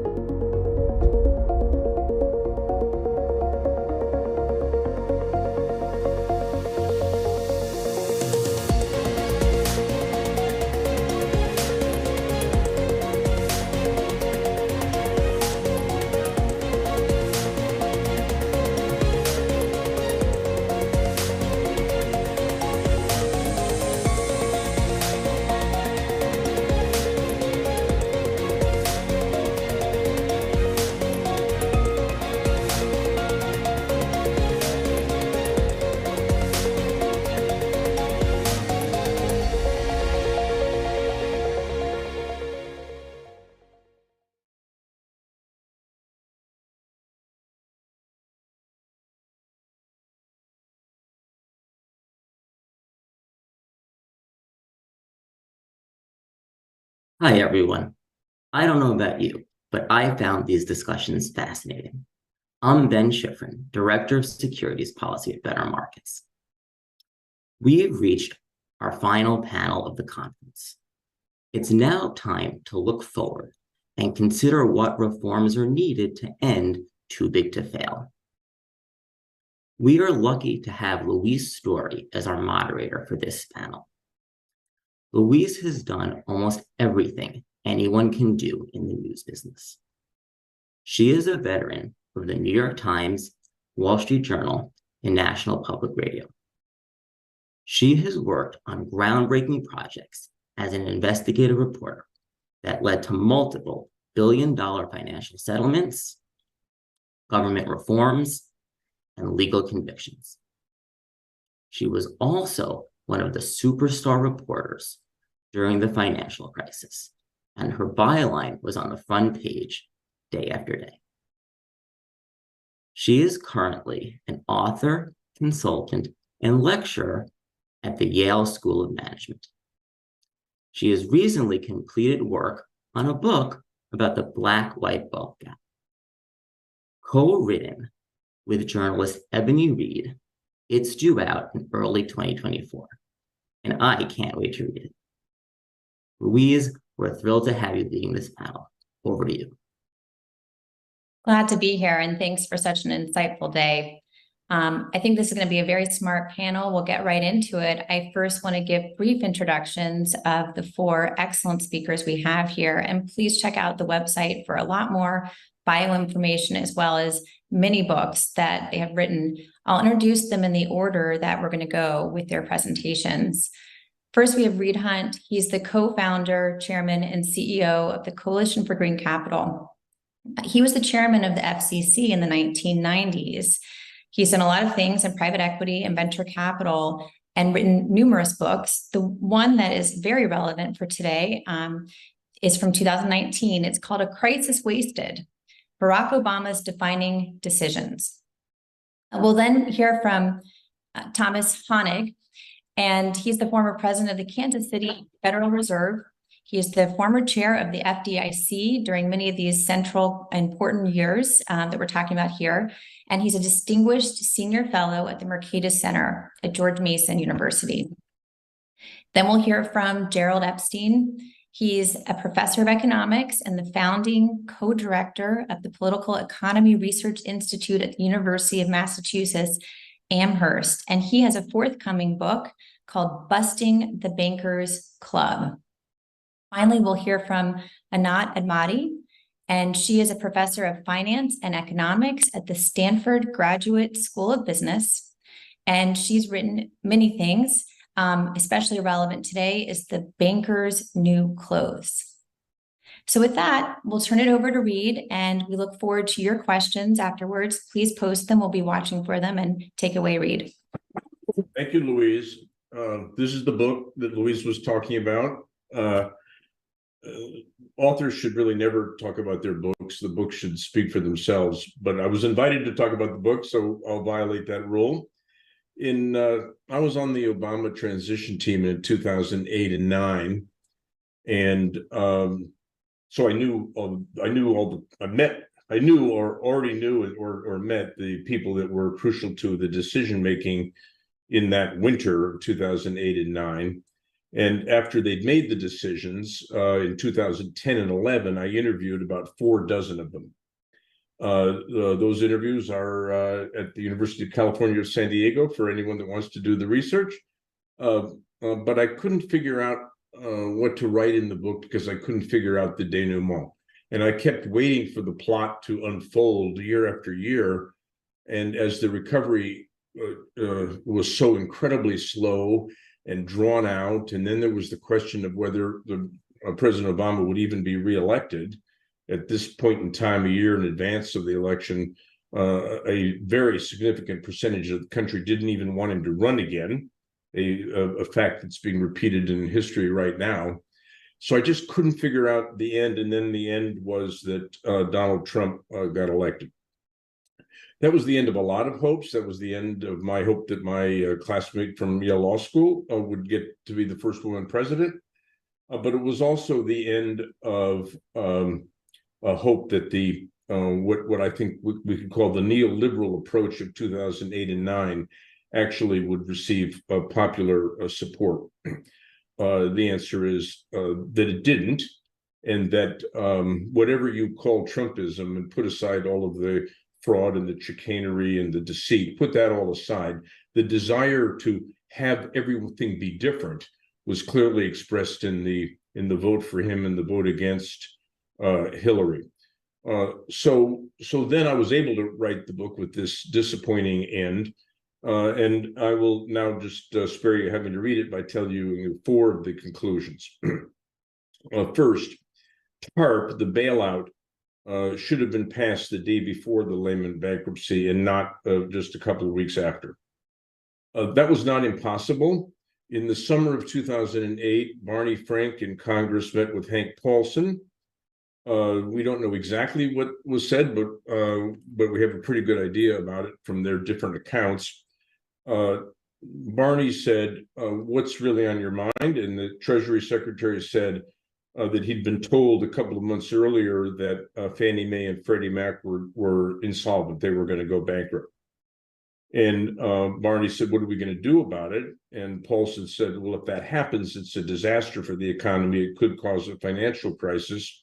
And the two of them agreed right away to pass a law called HERA, H-E-R-A, well, which gave the government the ability to seize them and take them under government control, which is what happened.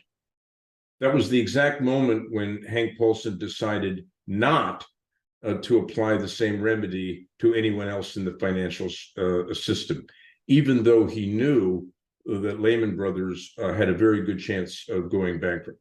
He knew that every day from the summer all the way to September.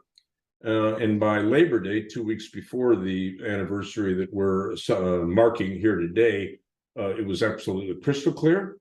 And his policy decision was that the government should not intervene. And then when it went bankrupt, the government had to intervene because it was immediately realized that the consequences were far, far more devastating than had been imagined. Henry James says the key to life is an imagination of disaster. That's not what was the case at that particular time. So we know now that if the government is going to have to act, better that it has the authority to do so before the crisis as opposed to scrambling afterwards. Number 2, fairness matters.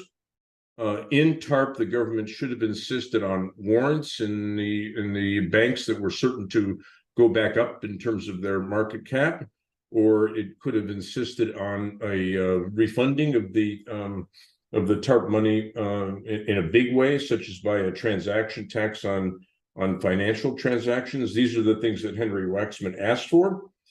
He was told by Paulson, we don't have time to have fairness in this bill. We just need the bailout. That was a mistake. The popular reaction to that stretched out over time and does in fact lead to Trumpism. The third rule, the stimulus bill, ARRA, it should have been twice as large as it was. Actually, that was known approximately 2 days after it was announced, meaning in early January, when the economic results from December were reported by the Bureau of Labor Statistics, it was crystal clear that the stimulus was undersized. And the administration decided to do nothing about that. Paul Krugman, who in my experience is either paid attention to or not on a 50-50 basis by people in the government, on that particular occasion, he published in the New York Times the following: the stimulus is about half the size that it needs to be for the recovery. The administration's decision was it was better to hurry up and get Congress to endorse a stimulus that was too small rather than to redefine the scale of the problem and run the risk that everybody would become frightened. Everyone became frightened anyhow, and it would have been better to have the stimulus be twice as big. And then lastly, the macro thinking. The Rogoffs came out with a book at that time that said that the proportion of public debt to the GDP was a critical ratio that absolutely defined the limits of debt that the government could take on. it was later pointed out that some of their math was wrong, but the larger policy point is that that ratio has nothing to do with the actual capability of the government to act. Because what matters for the government's action is trust in the currency and in the ability of the country to fund its debt. So those are the 4 lessons, and we know that they are probably right because we had a rerun of the Lehman crisis when COVID took the place of a bank failure. And those 4 lessons were applied by the Democratic Congress in working with President Trump in 2020, and then applied big time by the Democratic Congress working with President Biden in 2021. By applying these lessons, let's have the stimulus be really, really big. Let's have it be that it covers many, many issues. Let's not be hampered by hypothetical concerns about the debt to GDP ratio. These lessons were applied not because the Biden people read my book. I interviewed them, many of them, for the book. They might have known of the title at least, but the real reason they applied these lessons is that they learned from their own experience. They came into the post-COVID crisis with a vivid sense of their own inability to have delivered a rapid recovery before, and they weren't going to repeat that. When the Biden people announced their economic policy, Larry Summers said that it was the worst economic policy in history. So far, there's little evidence to support that statement, but what is true is that the Biden plan was pretty close to the opposite of the plan that Larry Summers, as the head of the National Economic Council, strongly and successfully urged on President Obama. Well, I haven't written the book about a crisis not wasted, which is the Biden solution, but I thought that I would go ahead and give you the 6 lessons by way of conclusion. First, it's very, very important for an administration to be bold in its first dealings with Congress. The Obama administration decided that whatever they asked Congress to do, they had to be completely successful, and they sequenced every event. So the sequence that they chose was first the stimulus, then the healthcare package, and then the environmental package. The Biden people decided it's more important to ask Congress to do everything all at once in parallel, fill every committee with an agenda, and be prepared to ask for twice as much as you'd be happy to get. The reason I know that that's the case is that that's what the Chief of Staff, Ron Klain, told me would be the plan at the beginning of 2020, when he didn't know he would be the Chief of Staff, but he did tell me that that was the plan, and that's what they did. Lesson number 2 is that the government can mobilize additional private capital by engaging in stimulus and produce a tremendous amount of public-private investment. Lesson 3 is that if you turn the economy off, as we did in the COVID, the service sector will turn back on very, very quickly, but the manufacturing sector won't. So you will have shortages and you will have inflation in produced goods, and it won't last all that long. Fourth, because the United States does stand behind its debt obligations, and because it is an open economy, we can attract capital from anywhere in the world when we need it. Fifth, the political party that wants to do the most for the most people has the upper hand. If you narrow your focus to just restoring the banking sector, you're going to lose political capital. And lastly, it is necessary for the United States to gain the trust of all the world and of its own society, that it's going to be able to pay its bills. And what that means is that the United States has to have an appropriate effective tax rate for the wealthy, which we do not have. Thank you.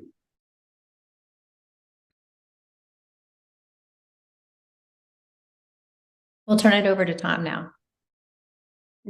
Thank you, Louise, and I want to thank Better Markets for the opportunity to address this group. And I am going to talk about too big to fail. I think the first thing I would tell you is too big to fail is more entrenched in our economy today than it ever has been. The firms are now larger, they're more complex, and they're more powerful today than they were in 2008 and 9, and that's going to continue. Dodd-Frank did not end too big to fail. It did have lots of regulation.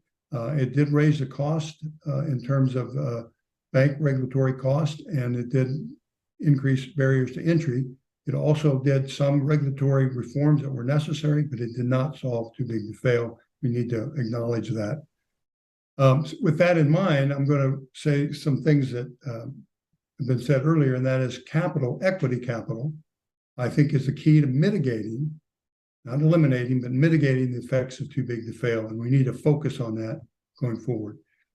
And in recent days, the too big to fail banks have made their voice heard regarding recent capital proposals. And so I want to discuss the topic of capital and its importance. And I want to emphasize the advantage of judging capital using the leverage ratio, not the Basel capital standards that are out there. And I would start by saying, regarding that, that the Basel capital program is not a rule to be followed. It is a game to be played. And the too big to fail banks are masters of the game. I start also by saying too big to fail banks would have you believe they are burdened with too much of their own money funding their activities, because capital is, after all, investor money, not borrowed funds, and it is the most stable source a bank can have. So with that, Basel capital game allows the too big to fail banks to shrink their balance sheet and thereby increase the perception of how much capital they have when it's not there. And Basel distorts the allocation of capital within the economy because it puts arbitrary risk on assets and therefore directs capital to flow according to what the regulators think, not what the market thinks. And the market does, in the longer run, get it more right more often than the regulators do. That's not an overwhelming endorsement, but it is certainly better than what we have with the Basel rules. I have argued also for years that the calculation of equity to total assets, the so-called leverage ratio, tells the banks, it tells the regulators, and it tells the public more about the strength of a bank than does the Basel rule. I would be quite willing to discuss what is an acceptable level for a leverage ratio, but that's a different than saying it is the more useful, because it tells you how much loss absorbing capacity you have before a bank hits, number one, a liquidity crisis, and number two, insolvency. For example, US G-SIBs, the global systemic banks, rely on equity to fund only 7%, not 14%, 7% of assets on average, of their assets on average. Regional banks, over 100 billion, have ratios that are closer to 9%, and smaller regionals have about 9.5%, and community banks have well over 10%. The most systemically important banks, in other words, are far more leveraged and less well capitalized than all the other groups. And I think we need to remember that, since they are the systemically important banks in the economy. The regulators know this, but they insist they know best about risk than the market does. And I beg to differ. Results matter. The leverage ratio, while not perfect, is simpler, is more likely to be enforced, not just by regulators, but by investors and the public. When you see the amount of capital absorbing capacity shrink, you react if you're regulator, you react if you're the market, and you react if you're the public. And it keeps a greater degree of discipline in place. Now, the too big to fail banks, I understand they spend billions of dollars on lobbying. That's their right. They spend billions of dollars on advertising. That's perfectly okay. They pay billions of dollars in fines. That's the cost of doing business, according to some. But they insist that putting more of their own funds at risk is unaffordable. I think that's a little bit of a logical inconsistency. The too big to fail banks also say that stronger capital makes them weaker competitors with foreign banks. Maybe if they were racing to the bottom, but not in terms of performance level. Let me give you an example. As of year-end 2022, European, Canadian, and Asian G-SIBs were required to have their investors put in as much as 4 or 5% of their own money as a relationship or as a ratio to their total assets.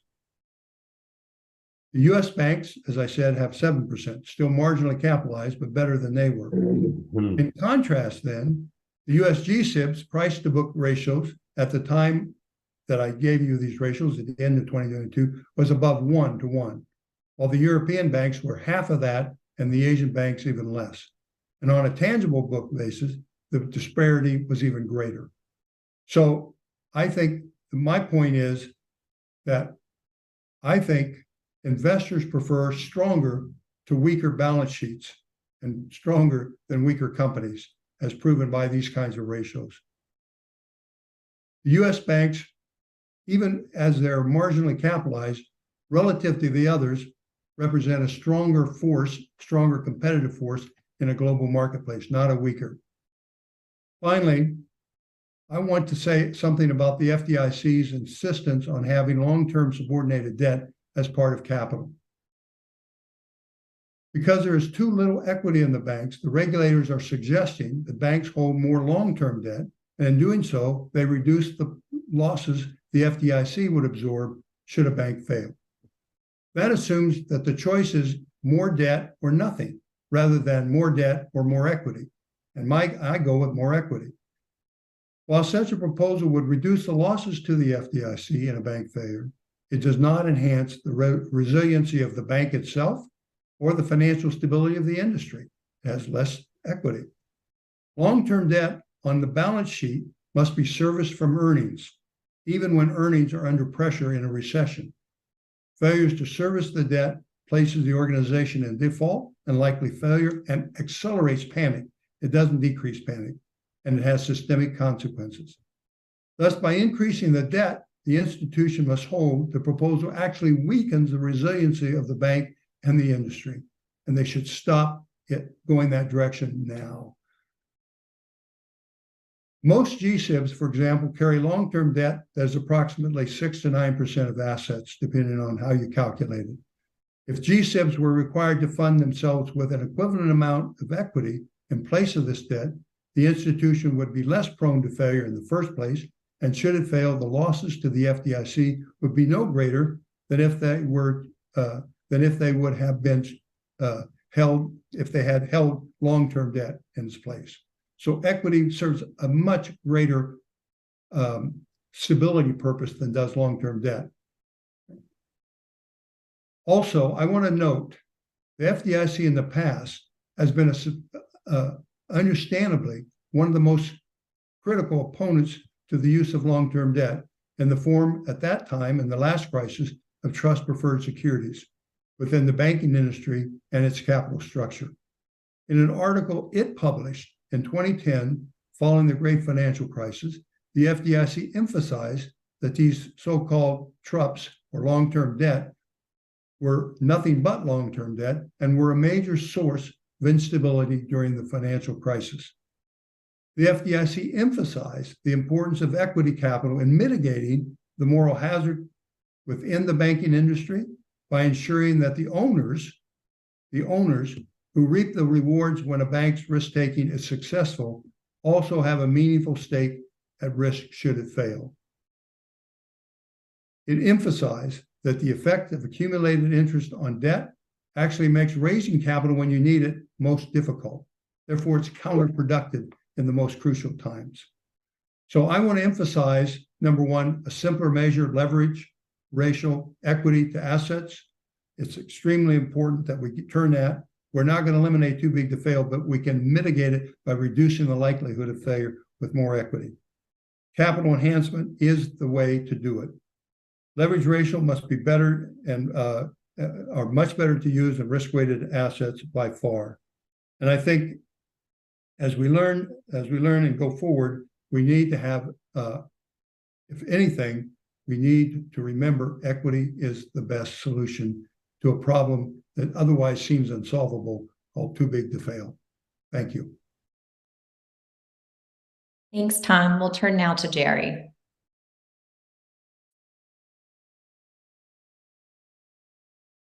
Thanks, Louise. And first of all, I want to thank Dennis Kelleher and Better Markets for putting on this excellent conference, and also for fighting the good fight to try to make our financial system better, more egalitarian, and safer. So how to end too big to fail? Some discussion this morning suggested that perhaps this is not possible. Bill Cohen emphasized that our financial system is inherently fragile and that we don't have any real alternative to our banking and financial system, and we may just have to live with it. I do agree that the financial systems are fragile, but I think we can and we must do a lot better than that. First of all, as I tell my students, even if you have to sometimes bail out the banks, you don't have to bail out the bankers. Now, Bill and Jennifer and others have talked about accountability, how we can bring more accountability. Senator Warren talked about clawbacks, and how we can, she has a bill now to increase clawbacks from banks that were took on excessive risk, and so forth. We also have to remember that when General Motors was on the verge of bankruptcy and around the time of the Great Financial Crisis, the government removed the management and insisted on new management in those banks. So we do not have to bail out the bankers, even if sometimes we have to rescue the banks. Now, we do have policy tools to make this kind of fragility less important. And Tom and I know Anat are going to talk about capital and equity and leverage requirements. This is crucial. There are other important ideas. Arthur Wilmarth didn't talk about it today, but he's proposed a new Glass-Steagall Act to separate investment and commercial banking. There are many other important ideas out there, and we need to implement some of them. But in the end, with a fragile banking system, we will have to undertake some rescues. And so I am kind of asking a somewhat different question than we've asked so far.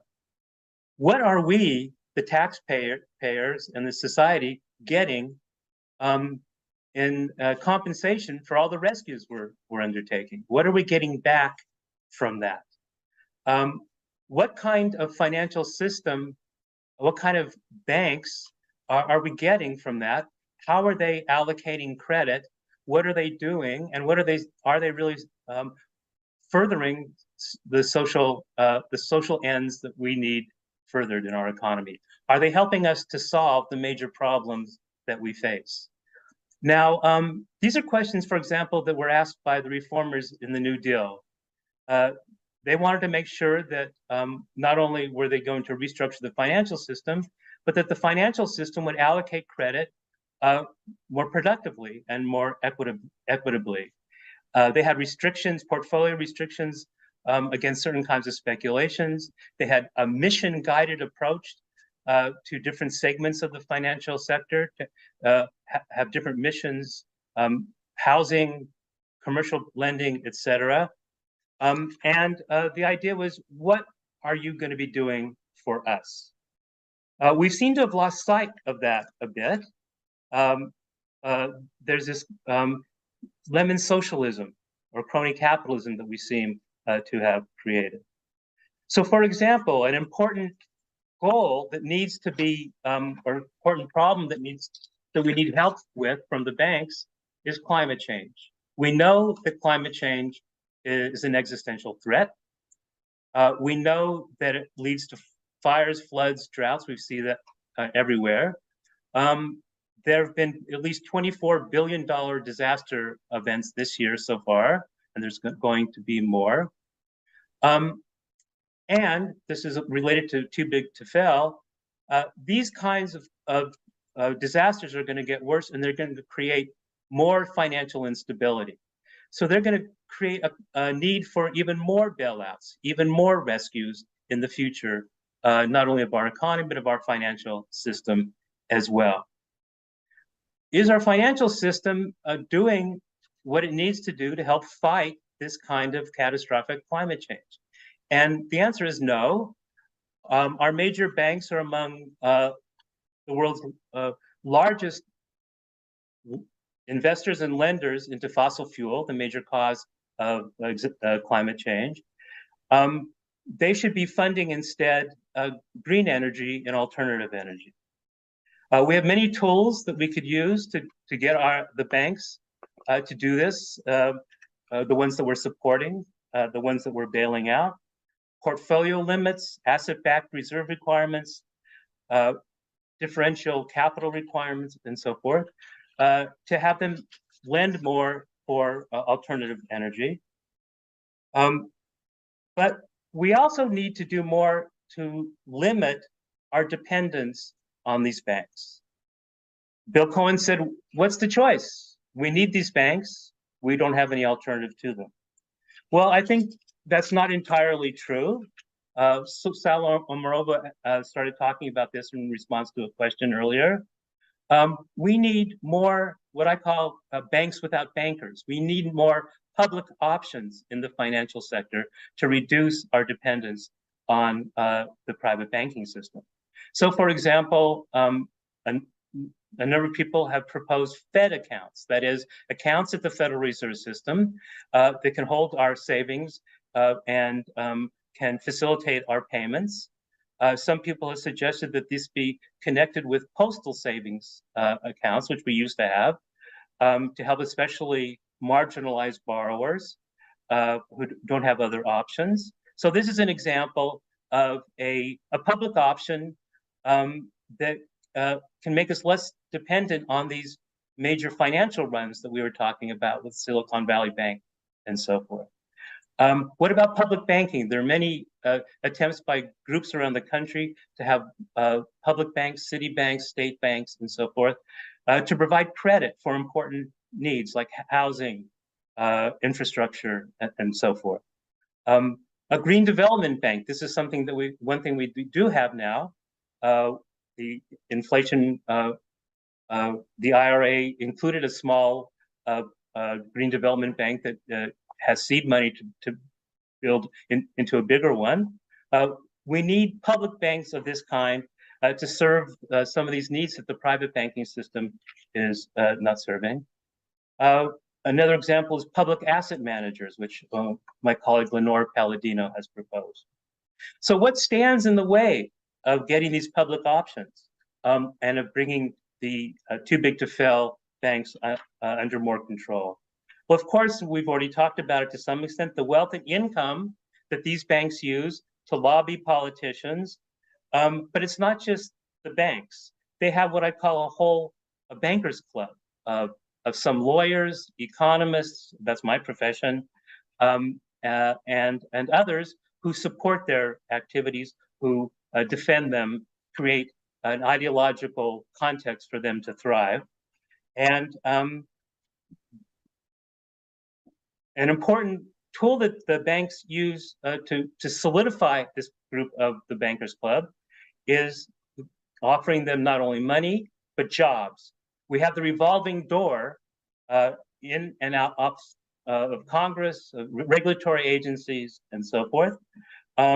Jennifer Taub referred to this as capture, and this is very powerful in terms of solidifying the power of the Bankers Club.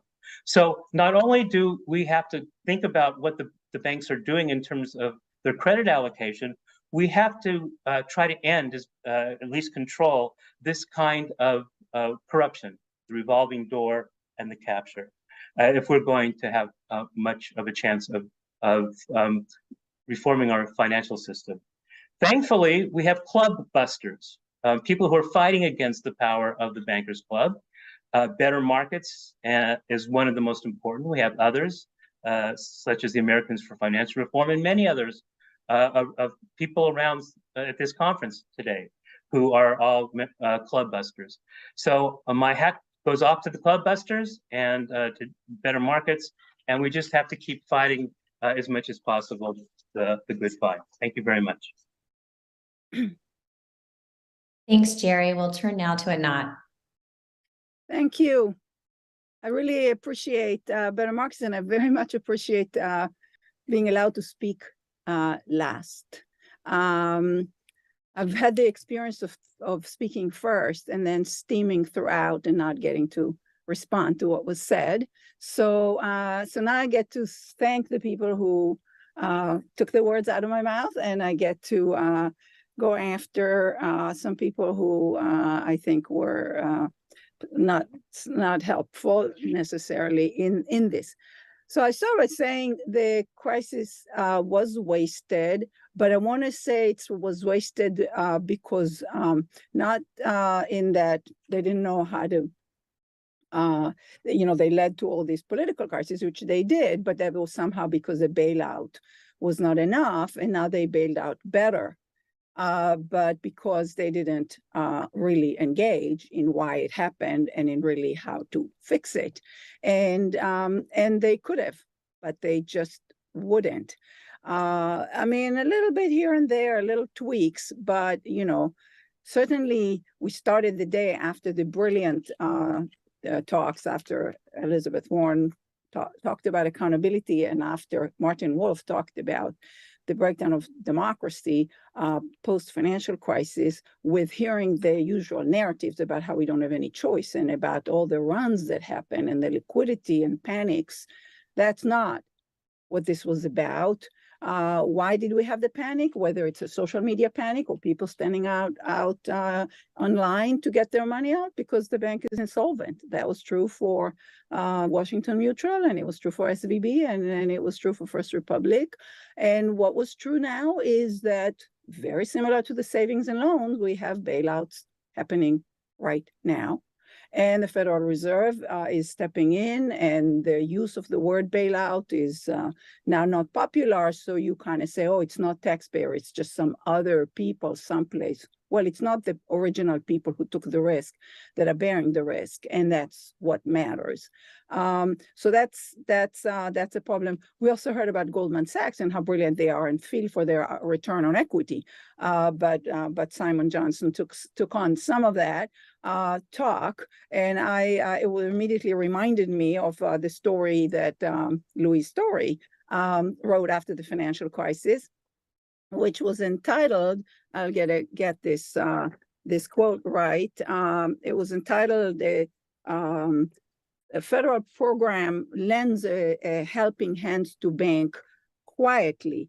And here it is. And it started the following way: eager to escape the long arm of the government, Goldman Sachs is preparing to return $10 billion in taxpayer funds as fast as the ink can dry on the check. This is precise quote. But the bank and a number of others is quietly holding on to other forms of public support that come with virtually no strings attached. And this was a program by the FDIC. Remember, Goldman Sachs doesn't even have deposits, but it became a bank holding company. And if it hates so much the regulation, maybe it could go back to being a partnership, and that might be better. But instead, it took a program from the FDIC that allowed it to behave just like Fannie and Freddie and to go raise money in debt markets with a guarantee of the FDIC, quietly, except for Louis' story. Thank you for that, Louis. So we every so often get a glimpse of just how much the industry is coddled. So if you call that free market capitalism, that's the wrong description. This is not capitalism. This is not market. If any word capitalism is attached to it, it's crony capitalism.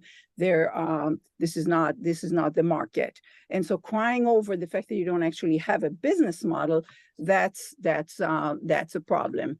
If you cannot really fund your investment with equity, what does that say about your business model? You need so much subsidies. So we have a very reckless system, and everything that's wrong with this system is due to too much debt and bad incentives and really bad regulations. And that's really a choice that we have, that we somehow got stuck in, having these messy regulations. So the central bank is there supposedly to provide liquidity support, but it's not supposed to bail out insolvent institutions, yet it's doing it right now, and it did it during COVID as well. So And the proposals to have debt, Tom Honig thankfully took care of that. That is really frustrating for those of us who have been arguing for equity. Instead, what we get right now is a massive, over 1,000 pages tweak of some risk weights. And that's all we're seeing, and that's what a lot of the battle is about. Jeremy Kress said, oh, they'll double the equity of something. Martin Wolf was brilliant as he wrote about Basel, that it was the lion that didn't roar back in 2010, in which he said tripling almost nothing doesn't give you a large number. So when you say that there's more, 16% more of virtually no equity to speak of and very poorly measured, it's almost like you say, oh, the speed limit was lowered from 98 to 94, and I'm not even measuring it correctly. So the First Republic Bank and SVB, they all had great capital ratios by these metrics. And throughout the crisis, all these problem banks look just perfectly fine if that's the radar you're looking at, and there's no crisis.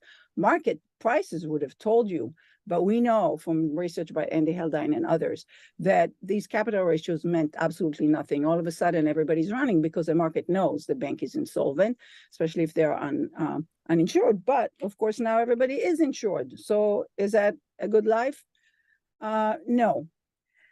So anyway, the politics of banking is what I discovered as I just stepped into this space from just my professor of finance, teaching corporate finance at Stanford Business School, and asking myself, what just happened here? I thought we had a wonderful system. I was telling my students, finance is a wonderful thing. And now what is going on?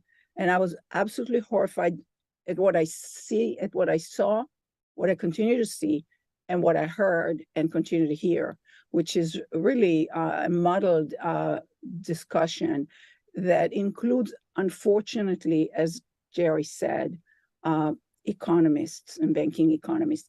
The book that was mentioned earlier by myself and Martin Hellwig is actually coming out together with, I understand, two others on this panel, Jerry's book, which I am just now beginning to read, and Louise's book, which I really look forward to. Our book has 200 pages of new material explaining ever more why the bailouts, how the bailouts happen and why the bailouts happen all the time, including, and we managed to scramble to include events through May 2023, including SVB, including Credit Suisse, which was our poster child for the current big zombie systemic bank. Now, I want to say one more thing about systemic institution. That word was thrown around a lot. We were debating, but whether it's about size or it's about something else.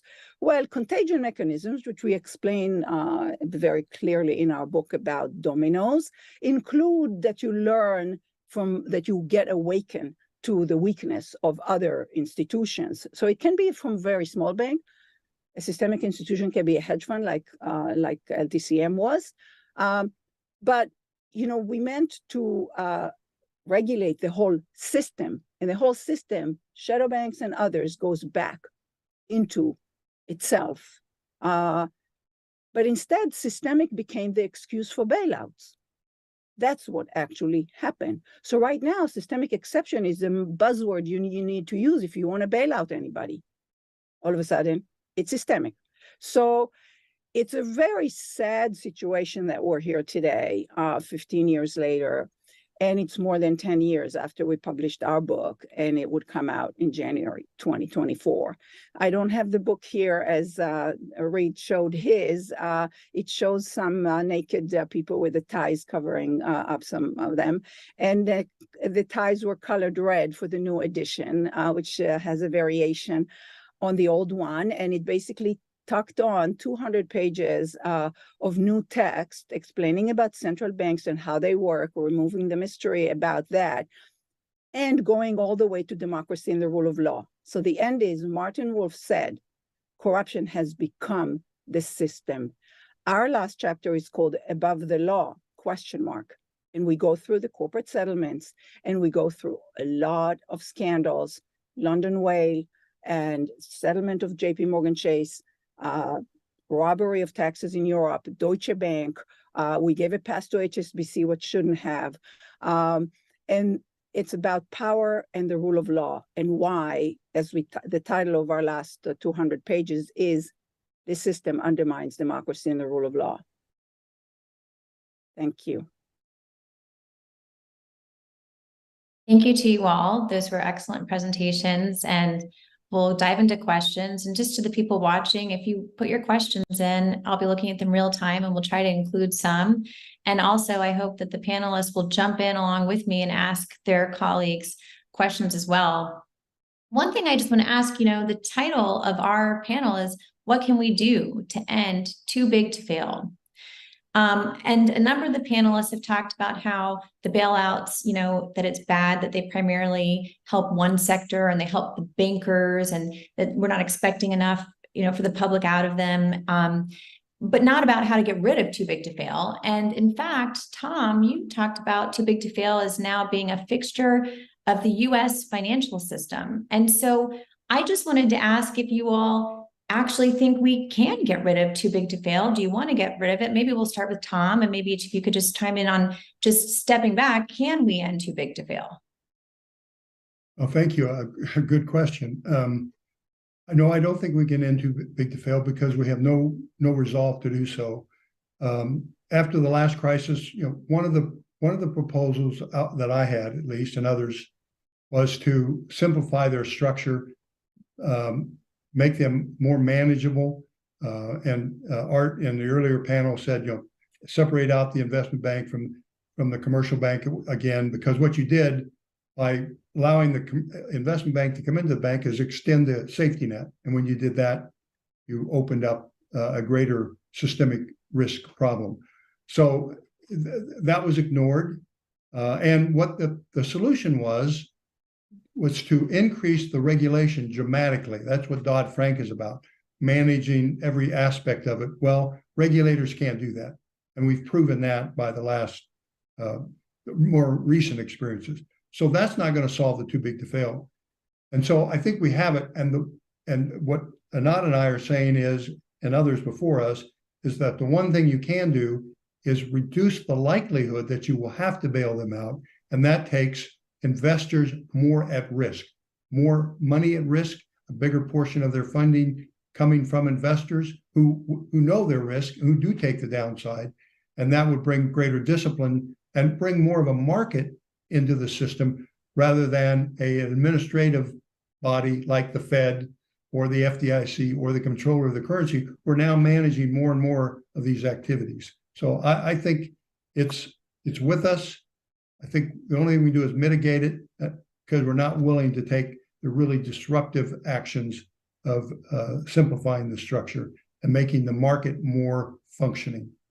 I want to come back to that capital point, Tom. I think it's an excellent point for you not to talk more about. But before we do, I just want to ask the rest of the panel, is there anyone who would make the case that we could and should end too big to fail, and how would we do that? I can chime in on something, and actually I want to go away from capital and talk about structural reform in the book. And it was mentioned earlier in an earlier panel that we actually argue that the system can become too big to save, that these amounts are serious, that some nations in Europe were unable to bail out their banks. And could it happen in the US? Well, I mean, the numbers are large. Let's just say, of the system as a whole. And if there's so many trillions and trillions of people expecting their money to be there, it could be cybersecurity, it could be something else, but we're in for a lot.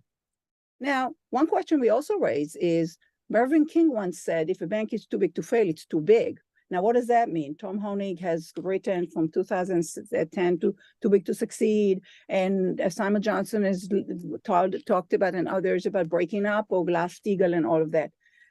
One question I want to ask here about this structural issue is, do we need global banks?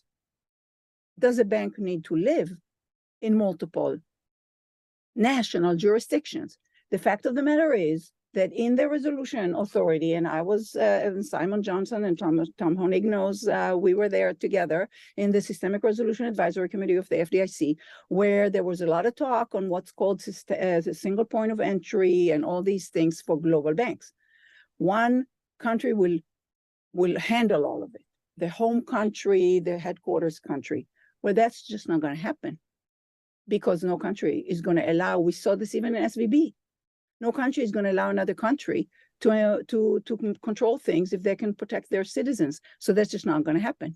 So we cannot resolve it. Now, this goes back, the global banking in the US anyway, goes back to a 1919 law called the EDGE Act. And, it's long forgotten, although Graham Steele currently at Treasury wrote about the EDGE Act, living on the edge.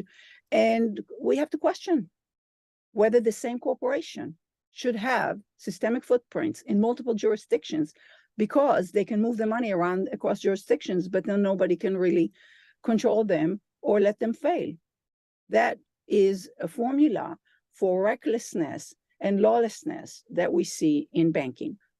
The other thing that we didn't touch after the financial crisis, and I also meant to say that, but it does need legislation, is to change the tax code, which is a complete shoot yourself in the foot encouragement for debt over equity in the tax code, which is a first order effect that I studied in my corporate finance research, published in top finance journals in 2018, that creates an addiction to debt. Once you have a lot of it, it's addictive.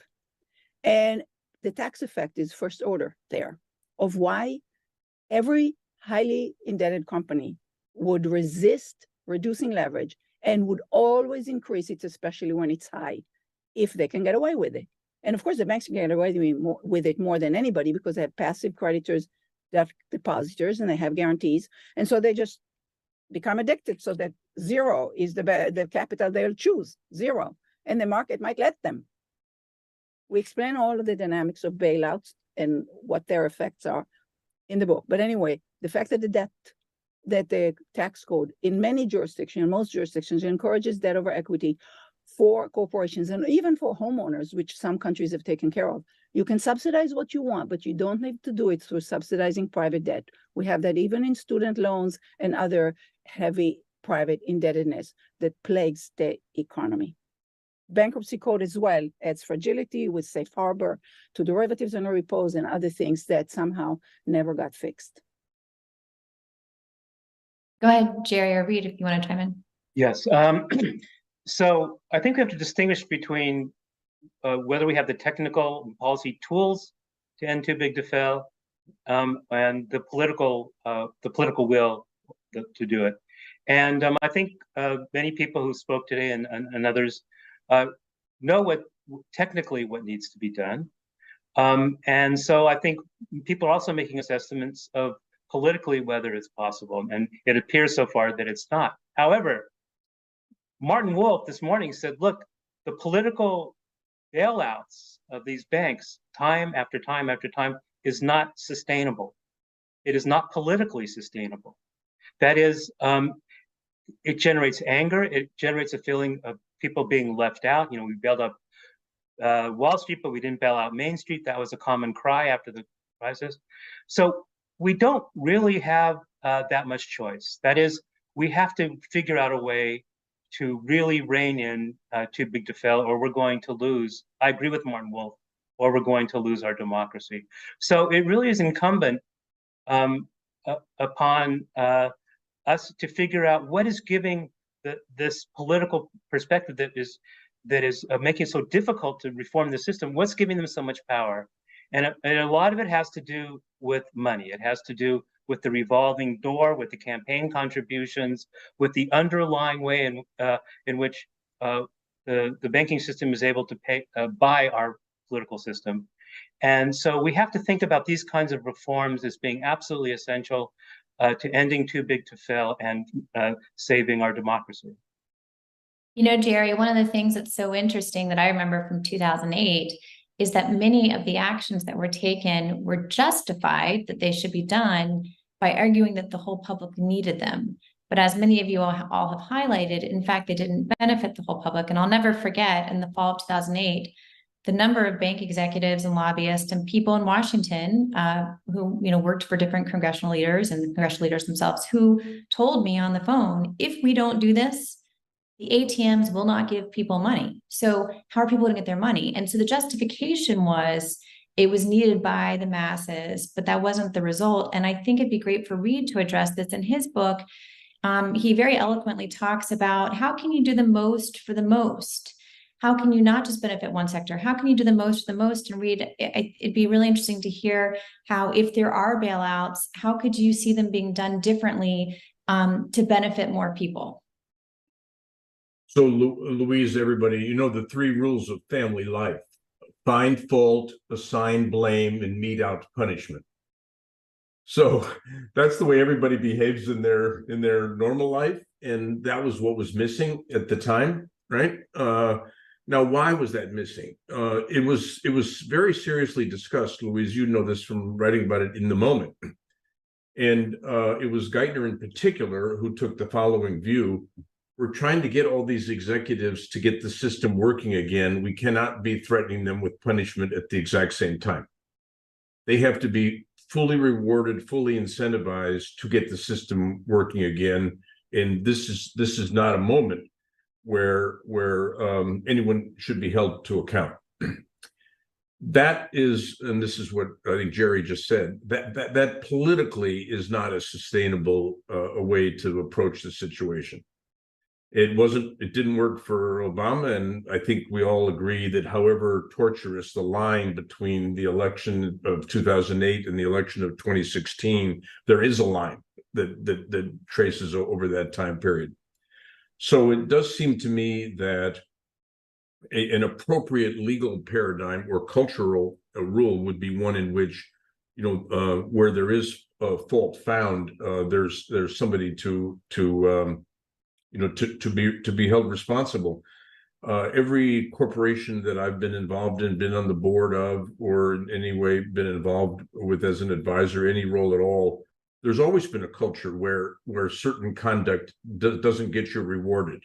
That's what really stands out about the financial bailout of 2008 and 9, which is the bailout was filled with rewards for the bailed out. Only the layman folks was it not really true, right? So that's thing number one. But then thing number two, just speaking about the world of practicality, there are certain systems in our economy that simply have to be maintained. And to round this off to really big truths, if we were China, you don't have to worry about bailing out the financial structure. They control the government controls the financial structure. It's part of the communist apparatus. And what we've seen in the last couple of years is that the Communist Party believes the same thing applies to their relationship to the technology industry as well, right? It's a control system. But in our system, we count on fractional banking to create credit, to create money, to decide who gets to run businesses and who doesn't.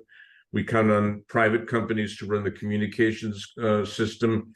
7 out of 8 watts in the energy economy are created and distributed by private companies. This is not a nationalized system, right? This is a privatized system. And so we cannot, with our system, have energy or communications or finance simply disappear. So if that's what we mean by bailout, there'll always be bailouts. These systems will always have to be maintained. I think that's not quite what we mean. I think what we really mean is accountability. Great points. And I think, Read, a number of things that you were just bringing up are related to points Jerry has made about public banks and about credit allocation. And, one of the things in the work I've been doing around the Black-White Wealth Gap for this book I have coming out, where we do cover the effects of the financial crisis on different racial groups in our book, is, a look at how private banks, have not always equitably treated credit. So, Jerry, I wonder if you could just explain for us a little bit more about, you talked about the federal savings account and the Postal Service Bank, but how would a public bank handle credit allocation and, keeping in mind that in the past federal government efforts like the New Deal, were not always equitable in how they allocated government benefits. So how would you address that now in an equitable way? That's a great question. And I'd also be interested to hear what you have to say about this, since I'm sure you've been thinking about this as well. What gives me hope is that a lot of the activists, the groups that are trying, excuse me, trying to create public banks are motivated by, among other things, to try to help close the racial wealth gap and to try to make sure that there's investment in job creation and in housing and in other needed activities in neighborhoods where these have been redlined out or historically have not happened. So so the motivation and the groups of people that are pushing for these things, I think, is one of the things that gives me some kind of hope. But the problem with these public bank initiatives is that it's really hard to get off the ground. And the way I think about it is that if we think about the kind of bailouts the Federal Reserve has given to the mega banks, but they've given absolutely no support, no creation, creation of infrastructure for these kinds of initiatives, it's really not a level playing field. Now, some Congress people put in legislation to create an infrastructure for public banks, like the ones I've just described, to give them access to the Federal Reserve discount window, to make it possible for them to raise capital in a like other banks can raise capital and so forth.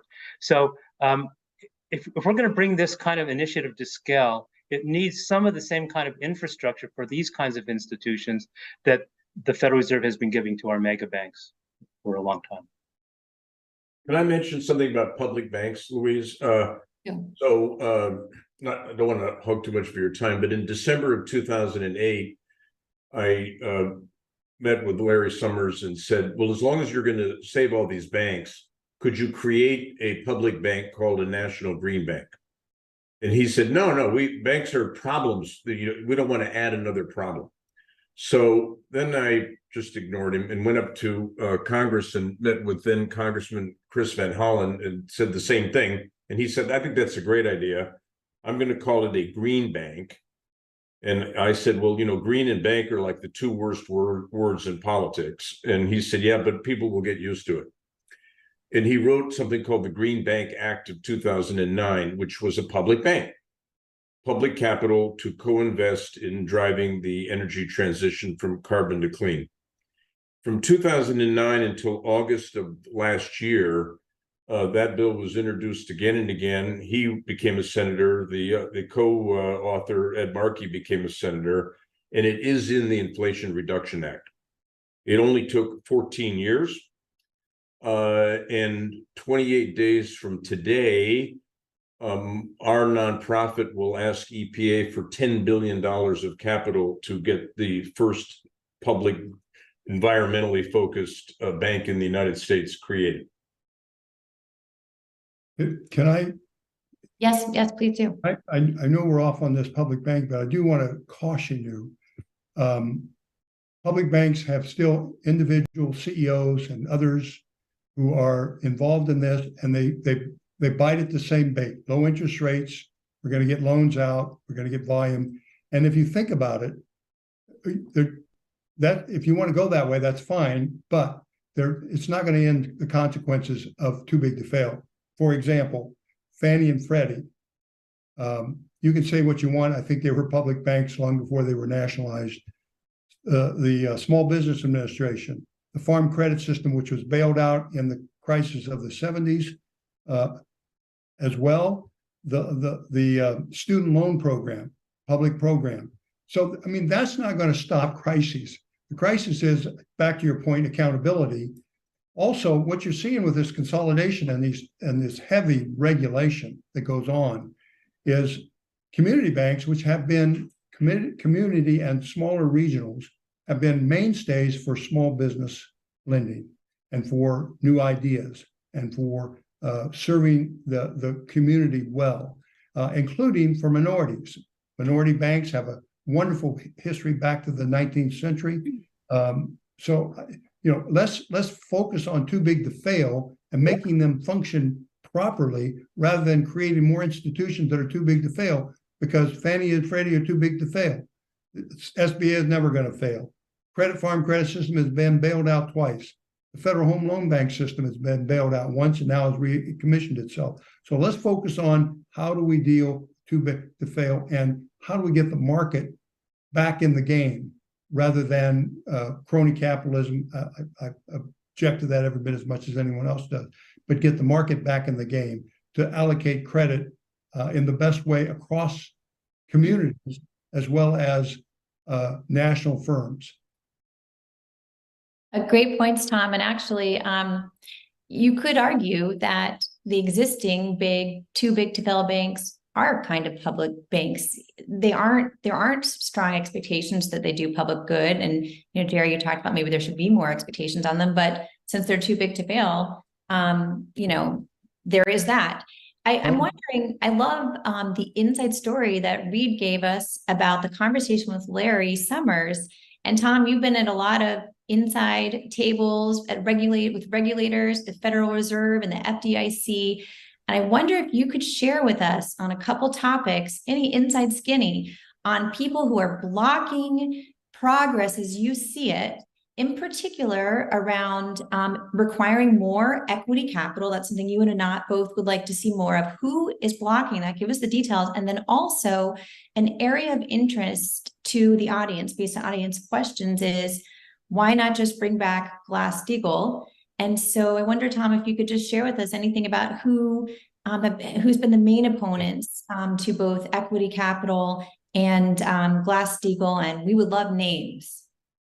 Well, first of all, the industry is, of course, but inside, one of the things I think about, for example, capital, I think there's a certain, I don't know what the right word is, I'm going to use the word arrogance within these bureaucracies like the Fed, the FDIC, where the technicians, the economists, the financial people who think they can model everything on earth. I mean, they can model your day for you and tell you exactly what you're going to do 5 years from now. They control the agenda. And I remember in the early days of the issues around risk-weighted capital, oh, no, here, we have the model here. This is how we're going to do it. And that's how we're going to allocate the risk on your assets. And you'd say, well, wait a minute, risk changes by the minute. How are you going to do? Oh, no, we have notice of proposal. We have this, but we have the right model. So I think there's a certain arrogance that keeps them tied to risk-weighted capital globally. Plus, the industry doesn't object to that. You know why? They can game it. They can game it in an instant. In fact, I was in a meeting in Europe with the European bank. He said, "Just give me what the rule is, so I can figure out how to get around it." That's all he cared about. And so that's number one. The incentives are such that I have a whole infrastructure around building risk-weighted capital models, and I hate to see the layoff numbers if you abandon that. So that's part of it. On Glass-Steagall, again, I was not inside the Obama administration. I was a Fed, but when I brought it up, it was you can't do it. The government's too dependent on these large banks for primary dealers. They help issue the debt. They have to be big. You have to have scale. And so I think there's this inside the government, this resistance to saying, well, wait a minute, maybe we can do it. Maybe we can simplify the systems more. It doesn't serve their agenda, and it certainly doesn't serve the too big to fail banks agenda. And when you're in those debates, if you're in the minority, you are definitely in the minority. You are listened to politely and then ignored. So that's something you just can't get around. Thank you. Anat, I wonder if you could expand on, both you and Tom have talked about the need for more equity capital. And of course, a lot of people this year have been watching closely what's happened with the regional banks and SVB. And I wonder if you could expand how having higher equity capital rules might have changed what occurred there. Well, the issue is partly how you measure it. So you got to start with that. I mean, the case of SVB and continuing to today, if the banks have assets whose values goes down, but they claim that they hold it to maturity, like a bond, then we don't recognize the losses, even now. But they matter, because even if you say you can hold something to maturity, you may not be able to, because the depositors are asking for higher interest and your assets are not worth as much. So you become insolvent. So you have to sell or go under. So obviously, had SVB had 20% equity, like we recommend between 20 and 30, which was before we even had such a complicated system, was common in banking, even 50% back when there were partnerships with unlimited liability. Somehow these numbers are crazy. And yes, they ignore you so much that right now, as we speak, the banks are lobbying against a little increase they claim in these Basel rules. And the Fed is not citing good academic research for why this is not costly for society at all. It's the biggest bargain. You can have the cake and eat it too. You don't have to give up anything. In fact, as Tom noted and others, it's the risk weights that are distorting. It's the government and the banks that are in symbiotic relationship. It's the government that always wants to give itself a low risk weight so that the bank always hold its bonds. So it doesn't lend to businesses who need it where we need the banks the most. Instead, it just became this crazy game in which nobody can fail. The system itself is incredibly bloated, and we just seem to accept that there's no political will to change it. It's just, again, very sad. We finished our book back in 2012 when we finished writing it, saying we can have a better system. What's missing is political will. And that was back then. Certainly, we didn't find the political will since then. And we have become ever more concerned with what all of this means for democracy. So right now, we're concerned with political discourse. We're concerned with the breakdown of democracy, like Martin Wolf said. And we end the book this time by talking about being able to give more power to truth. And truth seems very elusive these days. We're living a post-fact world in which we can't even agree on basic stuff. So we got a long way to climb to begin to diagnose what we need to do and actually do it. And I think Tom wants to jump in. Go ahead, Tom. Can I ask make one point? This is a counterfactual, but take, for example, Silicon Valley. Silicon Valley grew in 1 year by 60%, in another year by another 30%. It grew. If they had a leverage capital requirement, equity capital that they had to have investors fund of 15%, then the investors would have said, wait a minute, this thing is growing. We need all that. Their capital calls would be enormous. And the investors would have said, wait a minute, I want to see what the risk is of this. And they probably would have grown much more slowly if they had to raise real equity, not debt. And we would have slowed that hyper increase. I think that's something we shouldn't forget as we go forward from here. And you're right, Anat, because you are allowing them to keep losses off the book on hold to maturity.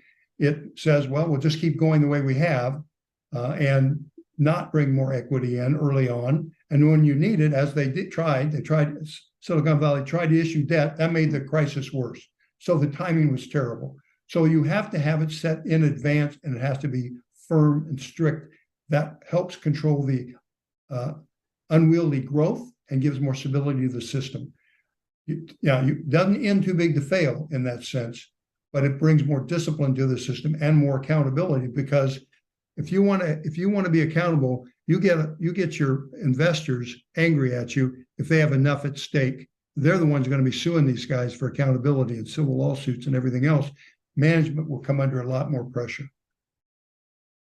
Jerry, go ahead, and then we'll go ahead. I just add a little something to this. But the problem is, some people mentioned earlier, in terms of these kinds of rules and how to enforce them, supervision is crucial. And what happened at the Federal Reserve Bank of San Francisco really reminds me of what happened with Carmen Segarra, I don't know, Louise, if you followed that story, Mhm. and the New York Fed, where in response to this report by Columbia professor Beam, so we need to think outside the box. We have to put people supervising in these banks who will stand up to them and call out if there's a problem. So, you know, she tried to do that and she was fired. And partly it's because of this cultural capture, but a lot of it, again, is the revolving door, that a lot of other supervisors sitting around that desk were hoping that they were going to get a job with Goldman Sachs when all this was over. So in order to enforce any kinds of these regulations, yes, there might be some private enforcement and so forth. We really have to do something about the revolving door and about the capture. We can't avoid that. And Jerry, just real quick on that, before I go to kind of a wrap up question, that is something the audience has asked about. They've asked, how would we get rid of the revolving door? I mean, do you have a plan to get rid of it, or does anyone? Well, I think it can just be a regulatory decision. The Federal Reserve can set up its own rules and say, we're not going to allow this kind of employment behavior again. They already have some rules, you know, that you have to have a year, you have to wait a year before you have certain kinds of jobs and so forth. I think they have to make it longer and clearer. I think each of these regulatory agencies, Tom could speak to this, whether this is correct or not, can establish pretty much their own rules about this. I would caution you on one thing. I agree. There's cooling off periods afterwards, and that's fine. However, most of the highest levels in these regulatory agencies come from industry. They're not going to industry, they come. So you'd have to block them from coming to the industry, and then they're going to argue, but they're the most knowledgeable. They're the ones, people that know best, and so forth. So it's a very legitimate point. I understand the revolving door. So what you have to do is you have to make the regulatory industry its own industry. And that's good luck on that one too, because I came up inside the Fed. I know what was there. I didn't come from outside the industry, but I'm an exception. I'm an exception. Well, can I just add a couple? So, you probably know that Paul Volcker and I think it was Sheila Baird tried to create this initiative to train financial regulators. I don't know if that's still going on, but it doesn't really make it an industry, but it creates experts in the public interest. But remember, Who picks? Congress picks, the Senate picks, the president picks, and they always pick who? Someone they know, someone from the industry, someone that someone says is good. Yeah, well, we know that there are many people at this conference who were put up and weren't chosen. So Salam Omarova was blocked, and she knows as much as anybody. She had jobs in the industry too, and so there was an ideological test that she had to go over, and it wasn't lack of expertise. It wasn't because she wasn't from the industry. So yes, it's a political struggle. There's no clear mechanistic rule that can solve this problem, but we can try. And of course, it's very difficult to get inside people's heads and know their intentions and taking any job. But, if someone's from industry, they could do a phenomenal job in the public interest, or if they're not, you have examples on all different biographies doing great and disappointing work in government. But I think the key may be just coming back to the point of, who are you serving? Are you serving the public? Are you serving one sector? And, keeping that at the forefront. As we're wrapping up, I'd love to ask you all one more question. I hope you can all address, since 2008, it's been 15 years, and, I covered it in real time. And then frankly, until a couple of years ago, I hadn't been as focused on it. I was doing other things. And as I've been doing this book on the Black-White Wealth Gap, I've realized that, in fact, there's new aspects of the financial crisis I didn't focus on as heavily. And I can see with the distance of 15 years that the financial crisis and the responses to it had very big differences in effects for people by race. And so that's been a new thing that I've probed and come to understand better only recently. And I would love to hear from each of you. You all knew a lot about what to do and what you thought back in 08, 09, 10, and 11. But what do you know now in 2023 with 15 years of distance that you didn't know then?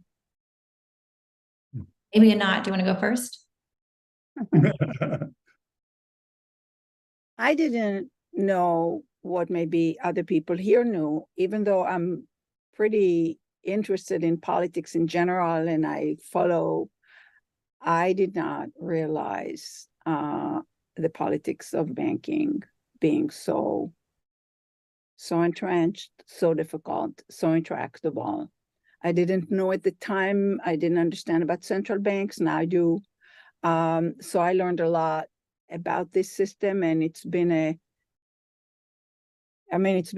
traumatic experience, I have to say, personally, just because of how intractable and political it is. I can offer the following. I've always had a great respect for human nature and what incents people, but in not just the last crisis, but from the crisis of the 70s and 80s through the great financial crisis to now, I found that there is a pattern of interaction of, should I say, interrelated policy mistakes. The crisis of the 70s that led to the 80s and the Volcker period was a period of very low interest rates and high fiscal spending that then became incented the banks to lend on collateral, lend more freely because interest rates were low, and you went forward from there until you had inflation. And then you had to raise interest rates, and we have a crisis. And then we react to the crisis because that's all we can do. And then that was the 80s. And then we come to the great financial crisis. Interest rates went to 1%. People were using their homes as ATMs because they were incented to do that. It was cheap to borrow and spend. And we did it. And we went forward from that.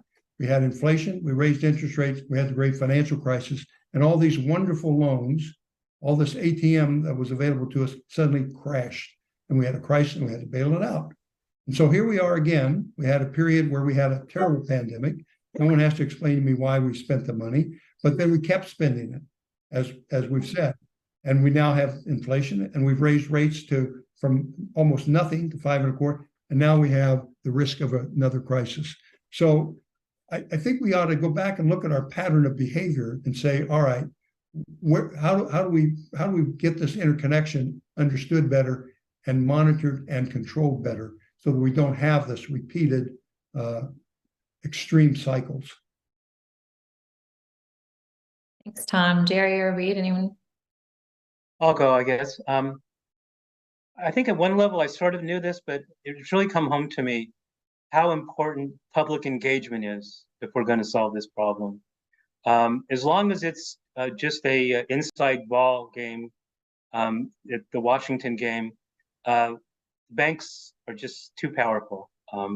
But if we can really involve the public and be part of a group that helps to educate the public on these issues in any way that we can, and explain and try to get them to see how important it is for democracy and other things they care about, like climate change, for example, we might have more of a fighting chance to make a difference. So I think that's why many of us wrote books to try to reach out to the public, but there are many other ways to engage. So that's, I think, become more important to me as time has gone on.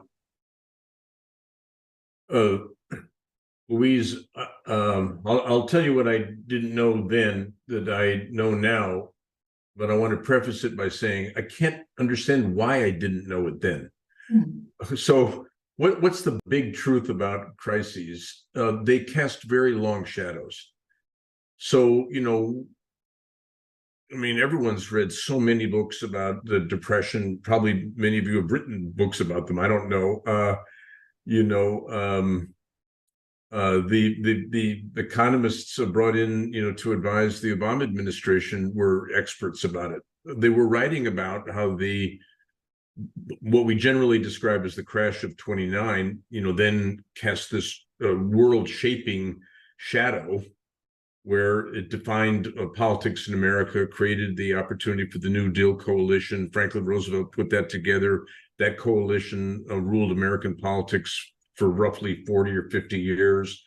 That crisis in Europe, of course, led to the rise of fascism. Then we have World War II, all from the financial crisis, right? Now you could get into it more. You could talk about, well, it wasn't only a financial crisis, but it was a moment that cast a world circling in incredibly dark shadow. Other crises, come to mind. But then in 2008 and 9, what I remember very vividly is that everybody involved thought that what was happening could not conceivably have been happening. It had been ruled out. The system that was put in place in response to 1929 now was working so wonderfully well that it was impossible to have a financial crisis, and yet there it was, right in front of everybody. And so right in the transition team, and I remember this extremely well, there was hardly anyone who even knew what fractional banking was, and you couldn't find two people on the decision-making floor who knew what a credit default swap was.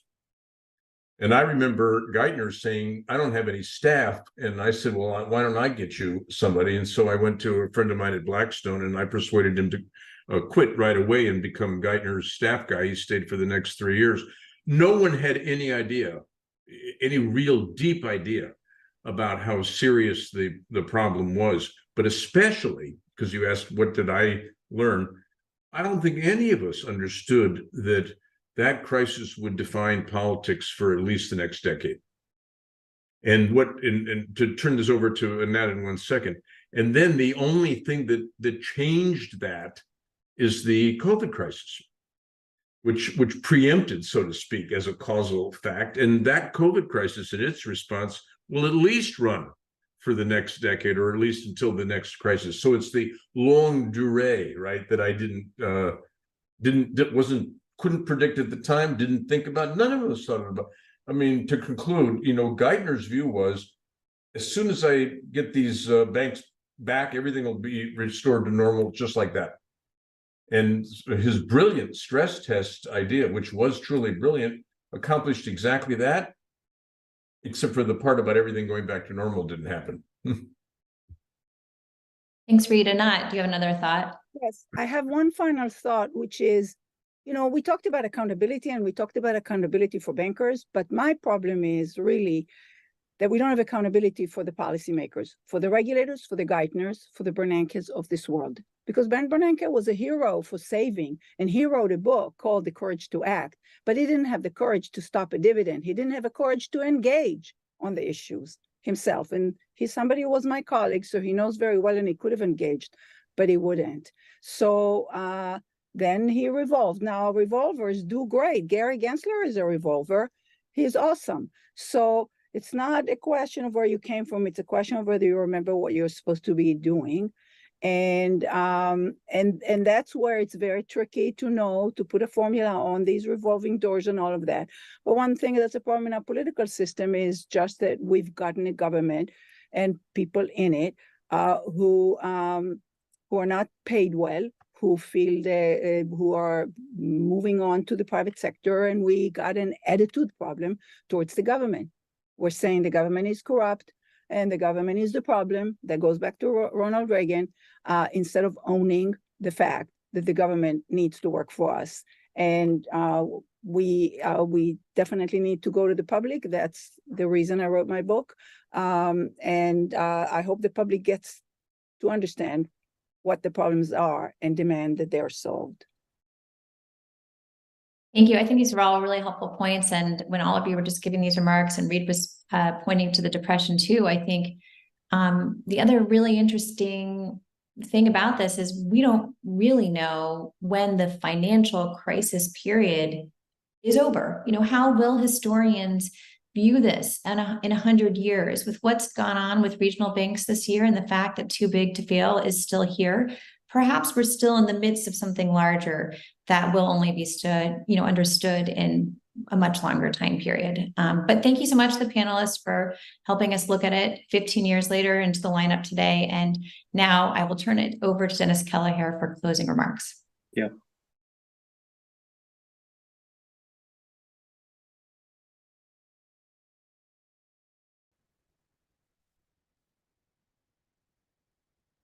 Thanks to everyone on our final panel. I have to tell you, what a great discussion. At each one of these panels, I've learned something. I mean, I've been in this pretty deep for 15 years. At the time of the crash 15 years ago, I was a senior staffer in the United States Senate, and have lived through that, lived through Dodd-Frank, and founded Better Markets in 2010, and have been doing that for 13 years. And still, I can't tell you the number of things I learned today. So what a great discussion. At the beginning of the conference earlier today, I said that our goal was for an interesting and thought-provoking presentations and discussions. And well, agree or disagree with what everyone said, and no one agrees with everything that was said, we clearly achieved those goals. It was certainly thought-provoking. You really can't overstate how lucky we are that we got to hear from so many brilliant people today.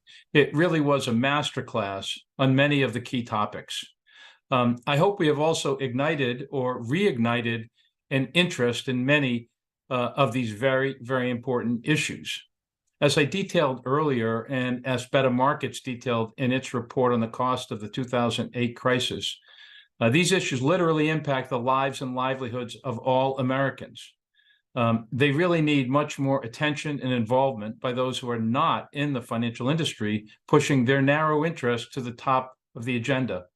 As Martin Wolf said, and has written so well in his book, The Crisis of Democratic Capitalism, the stakes really could not be higher, and we need engaged citizens acting as citizens. The public interest will only have a fighting chance if we fight for it. And as many people as possible need to join that fight, as Jerry Epstein just alluded to. Yes, it can be confusing, complex, and intimidating, all wrapped in spin, as Jennifer Taub referenced earlier, although I'd call it propaganda. But remember, those are weapons that the financial industry creates and uses to keep citizens out of the decision-making and regulatory processes so that they can increase their profits at your expense. Don't let them win by default. Get informed and get involved. That's what Jerry Epstein's point was, and several others have made this point today as well. One way to start to do that is to get more informed on what the industry and the regulators are up to and what's going on in Washington. There aren't a lot of good or easy ways to do that, but you can start by signing up for the Better Markets newsletter on our homepage. We try and hit the highlights, and we try and do it in English. Another way is to go to the web page dedicated to this conference on our website, www.bettermarkets.org, where you will find references and links to lots of additional materials on the topics discussed today, including all the books, which you should definitely read. By the way, that's the books right there. Those are the books of the authors of the books who spoke today. They really are accessible and interesting. Now, of course, you can, as Frank Portnoy suggested on our first panel, read the bank's 10K corporate filings with the SEC. But that's really diving in the deep end. And it may be better to wade in first with our newsletter and the reference materials on our website before you start doing that. Also, we will be posting a video of the conference in the coming days. So if you missed some of it or you want to revisit some of it, you'll be able to do that on our website. We'll have it on the website. We'll put it out on social media. Now, let me close by saying thanks to all of you for joining us today and to all of our participants, including Senator Elizabeth Warren, SEC Chair Gensler, CFPB Director Chopra, our moderators, who frankly did a fantastic job asking questions and getting answers that, I wouldn't have thought of if I was sitting around for, a day and a half. Louise Story's last question really was provocative, and I think got some answers that people really didn't think about until they had them.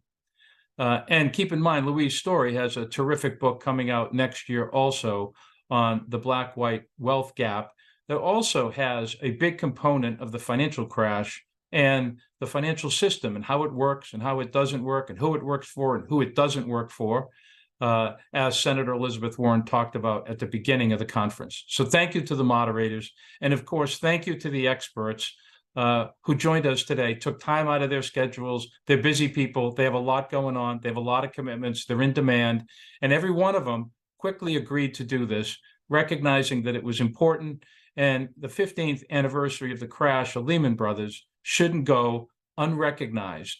Not to celebrate it, certainly, but to commemorate it, to use it, as CFP Director Rohit Chopra said, as an occasion to reflect on what happened since, where we are now, and the unfinished agenda. So we thank all of them for their contributions and unique insights. Let me also thank the team here at Better Markets, and not just for all their work in making the conference possible, but also for their hard work and dedication day in and day out, serving the public and fighting the powerful. It's not an easy job. It's a thankless job often, and it's often done in obscurity, without a lot of attention and very few compliments. And every day in and day out, that's what they're doing. Their focus and motivation for years have been to make the concerns of Main Street Americans the priorities of Washington's policymakers and regulators. It's a privilege to work with them and watch them serve the American people. With that, to all of you who joined us today, stay informed, stay engaged, and be active citizens. Thank you very much.